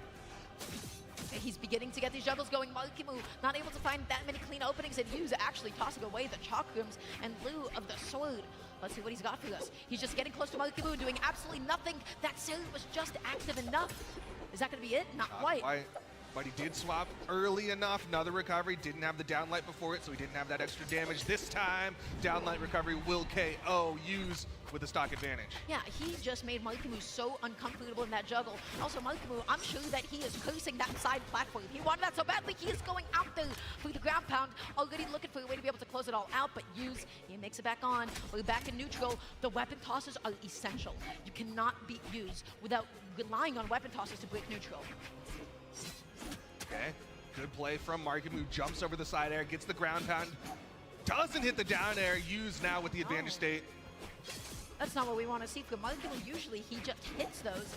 That was an uncharacteristic whiff. Hopefully he's able to clean that up, and Use is just racking on the damage. Just naring from below, just throwing these blades into Marky Moo. Marky Moo taking so much damage on the second stock. Finally gets a hit, but he can't get the side sig after. Look, he's just getting close to him and then walking away. He knows exactly the timings that he needs. The end light's gonna be knocking away his weapon, and now he's on the sword. He needs that D-light. Okay, Marky Moo, he baited a landing, and he got a GC D-light. He's not able to take that free stock still. Ooh, big attempt there from Marky Moo with the gravity cancel down heavy. Used with a soft punish with that neutral light. Down light wouldn't have reached because Marky Moo was in the air, but still, okay, nice side air. Yeah, that'll be the stock. He gets a stock, but at what cost? You know, this is like truly KO by 1,000 cuts. Use just really racks on that damage. He makes it so easy for himself to be able to get the KO. The side light punishes the whip GCD light, and now Use needs anything at all. There it is, the recovery to take it off the top. He is a full stock ahead. But again, Marky Moo, he has that X factor. He has that edge guarding factor, but can he execute that against chakrams? He is struggling to get his reads. He's only really punished like 2 dodges from Use. Other than that, he's just been finding these soft openings and not getting much else afterwards. Okay, nice catch on that jump through from Marky Moo. He has to respect that recovery, and he does so beautifully, but he's only getting all these neutralators. A Marky Moo without his combos is so sad. Yu's not going to be able to finish off that combo, but look at the damage. It is piling up and up. Okay, Yu's going to fuse up. Trying to go for that heavy hit and down air. Still connects with that recovery. Now he'll split for the string potential. Oh, what a play. Use just the patience there. Turns it around and gets the recovery. Yu's going to take game number 1. I'm getting shades of Maximo slightly. That string was incredible. He just followed him all the way up, just able to go ahead and close that off the top. Nicely done. Marky Moo, listen, he was missing 2 big things. Number 1, combos. Number 2, edge guarding. Without both of those things, how does somebody like him pile on the damage? Without those 2 things, how does he actually find those KOs? He is reliant on his advantage state, and Use has been shutting him down. A little bit of maybe tournament nerves as Marky Moo taking a moment to get into this one. Was not able to put out nearly enough damage. 283 versus the 633 on the side of Use. Both of them being so patient here. Marky Moo only finding the opening in the form of an end light. He just is trying to get his hits in. If Use is going to go by the... Oh, he caught him without a dodge. That's all guaranteed at that point. Forced the dodge, then he got the nairs and stairs. That's great damage, but Use also has a blender of his own.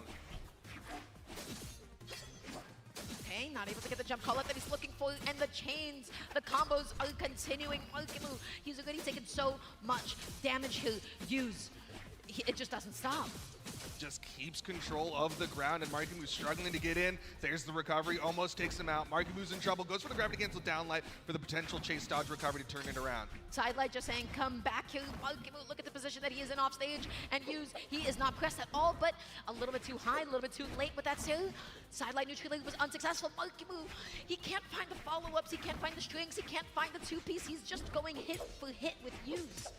Can't afford those hits as the downlight recovery from Use gonna get him that stock lead. Marky Moo needs to find a way to get more damage before you can even think about going for a KO, because Use isn't quite in the red yet. Oh, Use backing up. Okay, Marky Moo gonna be putting him off stage, not able to get the jump call out that he is looking for. He's getting close and he's crossing him up. And light. Successful. Okay, turns it around, gravity cancel, down light, ground pound. Yeah, a little bit of gravity after that sidelight, so he fell down into that one. And now Markimu, opportunity to get the lead. Yeah, he is closing this difference between the two of them. Now he just needs to find a way to get those big openings in, but Hughes is patrolling those top platforms. He is saying, what are you going to do with the gauntlets? You're going to, like, what, neutralize me once at that distance? You don't really have anything else afterwards. Okay, backing up a little bit, those safe recoveries just fully drifting back with it. Oh my god. I love the way that Markimu is playing this neutral against Hughes. We talk about how Hughes has such a strong neutral game. So Markimu, he's just doing those dash jumps and then immediately falling backwards. Dash jump, goes backwards, trying to bait Hughes in. Oh, goes through the weapon throw. Uh-oh, somebody might get denied of a weapon. Hughes is going to be denying of a weapon. Markimu eats the weapon toss, and he is all out of options. He has no way to make it back on. Hughes is completely shutting him down. Such a commanding lead for Hughes right now. He's just been able to get hit after hit, whereas Markimu, he'll get like a neutral opener, but he's still not able to cover those dodges from Hughes. He uses just that ambiguous. He knows his defensive options. And so Markimu just straight up has to guess. He does not have enough pressure. He does not have a lead, a strong lead onto Hughes. Ooh, misses the nair, and Hughes able to get the punish. He gets 3 hits for the 1 whiff from Markimu. He's making Markimu play slow. That's, you know, a little bit tragic, but okay, hold on, sidelight neutral. He gets another sidelight. That is probably the most amount of consecutive hits that we have seen from him so far. Okay, Hughes just sticking to the chakrams. Markimu was able to catch a stack. The double takes it off the top. Dookie has a chance. Does have a chance. This is the closest it's looked in a hot minute, but still, he's got to respect Hughes. Hughes able to pick up a sword immediately. Oh, caught the dodge in. Goes for the nairs and stairs. The classic for Markimu. He's getting good damage. There it is. Keeps him off stage. It puts him out there. The ground pound ends up whiffing. Hughes is going to whiff his neutral. All of a sudden, now the pressure is like it's getting put on here. Can Hughes play as patiently? Stage. Ooh, went for a jump Sair there. I think he was expecting Hughes to bounce off of that neutral air. Nice Sair. Weapon toss to connect. Markimu with the gravity cancel sidelight, and Hughes can't make it back. Ties it up 1-1. The entire game, Hughes was avoiding every single string, every single opening from Markimu, and then at the end there, at that last stock, I'm not gonna lie, I think Hughes got a little bit nervous. Markimu, he was building up all of that momentum, and then I was saying, wait a second, unsafe with sidelight, unsafe with neutral, oh no, and then Markimu took full advantage of it, and then that sight damage is all guaranteed when you see that dodge be misused, when you see it be burnt up. Amazing, amazing stuff. I was not expecting him to take that game, and now it is 1-1, totally even. Really impressive play on the side of Markimu, clutching victory from the jaws of defeat because Hughes was just looking so solid throughout that entire game, and we get ready to go into game number 3. He's just getting as close to Hughes as possible here, and now he's backing off a little bit. Tries to go through the cross-up with that dodge. Trying to fake out with that down toss, gets in with an air, doesn't hit the down air. But if he hit that down, you know, that was like an 80% chance of him taking a stock. Markimu, he is beginning to assert himself off stage. He is not backing off. He is relentless. That GCD light connected. Nice. He's sweating. And that's the stock. Markimu steals it away. How does he do it? Again and again, he keeps finding stocks like that. At any point, it does not matter the damage. He will find them off stage. Yeah, there was like next to no damage. Hughes was maybe in the yellow, maybe in the orange, but Markimu just so good at stealing out those options from Hughes, stealing out his opportunities to get any sort of reset. Good mix-up. Previously Hughes dodged up. That time he went through the spot dodge. Markimu was not able to get the punish that he was looking for. It's not going to be that easy. It might sometimes just be a guess for you and like follow-up. Hughes gets the offstage edge guard. Really nicely done, closing it out with the save. And now it is 2 stocks to 2. This damage lead, you know, honestly, it's pretty substantial. Chopram's damage output is not nearly as, you know, it's not that high. Especially if Markimu's managing to dodge out from those strings of Hughes. Okay, goes for the fuse up. Immediately trying to get that split for the guaranteed neutral air afterwards. He gets the 1 recovery. He backs down to the ground. They're both playing so patiently. And Markimu, he's just approaching.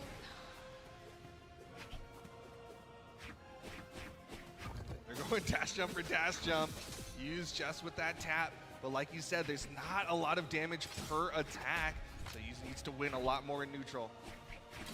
Oh, goes just through the split. He's back to the split. Markimu has him off stage in nasty position. GC sideline neutral. Weapon toss. The sniper. How does he do it? Every single weapon toss. He knows exactly when and where to put it. Look at his stock lead.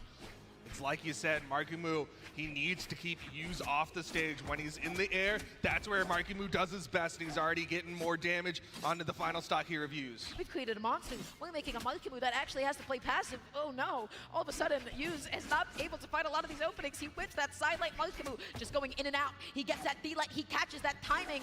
The recovery, he fades back. Yuz is too late on the punish. Okay, recovery, keeps him in the open air. Yuz with that recovery of his own. Off the weapon toss, gets the gravity cancel down like ground pound. Little risky with that down heavy, but Markimu still has a substantial lead. You can never be too safe against Yuz. You can't give him any openings, and he just goes out there, and he's going to be able to close out that stock. Yuz is deep into the red, but the question is, can Markimu close? Yes, he can! He is up 2 games to 1 against the previous BCX back-to-back champion.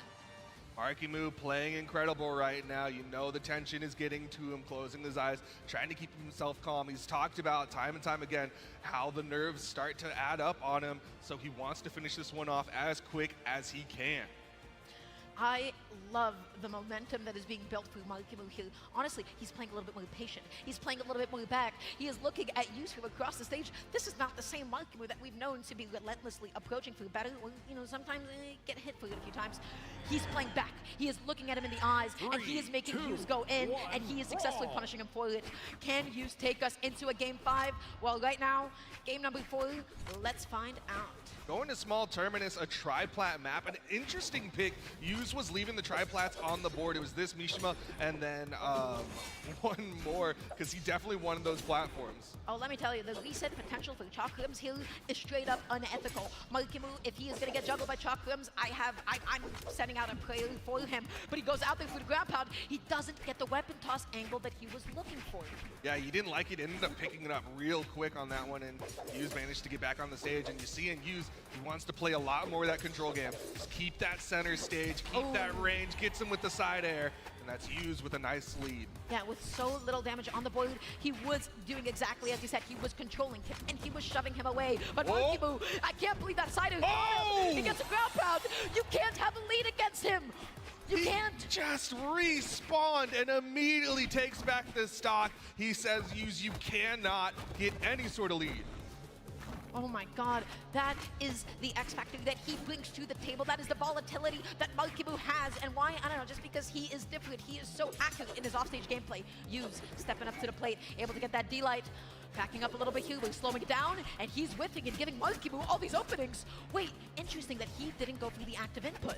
Yeah, that was a burned aerial spot dodge on the side of Yuz, but Markimu just wanted to get him back on the stage. He's still starting to find more hits.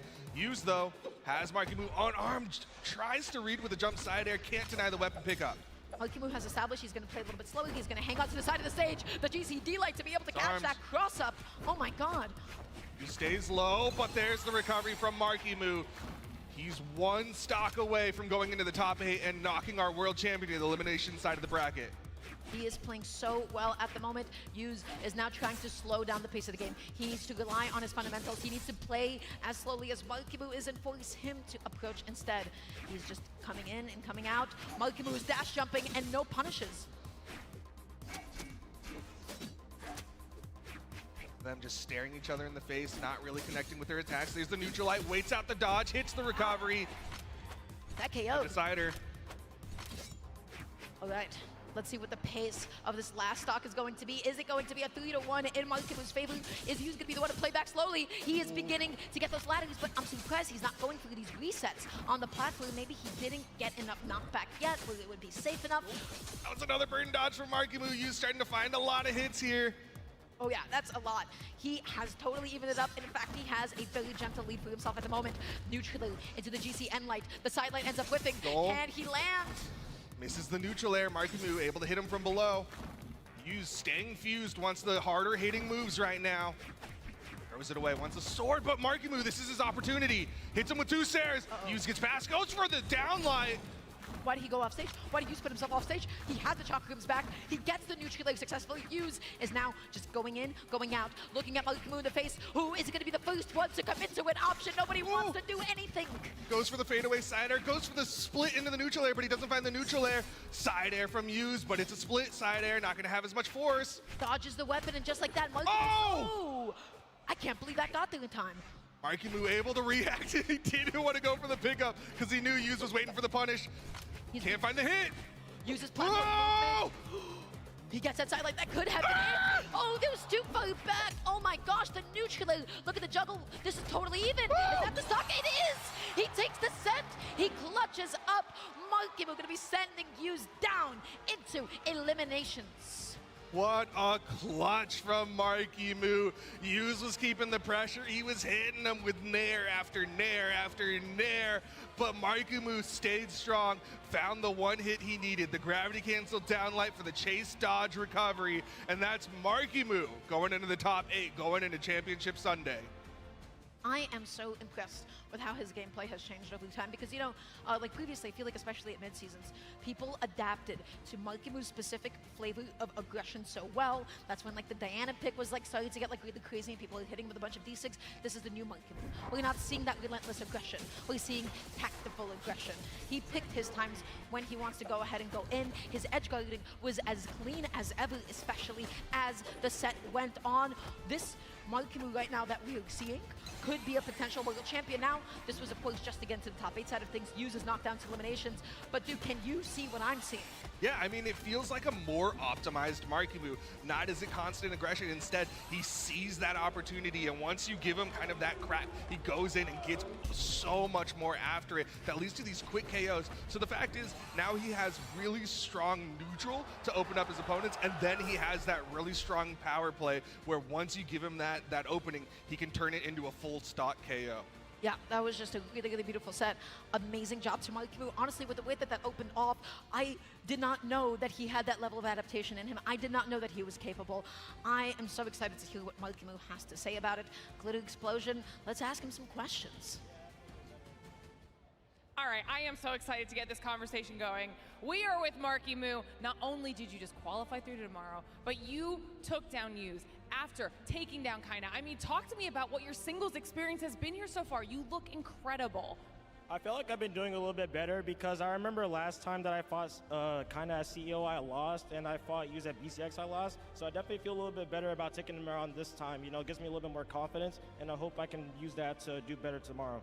What did you do to prepare for this event? Because you have absolutely made some changes for the better, and right now, I mean, you are at the top of the table. What I kind of started doing a little bit more was I went back to my matches and I saw I was doing wrong, and also I reviewed like VODs and all that. Also, you know, some of my friends just gave me some tips that I used and actually helped out a lot, so, you know, shout out to my friends as well.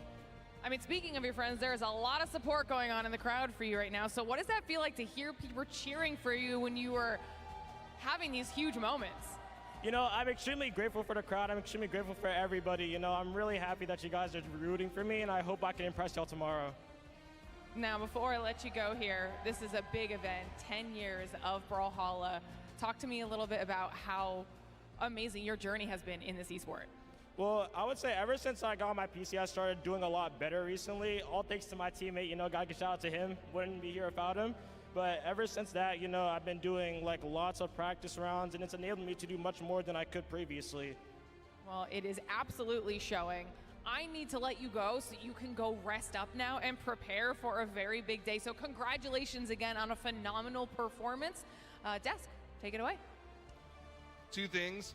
One, of course, you got to give a shout out to Future Bubble. He just did it, but I'm going to do it again because if you don't know the history, Future Bubble is one of the main reasons why we have the Markimu of today. Future Bubble gifted him the PC, and they are 2v2 partners, and that's how we have Markimu right now. Second thing is, if you know anyone at Ron John, y'all got to hook him up with a sponsorship because he always wears Ron John at like every event, and like it's kind of doing him a disservice that he's not sponsored by Ron John. Please. Yeah, absolutely. No, I always love the Future Bubble shout out. He must feel quite good about himself, actually. He must feel quite proud, and especially of Markimu, I have to say. And quite frankly, everybody is. Everybody in NA is. And everybody that's a fan of Brawlhalla, it's impossible not to love him.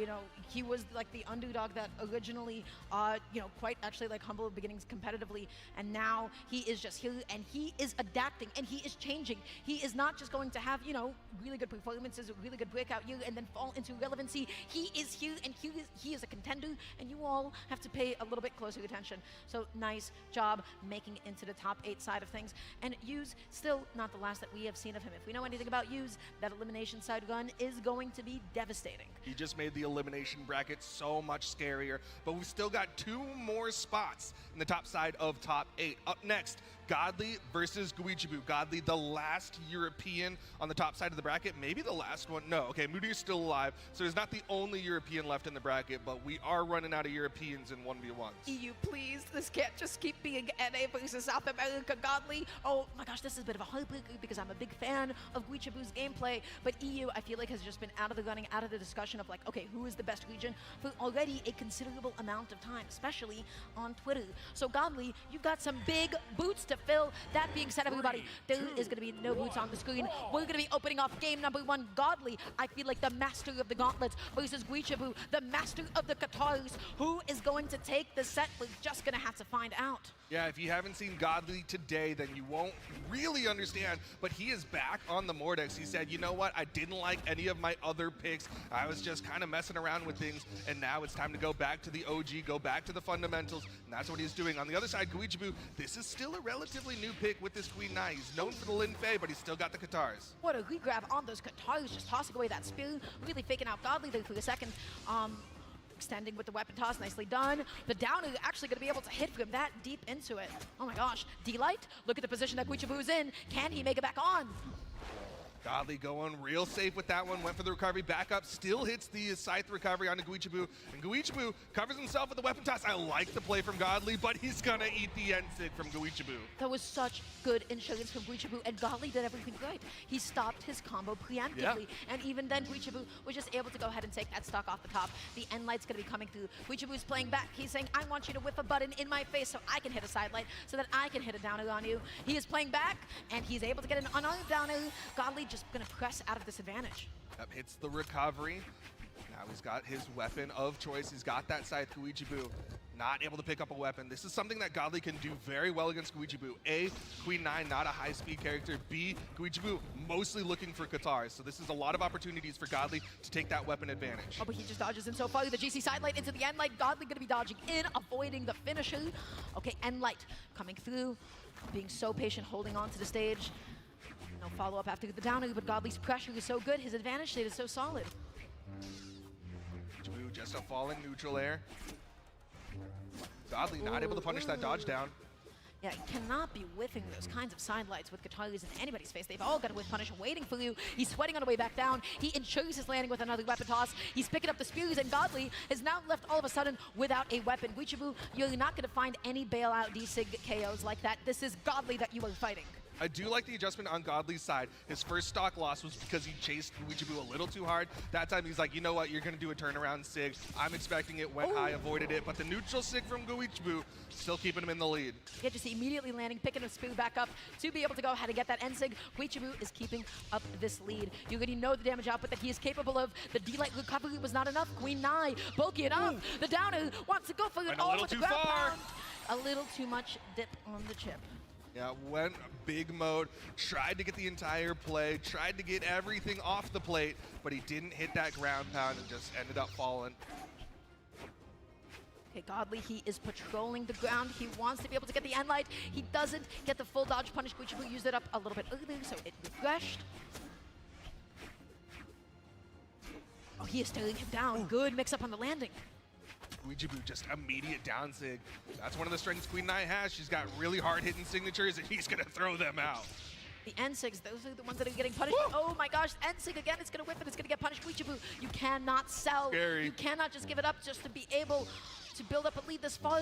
You have to be patient, and he gets it. He's going to be able to get the D-Light. He's going to be able to get the recovery. Guichibu takes game 1 against Godly. And that's what makes it so hard to fight against Guichibu, because he can really just flip that switch between, am I going to just randomly throw out a signature, or am I going to play strong fundamental Katars, hit you with the back and forth, wait for you to burn something, and then go in with a standard downline into the recovery. Guichibu can really keep you on your toes, and it makes it really difficult to play. But he has to be careful. He has to hold it back sometimes, because otherwise Godly can find those big punishes. Also, I talked about this before.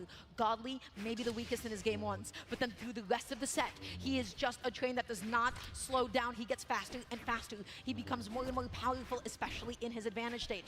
The question is, can Guichibu keep up with him?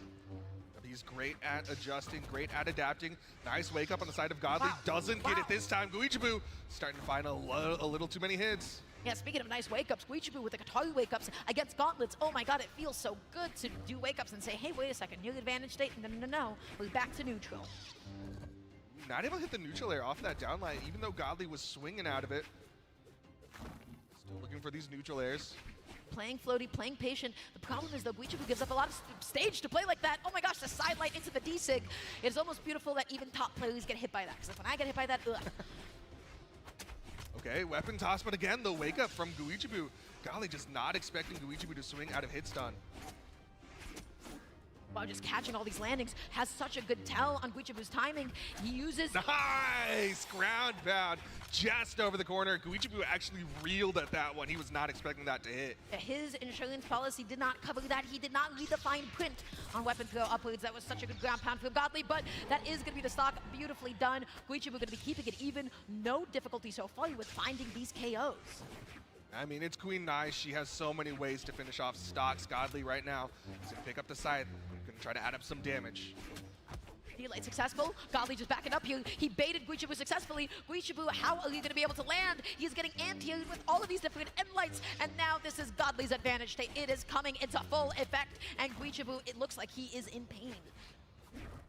Might be struggling a little bit here. Nice falling down air from Godly. Chases high, but doesn't go for the recovery. Instead, waiting for Guichibu to come back down onto the stage. Nice patience. So good.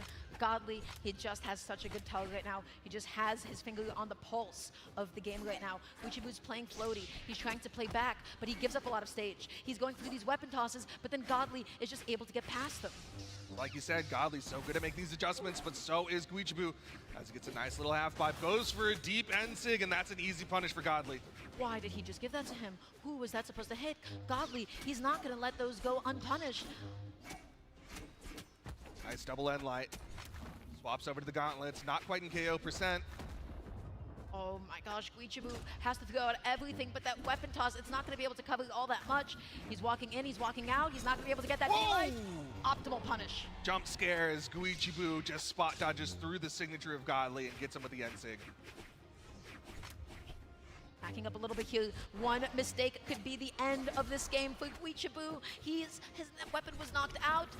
He lands with the downer, but that is so laggy, that is so punishable. Godly just taking full advantage of it. Godly just needs a recovery. He's gonna land. No D-Light recovery. Wasn't able to hit it, but Guichibu's gonna get KO'd by the neutral light from Godly. Had enough force behind it, and that is Godly taking the game. So, you know, the million-dollar question, actually, I don't know how much money BCX has, is how do you land against Godly? Because he makes it so difficult. When Guichibu is just standing there and he is jumping around him and he's tossing down his weapon, he wants to land above all else. And Godly just takes that opportunity away from him. He gets every single scythe end light that he's looking for. He gets every single gauntlet side light that he wants. It's kind of blowing my mind how much Guichibu is playing floaty against Godly. Just because, A, again, you're playing Queen Knight, one of the lowest movement speed characters in the game, but B, you have lower movement speed in the air, lower horizontal drift. So Guichibu still choosing to play aerially is kind of blowing my mind, as that's such an easy thing for Godly to cover. It absolutely is. Maybe, I don't know, some more Kataru side landings, because Godly's just really positioning himself around the downers, I think, above all else. But Guichibu right now, he is left without a weapon. What are these wake-up downers? I know that you want to do that against gauntlets, but it is so punishable. Yeah, Godly's just ready for these wake-ups at this point. Not able to punish that whiff down air.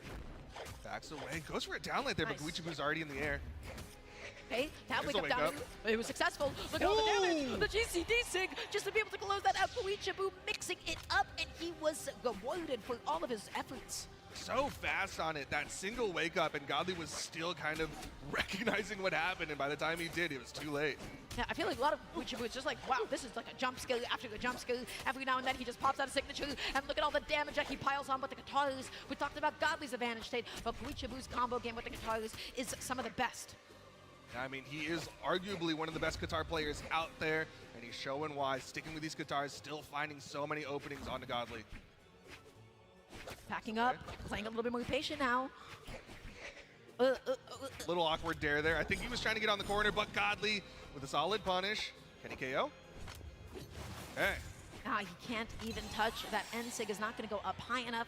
Yeah, you know, multiple questions. One of them was, I don't know what that down air was about, but he has been playing so well in this game 3 that he is allowed to have one of those. But this lead that he has, it could easily disappear off stage. You can't get too antsy with this KO, Guichibu. You can't give him these openings. I mean, Godly might be close to that KO percent, but I'm not entirely sure that an N-Sig will KO just yet. There's the down light, not able to get the down air afterwards. Godly dodges away. N-Sig will do it that time, and Guichibu with the stock advantage. He was able to successfully whiff punish Godly, catching him on the landing. And now look at the lead that he has built up for himself. He is dash jumping all the way up and around Godly. The best way to punish that is if Godly just pops out like an unarmed neutral air. That is how you catch somebody just being in your immediate airspace. Well, currently not unarmed, so can't go for that one. He's got to deal with it with the scythe.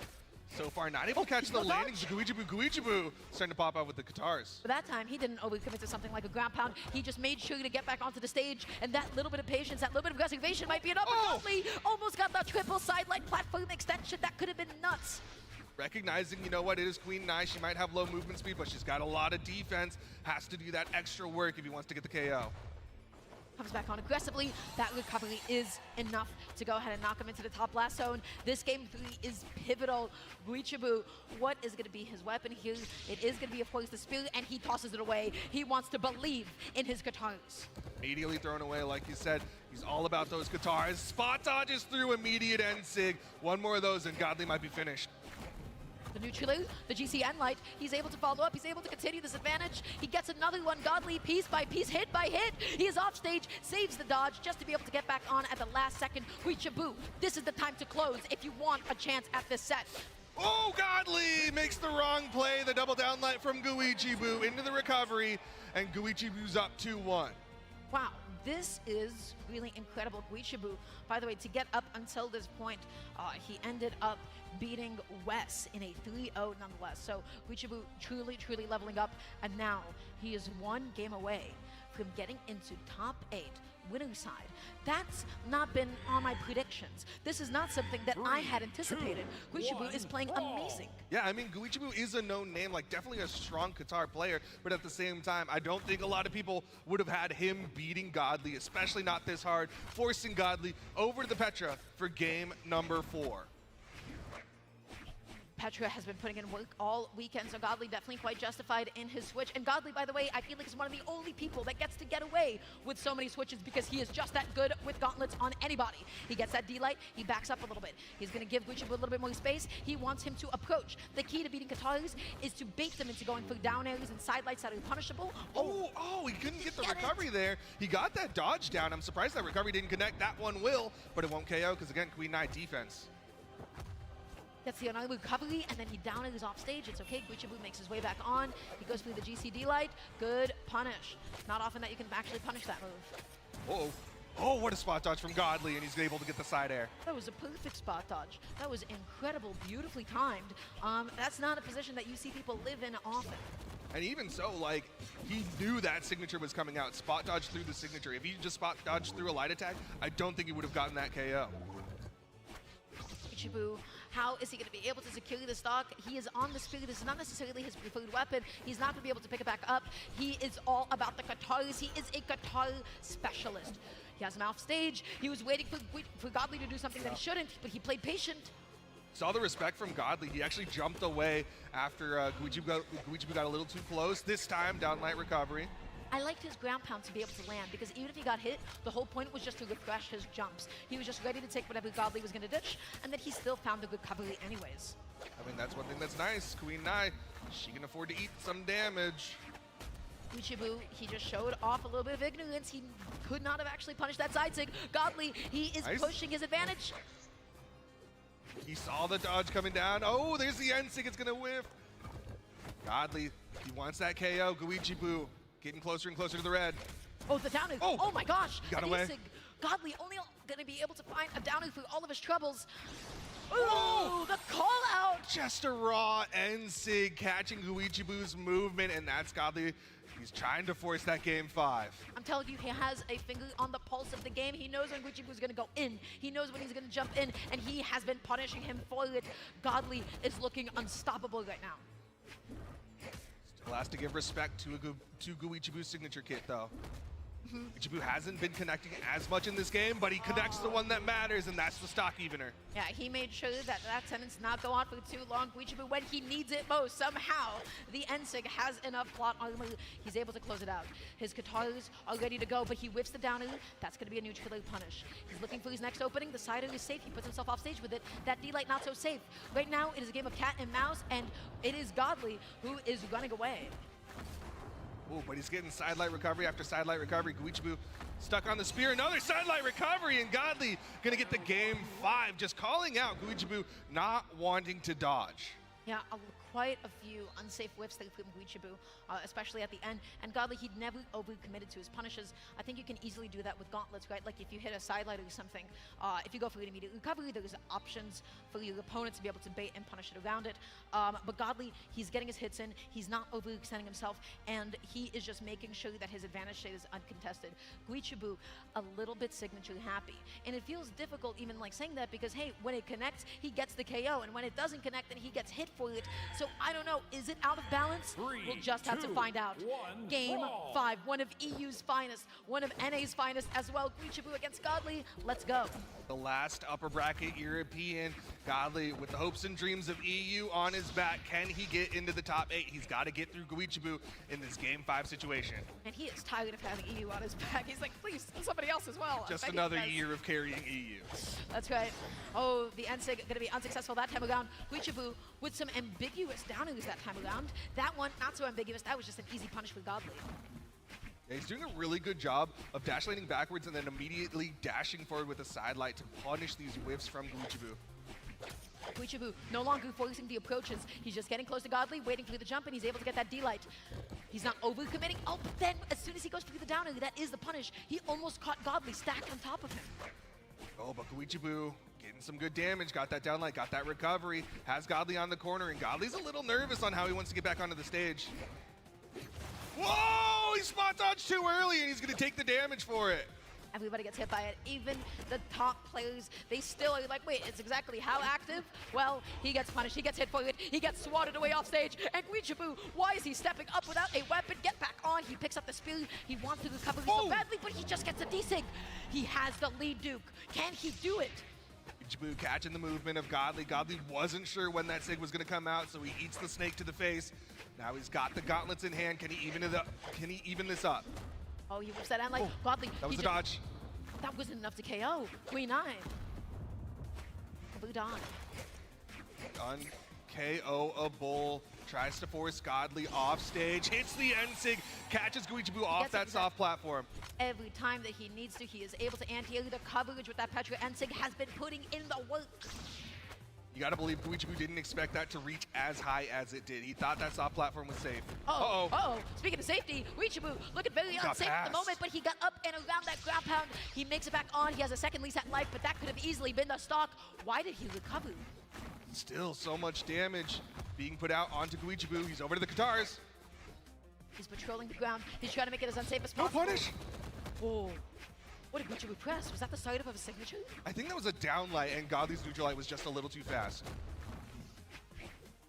Godly playing just above Guichibu. He is maybe trying to bait out a recovery. He's maybe trying to bait out an NSIG from him. Okay, he's backing up a little bit now. Okay. Heard the SIG charge up. Godly looking for the recovery. He's got good damage. It's going to be the NSIG. One stock away from a European in the top side of the top 8. And that NSIG does not quit. Guichibu, is he capable of making this comeback? This is a game 5 against one of the best players to have ever done it in Brawlhalla history, Guichibu. He is looking for any openings, but Godly is making all of these landings unsafe. Is this too late? Is it snowballing? And over till it's over. Guichibu chasing Godly down over to the Katars. Dangerous spot for Guichibu to be in. Went real low, but the weapon toss keeps him safe. Pick up recovery. That was so optimal. He was able to get the strong hit in of the Qatar recovery. The sider swats him away, but the weapon toss is so small. Guichibu, it was just enough to be able to get the KO. Game 5. This is to get into the winner's side of top 8. This would be generational for Guichibu. Godly EU on his back. Over to the orb. Final stocks. Both of them so even. Who's going to take it away? Guichibu. Utilizing so much movement on this Queen 9, not swinging, finally does with the recovery, but it's relatively safe. Godly, this is now the time that he's pulling out the orbs. He has been mostly going through the gauntlets. This is the weapon that keeps weapons like Atari's at bay, but he goes through the Kung Fu pick. He's able to get the side light. He's able to get the D-light. That is already damage being grasped on. Oh my god! The dodge down, but he still had iframes, got through the side signature. Guichibu was reading, but read a little too early. Side light in the recovery, not gonna hit. Another recovery, Guichibu unarmed. This might be it. Oh, Godly! he did it! He wasn't able to confirm it. You have the D-Sig. Wait, Shabu, you have been given so many chances. He's able to get the side and he tosses away the spear. Once again, he picks it up. The end light not going to be able to KO across the stage. One hit. The recovery doesn't hit, and the neutral light does it. Godly going into the top side of top 8. Oh my god, he clutched up when he needed to most. He switched to the Petra and he relied on the orb. The orb switch did so much work for him, specifically in the whiff punishing. I know that I talked about Godly's gauntlets, but he is not, so one-dimensional. He has multitudes to him. He has so much weapon expertise, but that is a bit of a heartbreaker. Guichibu taking Godly to game 5 in and of itself, amazing achievement. Yeah, incredible plays. Obviously, I think Guichibu should be at least a little bit proud, despite the fact that he might be disappointed in the fact that he's going down to the elimination side of the bracket. He should be proud because he took Godly to game number 5. Now he's got to find his way through the elimination side of things. But I do want to give credit to Godly's gauntlets. He was able to hold him for 70% of that last game, put out 484 damage to finish off Guichibu on those gauntlets. I'm thinking about that side sig. That side sig felt like that could have been it. That would have been so big for Guichibu. I would love if we could just go back in time and just see oh, exactly, when did his iframes on his dodge run out, and just how, that was a matter of frames. That was a matter of pure milliseconds. That could have completely changed the tides of this game. And what's crazy is we've seen a relatively similar situation where Godly dodged too early and he ended up eating that neutral signature from Guichibu. That time he just got a little too risky with that recovery though. Yeah, those recoveries over the stage. This is something that is universal. When it is last stock, last hit, especially when there is so much on the line, like at BCX, you might think of it oh, he just should have been more patient. Well, it's last stock, last hit. That is when your true inner self comes out, and Godly showed off his prowess. He knew what he was baiting. He was standing right there in recovery range. That is where Guichibu saw red. He was like, wait, if I hit this, this could be it. If I hit this, this could be it. And then he was able to go ahead and dodge it and punish it. So Godly, he clutched it up in this game 5. Amazing work. Let's hear what he has to say about it. I'm hanging out here with Godly. That was a stressful match there. How were you able to bring it back in those last 2 sets? It's me. I have to do it. That's the thing, because it's I've been here so many times now, and I've been throwing for the last year and a half, and I was I'm down 2-1. I'm I've been here before, and I've just lost through losers. But seeing everyone be we want to see Prime Godly back and stuff like that, it kind of motivated me, to be fair, today. Especially Hawthorne, one of the people, he told me to get back on the Mordex and just start playing like myself, and I just did. So even when I went down 2-1, I was you know what? Normally I just stress here and start losing, but I was nah, I've got my picks, my Petra Mordex.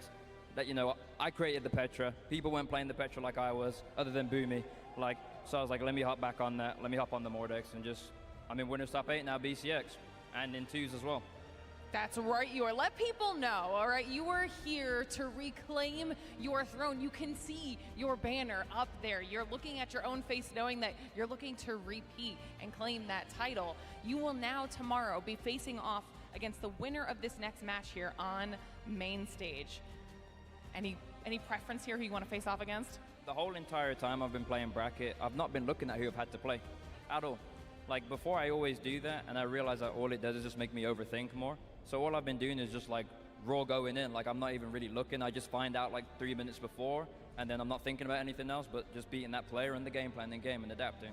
Now, we keep talking about it with everybody. Obviously, this is a big year for Brawlhalla, 10 years, right? So what has your journey been like as a competitor? It's been crazy. It's been 3 years from 2022 to 2025. I'd say I've done very good for myself in this game. The whole point is I want to leave the legacy, show people that Europe can do it. The Europe players are really good, and that's why I'm happy all the other European players are getting good. But I got to win for them, or the people at home. They've been telling me you've been selling for too long, and I'm yeah, you're right. I've been selling for way too long. So I'm gonna just try to win that. That's it. Well, I love that, and we will be seeing you multiple times, like you said. Tomorrow, it's going to be an action packed day for sure. But we still have one more match to get through here, so we're going to send it back on over to the desk. Literally, thank you so much. It was so nice hearing Godly be able to talk about it. Yeah, there's two kinds of players. There's the people that study up on the bracket beforehand, and then there's the people that just go in and compete, and Godly doing an amazing job just showing off that approach. So that means that Godly has solidified himself into the top 8. Duke and I have the pleasure of bringing to you guys one more match, a personal favorite of mine. But before we even talk about that little bracket update on the elimination side, Duke, what happened in eliminations? XJ Cool J beat who is kinda 3-2 XJ Cool J, close to qualifying for the top 8, kinda is done for the singles round of BCX. On the list of expected outcomes, that's definitely not one of them, but my friends, enough about them. That is not who we have coming up in front of us. It is going to be, not Godly Guichu, not quite. It's going to be Radish on the left. It is Radish on the left. Radish on the left. Stingray, Ayo Witty on the right. Please. Well, okay, we'll fix it eventually. Guys. It's really hard to type these out, okay? Stingray, though, I do gotta say, like, I've been talking about it. If you've heard me in the back, I'm talking about the fact that Stingray came up to me personally and he was like, yo, I figured it out. And honestly, it's kind of looking like he figured it out. He said he's gonna top 8. He's gotta get through Radish, and we'll see how well he does as excuse me, what? Oh, that's Bryn. I thought he was on Ada. I was like, that's crazy. No. He is on Bryn. And why? Specifically because of that Spear D-Sig that he has been taking advantage of the entire time. He is so happy to be using it. And look at all of a sudden, the Pogo, the Cider, he is denying Radish of all stage control. North America versus North America. This is so exciting to see happen live. We saw how strong Radish was able to play against Ahmet not too long ago, but Stingray showing he's familiar with that North American. He knows how to play the game against a player like Radish. That's right. Let's see what happens here. Stingray just going to be crossing up, not going to be able to get that D-Light. Radish was up a little bit too high. He's slowing it down for a second, maybe trying to catch that cross-up. Interesting ground pound on stage. Don't see that too often from an Orb player. Helicopters back up onto the stage. Oh my god, that N-Sig was not hitting anybody. And Stingray, I felt like that could have been a bit of a bigger punish, but the foot, the claw, is going to spike him down into oblivion. Are you going to take the beak or are you going to take the claw? This time it was the claw to take down Stingray. Radish not too hurt. Take a little bit more work for Stingray to get this one.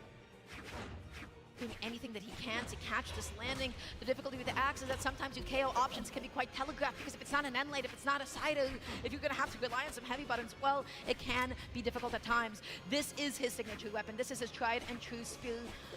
Let's see if he can close it out. He just needs that D-Light recovery. He needs that side light. He's not able to get the side light recovery that he was looking for. He needed to do like a jump fastball, but that D-Sig is now coming in clutch. That is why he has the Bryn. Stingray's so good at utilizing stacked down signatures. He used to do it with Orion all the time. Now he's doing it with Bryn. It's working out as he's keeping things even. Sidelight, neutrally non-committal, but still able to position himself to be able to get that recovery, using neutrally just to be able to swat Radish away. Hit by hit, he is evening up this game. But Radish still has a substantial lead. He's trying to space out these downers. He's trying to get some space away from him. Oh, punishes the side air. Doesn't get a side air of his own, though. Let's get the side lights. Oh, the cross-ups. Oh, the neutral. They keep fading in and out. Easy and punish. That's the punish that I was looking for the last time. No side light, please. Thank you. D-Light, sir. Not enough to be able to KO. Weapon toss not actually connecting. Oh, dips under, but Radish with the recovery, gonna stage spike Witty to the right side, and Stingray now onto his final stock here in game number 1. Yeah, that angle was absolutely disgusting. Stingray, let's see how he's gonna have to close this one out. Let me tell you right now, I've got a feeling it might be, involving that D-Sig of his. He gets the Pogo, not able to get the D-Light. Oh, he gets another Pogo. Is it gonna be the edge guard? Actually, yes, it does. I was totally incorrect. Beautiful stuff. He's keeping it nice and even. He's sticking with the axe now as we get into final stocks here in game number 1. Dashes away, not able to hit that down light, just a down air, and he backs away because he's not sure how Radish is gonna react out of that down air. Jumping in and jumping out. Stingray is playing neutral so patiently, but then again, so is Radish. He's able to get the jump call out that he's looking for. That orb neutrally was pixels away from connecting. Oh my god. Stingray makes it back on, but he has not been able to fight back in quite some time. He gets a sidelight, but no callouts. He has not gotten a read on Radish's dodge habits. Radish has him off stage. Stingray's gonna go high, and that platform, Radish said, hey, it is lava. There is nothing safe for you to land on. The molten bird comes out and takes a bite out of Stingray. He used too much of his aerial economy, and you saw him sweat beating over Radish, and Radish was like, okay, I know exactly what to do here.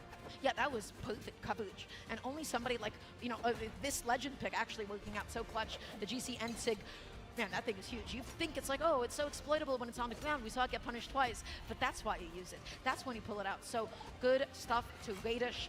I feel like on that last stock, Stingray seemed a little bit lost on how to approach a lot of Radish's defensive movement. Yeah, it really felt like Stingray chose to stick with the axe, and then the whole time was like, why did I do this? Because he was not finding hits with his axe. Especially against Orb. Let me tell you right now, for Axe, matchup, you know, they just kind of tend to outspace you, they tend to whip punish you. It can be a little bit difficult, but Axe does a good job of intercepting boots preemptively. Already that's going to be a 3-piece and a lot of damage. See him chasing Radish, seeing if he can find a neutral air as Radish was landing, but he couldn't find the hit, doesn't hit the neutralite. This time he will on wake up and throws away the axe as he swaps over to the spear. Let's see if he can get this juggle going. That's one recovery. No neutral air catch on that cross-up. Radish went out a little bit too far. Up and toss to cover himself after that neutral air connected. Radish still finding ways in on top of Stingray though. Till it comes through. Stingray being so patient on the ground, but then Radish lands aggressively, but that NSIG was not hitting anybody. What a beautiful whip punish from Stingray. He gets a D-Light, he gets a side O. He's not going to be able to get another one, but that D-Sig goes to the left, not enough to do it. Goes for another one. Radish too high in the sky that time, able to jump over it. Stingray looking for that finishing blow, hits him with a weapon toss, hits him with the ground pound. That's Stingray with the lead. He is cleaning up that stock with ease, but this lead isn't all that high. Radish, he doesn't need a lot to be able to take it out at this point, but Stingray, hold on, this juggle is looking really good for him. Radish doesn't have a weapon, he doesn't have a destroy to be able to contest. Stingray tried to deny him. Good respect on that NSIG. He knew that that was a red light and not his time to go in. Stingray gets back onto the stage, picks up another spear. Wanting to add up extra damage here, but Radish with the sidelight side air, not quite enough. Wow, okay, I guess a little bit too far to the right, but the Orb recovery is going to be able to do it. Radish just stealing it in, and now Stingray has established a pretty good lead for himself. Over to the axe now, like you said earlier, not the most comfortable matchup against the Orb. We'll see what Stingray can do until the next weapon spawns. Oh, he is just pressing nothing. And as soon as he does press that neutral, he was not able to actually catch that jump from Radish. He's tossing away the axe in favor of that spear. Yeah, I wouldn't want to play that matchup either, but these juggles from Radish, they're belligerent. Still sweating here. Radish just finding hit after hit onto Stingray. Stingray not even going to challenge, not going for a pogo. Stingray just struggling to get on top of Radish. Avoids the bird. He was a little bit too late. That was probably the only thing that he could use to punish a time, but he is off stage. He takes it slowly. Radish just takes the time to pick up a weapon. That should be the stock. Now Radish is the one in the lead. The question is, can Stingray close? He needs to close this now before this falls too far away. Radish is taking him off stage. Sweatin gets past, goes over to the axe. Needs to finish the stock off of Radish, and the NSIG doesn't do it for him. Oh no, the recovery not going to hit anybody either. That's just an easy whip punish for Radish. This is beginning to fall apart, but for Radish, he is more than happy. He misses a button. He's able to get the sale. Stingray is back in this game, but he needs a lot of leads, especially with a weapon like Spear. This can have a very inconsistent advantage state, but allows you to keep somebody away. He's doing exactly that. Nice. He's keeping him away. Oh, but he misses the recovery, and now it's Radish from below. He's got the nair. He misses the recovery of his own. Stingray, he needs to get this one even. That D-Light was bait. Radish was able to punish. The seal comes through. It's not enough, but look at the position. Red wrong, went for the double side light. Radish went high. He's giving him so much respect. He's being so patient. He's going for all these cross-ups. Oh my gosh, the recovery whips. Disarmed. He's disarmed, but not for long.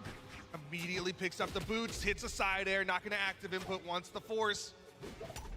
Oh my gosh, that still didn't connect. He picks him up! High, and he clutches. Stingray gonna be able to take game 2. He had the lead. He lost it for a little bit, but then he brought it all the way back. That last stock was so patient. And again, I talked about in the beginning, that D-Sig, that Spear D-Sig for Bryn has been putting in the work for him today. Yeah, he has been making that down sig work. It did take a nerf a while back. It doesn't do nearly as much damage as it used to, but it still comes out quick and it still hits hard. It stays busy. He did exactly what he needed to do. He played patient and he played keep away. He was not rushing. He wasn't going for any overcommittal leads. Spear is the kind of a weapon that, you know, you hit a sideline and then you go for like a recovery or something. People can easily find a whiff punish on you instead. So you have to be super patient. You have to be stoic almost in your gameplay. We're going into game 3 now. Radish up against Stingray. This could go either way. They're so close to each other. So even. The real critical thing here is who's going to get their comfort weapons. Radish is looking for the orb, Stingray looking for the spear. They both got their comfort weapons. Now who's going to get the dub? He is feeling so confident in all of his spear recoveries. He's landing everything that he's going for, whipping the neutral on the way back down. How many recoveries have connected at this point? Stingray really starting to feel out. Okay, Radish likes to go high off of that side light, so you see him empty jump. He's still not over committing after the side light for just the raw read, but he's still staying there just in case. Dash jumping in, dash jumping out, slowing down the pace of the game. Radish overcommitting to that side light. He has not been able to get a handle on Stingray's movement. He whiffs a D-light, and look at the extent of that punish. He's able to take it all the way off the top, and now look at the stock lead. He is relatively healthy. Yeah, this is a huge lead for Stingray. He's going to try to get more here as Radish goes over to the boots. Good call out. Radish is backing up a little bit, waiting for Stingray's next landing option. Leans in with the side, but Stingray's too busy pressing N-light, not able to punish it. It's starting to come out. You're going to see Stingray lean a little bit more onto the down sig as Radish definitely wants to stack up here. Like 5-6 seconds of no buttons pressed. Radish, is he going to be able to catch him? Yes, he does. The scoop with the GC N-sig. Nicely done. What a call out from Radish. Seeing that Stingray was going to go high and hits him with that N-sig in that open air, that is detrimental. He has been doing that all day. He is showing just how powerful of a button that is. He shows his prowess in that position. And with that, the game is totally even. You can't whiff spear sidelight in front of anybody. This is the neutral air. Constantly crossing each other up. They just sometimes just switch into this mode where nobody presses a button before all chaos breaks loose. Catching the jump. The down is so well spaced. And despite the lead that Stingray built for himself at the start of this game, look at the lead that Radish has managed to get himself now in the middle part of this game.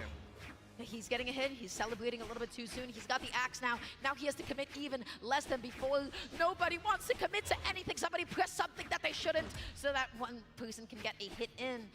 Radish. That's that whip punish. The one swing he does, and yeah, Radish able to punish him. Side light, side air. Not quite in the red. Radish looking good. Picking up the spear now, his weapon of choice has been working out so well for him. The downer is a little bit too late. Radish was already up and above the stage and to safety. Trying to hit the pogo instead, lands immediate down signature. Get that finishing blow, it's another down signature. Stingray evens things up. Oh my gosh, I don't know how he is finding so many D6, but again, it is putting in the work. 2 of them is what it took to be able to take out that stock. Neutrally, the juggles in the beginning. That neutrally was so good because it gave him the time to position himself for the downer and be able to get that next hit, punishing the dodge. He's playing so non-committal, almost catching the dodge that time. The game is totally even once again. Nice recovery from Radish though. He's playing great from below. Really just juggling Stingray. Stingray now on the ground, not wanting to throw out an attack. Like you said, a side light whiff is very punishable.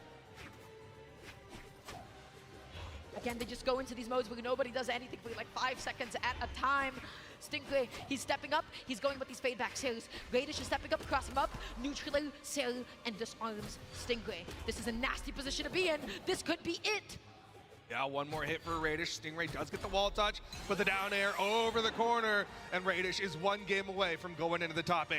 His keep away game with the orb is so good. It can make anybody just look completely helpless in trying to approach and to be able to get in on it. Radish has such a good handle on the pace of the game, but I gotta say, there's nobody looking helpless. That was so close.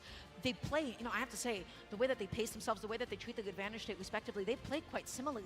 Yeah, they're both really good at getting their moments. They're both pause for a moment, and like you said, they'll kind of just dash jump around each other, and then they start to find their moments where they're like, okay, I'm going to start getting these juggles, start to get these nairs, start to get these recoveries.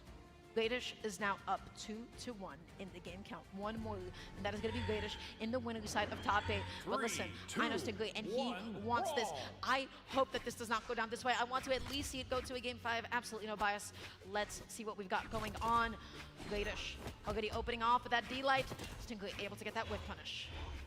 Weapon spawn all the way to the right side. Stingray runs for it, but it's an axe, not the weapon he's looking for. You can see him not wanting to press a single button, and Radish finding all this damage.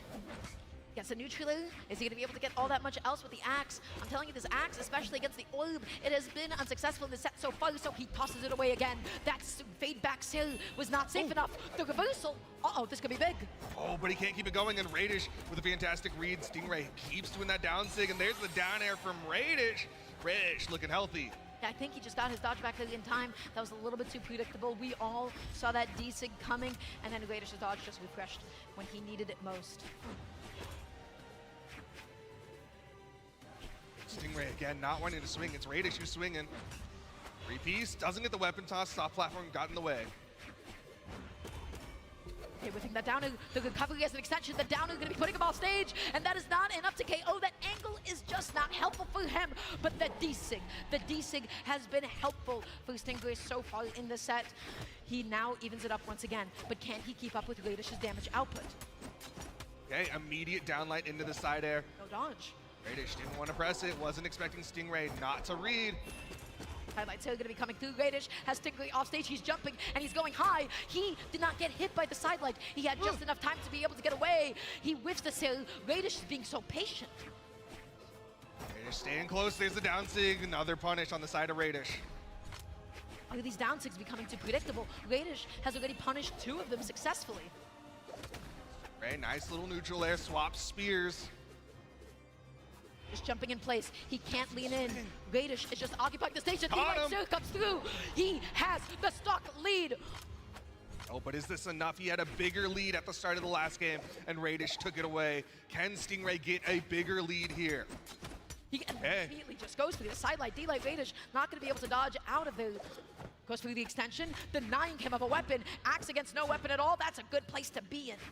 Just denying Radish, able to pick up the boots. Down air. That's a burn dodge, and Stingray not going to take the bait. Instead, waits on stage. He's like, there's not enough damage for this risk to be rewardable. Oh, he is stepping up. Radish, he just needs to be able to connect that D-Light. He just gets that sidelight instead. D-Light, recovery off the top. Last stock each. Radish is the one with the game advantage. He's going to be opting for the orb. It has been doing so well for him. Stingray needs a spear. He does not need an axe. Ain't over till it's over. Radish still has enough health to play. Recovery not going to be enough to KO just yet. The no-read read is not working out anymore. Radish starting to press that dodge button, but there's the recovery. But his recovery accuracy has been amazing. That does it! It does. He was able to get the game that way. It taketh in the beginning of this game. It ended up working against him a couple of times, and then he was still able to close it out. It really feels like it's completing the kit. It's filling in the gaps for Spirit, where it's like missing a little bit of coverage, where it's like missing a little bit of activity, and he is just using it so well to be able to catch those landings. We're going to another game 5. Can our voices take it at this point? Well, you know we got to do it. We got to give them a good one, because this is our final set of the day to see who is going to get in the top side of top 8. Stingray versus Radish. Which North American is going to take that final slot? Listen, it's not just Radish and Stingray. It is Radish's orb against Stingray's spear. That is what this game is all about, and that's exactly how we're going to open off. It's a game of the juggles. They're both so good at it, and Radish is just chipping away at Stingray. Oh my God. The weapon toss doesn't work out for him. Now Stingray's over to the axe. Doesn't swing onto Radish. Throws out the downlight. Able to get away.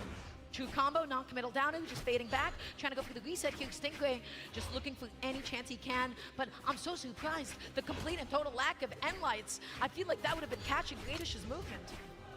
Oh, instead he wants the comfort of that spear. The down air bounces off the soft platform, but it still connects on the Stingray. Juggle's starting to come out. Radish can be looking for that KO tool soon. Stingray so patient, respecting the disjoint on orb, giving Radish the space that he needs. That wasn't enough to be able to take it off the top. Radish is creating this wall, saying you will not go past this point. Stingray doing anything he can to approach. Stingray just trying to find the longest range he can. Radish manages to avoid the read from Stingray. Oh my gosh, the cross-ups! You can feel the tension when they both do nothing at all. That's gonna be the whip punish. You can't with sidelight like that. We have seen Stingray in this position, and we have seen it bring him back. We've seen him bring it back. What can he do to get the stock? Let his axe start putting in some work. Got some good damage, but Radish with the dodge through avoids that down signature. So it comes through that D-Light. He actually didn't fully dash into it, so he didn't get the full momentum. Otherwise, Stingray would have been able to get the pogo. Okay, looking for the option, looking for the opportunity to hit that recovery. Stingray's being so patient. He's not committing to anything. He gets the recovery, but just one of those is not going to be enough. He's now in a position where he needs to land, and Radish is going to successfully catch that landing. That D-Light a little bit too far away for him to punish. He wants that D-Light. He wants that D-Light to combo so badly. D-Sig does not connect. Got a little over-eager there throughout the down signature. This time it'll hit, it'll KO. Stingray primes the spear. It giveth and it taketh away, and that time it certainly taketh away Radish's stocks. It is 2-2. He gets the end light. He's not able to get the jump call out. He now has to find a landing. The wake up pogo was amazing, but he whips the side light. Radish with no weapon. He wasn't able to find the side light of his own. They're so back and forth. The down signature as Radish was too far away, but not too big of a punish. Still Stingray playing from behind. That spacing, he got just barely past it down, and both of them spaced it so well, but Stingray, he was just a little bit above. Oh, so much movement coming out. Neither of them wanting to swing. It's going to be Radish with the side air. Stingray, the down air. He's waiting for it, and Radish tries to mix it up. He's able to get the reversal. Radish has the stock lead. Is Radish going to be the one to make it into the winning side of top 8? It's Stingray. He has to fight to be able to even this up now. It's going to be tough for Stingray. When it comes to the damage, Radish has just been a little bit faster than he is. Stingray now holding on to this axe. There's no weapon spawn, no opportunity to change. Instead, he's just hoping Radish will whiff. The down light, the side air, and the neutral light. None of them are hitting for Stingray. He's tossing away the weapon. He wants his beloved spoon so badly. Is it going to be a D-Sig? It has to be a D-Sig for the culture at this point, but the whip punishes just keep on happening. Is this going to be a snowball in Radish's favor? He is setting up a wall. Stingray whips the side light, but he doesn't get punished for it. The sail comes through. Radish is off stage. Down Sig! Final stocks. Can Stingray do it? Deep red. We've seen him clutch this time and time again. Oh, but is it going to be Radish? He is looking so much healthier. Stingray has to work so hard to be able to even up damage. No, D-Light that time. Is that it? No, not yet. It's the wall touch with a down air. Stingray still has movement. Radish is there, and it doesn't matter. Radish takes it in game number 5. That was such a beautiful, beautiful set. That was so hard earned from him. Both of them worked so hard, and they both wanted it so badly. Radish, congratulations. He is making it into tomorrow on the winner's side. Stingray going to be knocked down into the elimination side. What a set, what a way for us to end off on. Oh my God. Incredible play from both players. Stingray just in that final moment didn't have enough health to work with and ended up getting taken out, but he's going down to the elimination side. He's not done with the tournament. He'll just have to worry about how he plays that elimination side and whoever he runs up down there. Telling you, Stingray's spear specifically is so good. It will give anybody a really difficult time. This axe, I mean, yeah, we didn't get to see that much axe usage, but that's just because Radish, he was opting to go for the orb more so. The orb does so well against axe. It's just able to whip punish. If you're ever like, hey, why didn't he swing? I guess, you know, when I was like, why doesn't he just like end light? Well, you know, orb just does such an amazing job of whip punishing axe, and they get so much more consistent punish for it as well. Yeah, I can't fault Stingray for not wanting to attack, especially because there were so many moments where, like, in my head, I'm like, yeah, just do it down. Like, you see Radish jumping right in front of you, but the few times he does, he immediately gets whiff punished. I can't fault Stingray for being a little conservative with the axe play. Yeah, but there's definitely something he was quite generous with, and that was his D-Sig usage. And let me tell you, it was so successful. He was really pushing Bryn's kid. You know, he's not done yet. He is not done yet. He still has that fight in him, and that was an amazing performance. Now, we gotta hear some words from Radish and Glitter Explosion. Please, talk to us. One final check-in here for the day with Radish after that win, and that was a back-and-forth matchup. So talk to us a little bit about how you were able to save that and bring that one home. Yeah, so like me and Witty have a lot of history in tournaments, but you know, it always drags out to game 5 in recent times. So it's just like constant adaptation, you know, constant like, you gotta like be aware of the Spirit D-Sig, or like if he mixes it up, because he knows that I'm gonna mix it up. So like it's pretty complicated. And that's kind of like the pro and con side of like knowing how to play against your opponent, right? And now that you're through to tomorrow, you're going to be facing off against Godly. Is this going to be a similar situation where you're trying to play against each other, but you already know what to expect, so you're trying to adapt in the moment? Well, for Godly, well, he's EU, so I don't have as much experience with him, but we do have like a couple of sets across the past few years. So I think it'll be a really hard set with a lot of adaptation and the same thing. It's pretty much how all sets go at the top levels. So I'm looking forward to it. Well, you've made your way through. That was the ultimate goal, to make it to Sunday. Do you feel good about pushing all the way through to potentially getting that title now? Yeah, I feel good. You know, inshallah, I'll do good tomorrow. I think it's tomorrow, right? Yeah, tomorrow. Well, it's going to be a long day. Today was a long day as well, so I'm not going to keep you any longer. I'm going to make sure you can get home, get some rest before we dive into our finals. For now, we're done on the stage, so it is time to wrap up the show, Sheepy.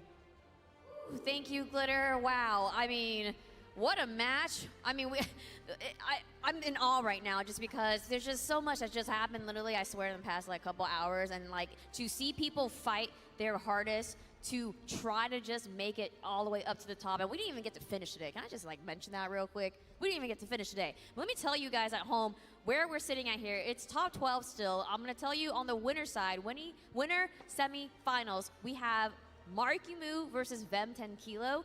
Then we also have Godly versus Radish, who literally just won a moment ago. Then let's talk about the elimination side, all right, of this top 12. It's going to be Yuz versus Loris, Balloon Boy versus Wes, Goichibu versus Munir, and then Radish versus Stingray. Stingray. I'm so sorry. Yes, Stingray versus XJ Cool J, if I'm reading that correctly. Oh, wow. I mean, I know there were some upsets here in this bracket. Like, incredible. So, y'all, this is your top 12 that we're going to be seeing tomorrow as well. Now, I want to grab Dara and Duke. I want to grab your last final thoughts here. We can start with you, Dara. I want you to think about today, all of today. Who was the most impressive as far as the competition today? Whoa, that's a big question. I It is. feel like we have to talk about Vem 10 Kilo. Vem 10 Kilo, like again, there was so many big names in South America, and his Petra was absolutely destroying people. He was eliminating others. He played so well. Also on the EU side of things, we got to talk about Godly, because again, EU doesn't always, have the best time in the winning side of brackets, but Godly, he did it. He was able to make it out successfully. He's in the winning side of top 8, so maybe this is going to be EU's time to shine. But I have to say, all of these sets that we just got to see, especially after that last one, I feel ready to pass out. That was so much. That was so much. It was a lot. You guys kept going. It was great. Duke, same question here. Out of everyone you saw today for singles tournament, who had the most impressive performance for you? I mean, there were so many banger sets, but I gotta highlight Markimu, man. Taking down Yuz, being able to really counter and push all these moments where Yuz had such a sizable lead and then Markimu just steals it all away. Like, that is something that is incredible and incredibly hard to do. I mean, you're not wrong in that, like, there was so many impressive players today. It's really hard to narrow down just the last few. I mean, I think I agree with both of y'all's statement about who was so impressive today. I'm pretty sure your folks at home, you guys have your opinions as well. But y'all, thank you so much, Dara. Thank you so much, Duke, for all the commentary for this last couple matches here. But y'all, that will do it for us, okay? Make sure to tune in tomorrow. Yes, I'm reminding you, Mama Sheepy's trying to tell you here, tune in tomorrow for some bonus singles coverage, all right? So let me lay it out for you. Mainstream will be live for our doubles pre-show at 11:15 a.m. So we're doing doubles first, right? Then our Bravo stream, yes, twitch.tv/Brawlhalla, Brawlhalla, will kick off our singles coverage with Elimination Top 12 at 2:30 p.m. Then our mainstream will then continue singles championship Sunday coverage at 3:15 p.m. So just a quick summary here. We got doubles pre-show on the mainstream, and then later in the afternoon on the Bravo stream, we still got to do Elimination Top 12, and then after that, we'll continue on with Championship Sunday on the mainstream. All right, y'all, 6 doubles team, 12 single players, all vying for Brawlhalla Championship glory. Thank you all so much for tuning in, and we'll see you tomorrow where we'll find our champions. Good night, everyone.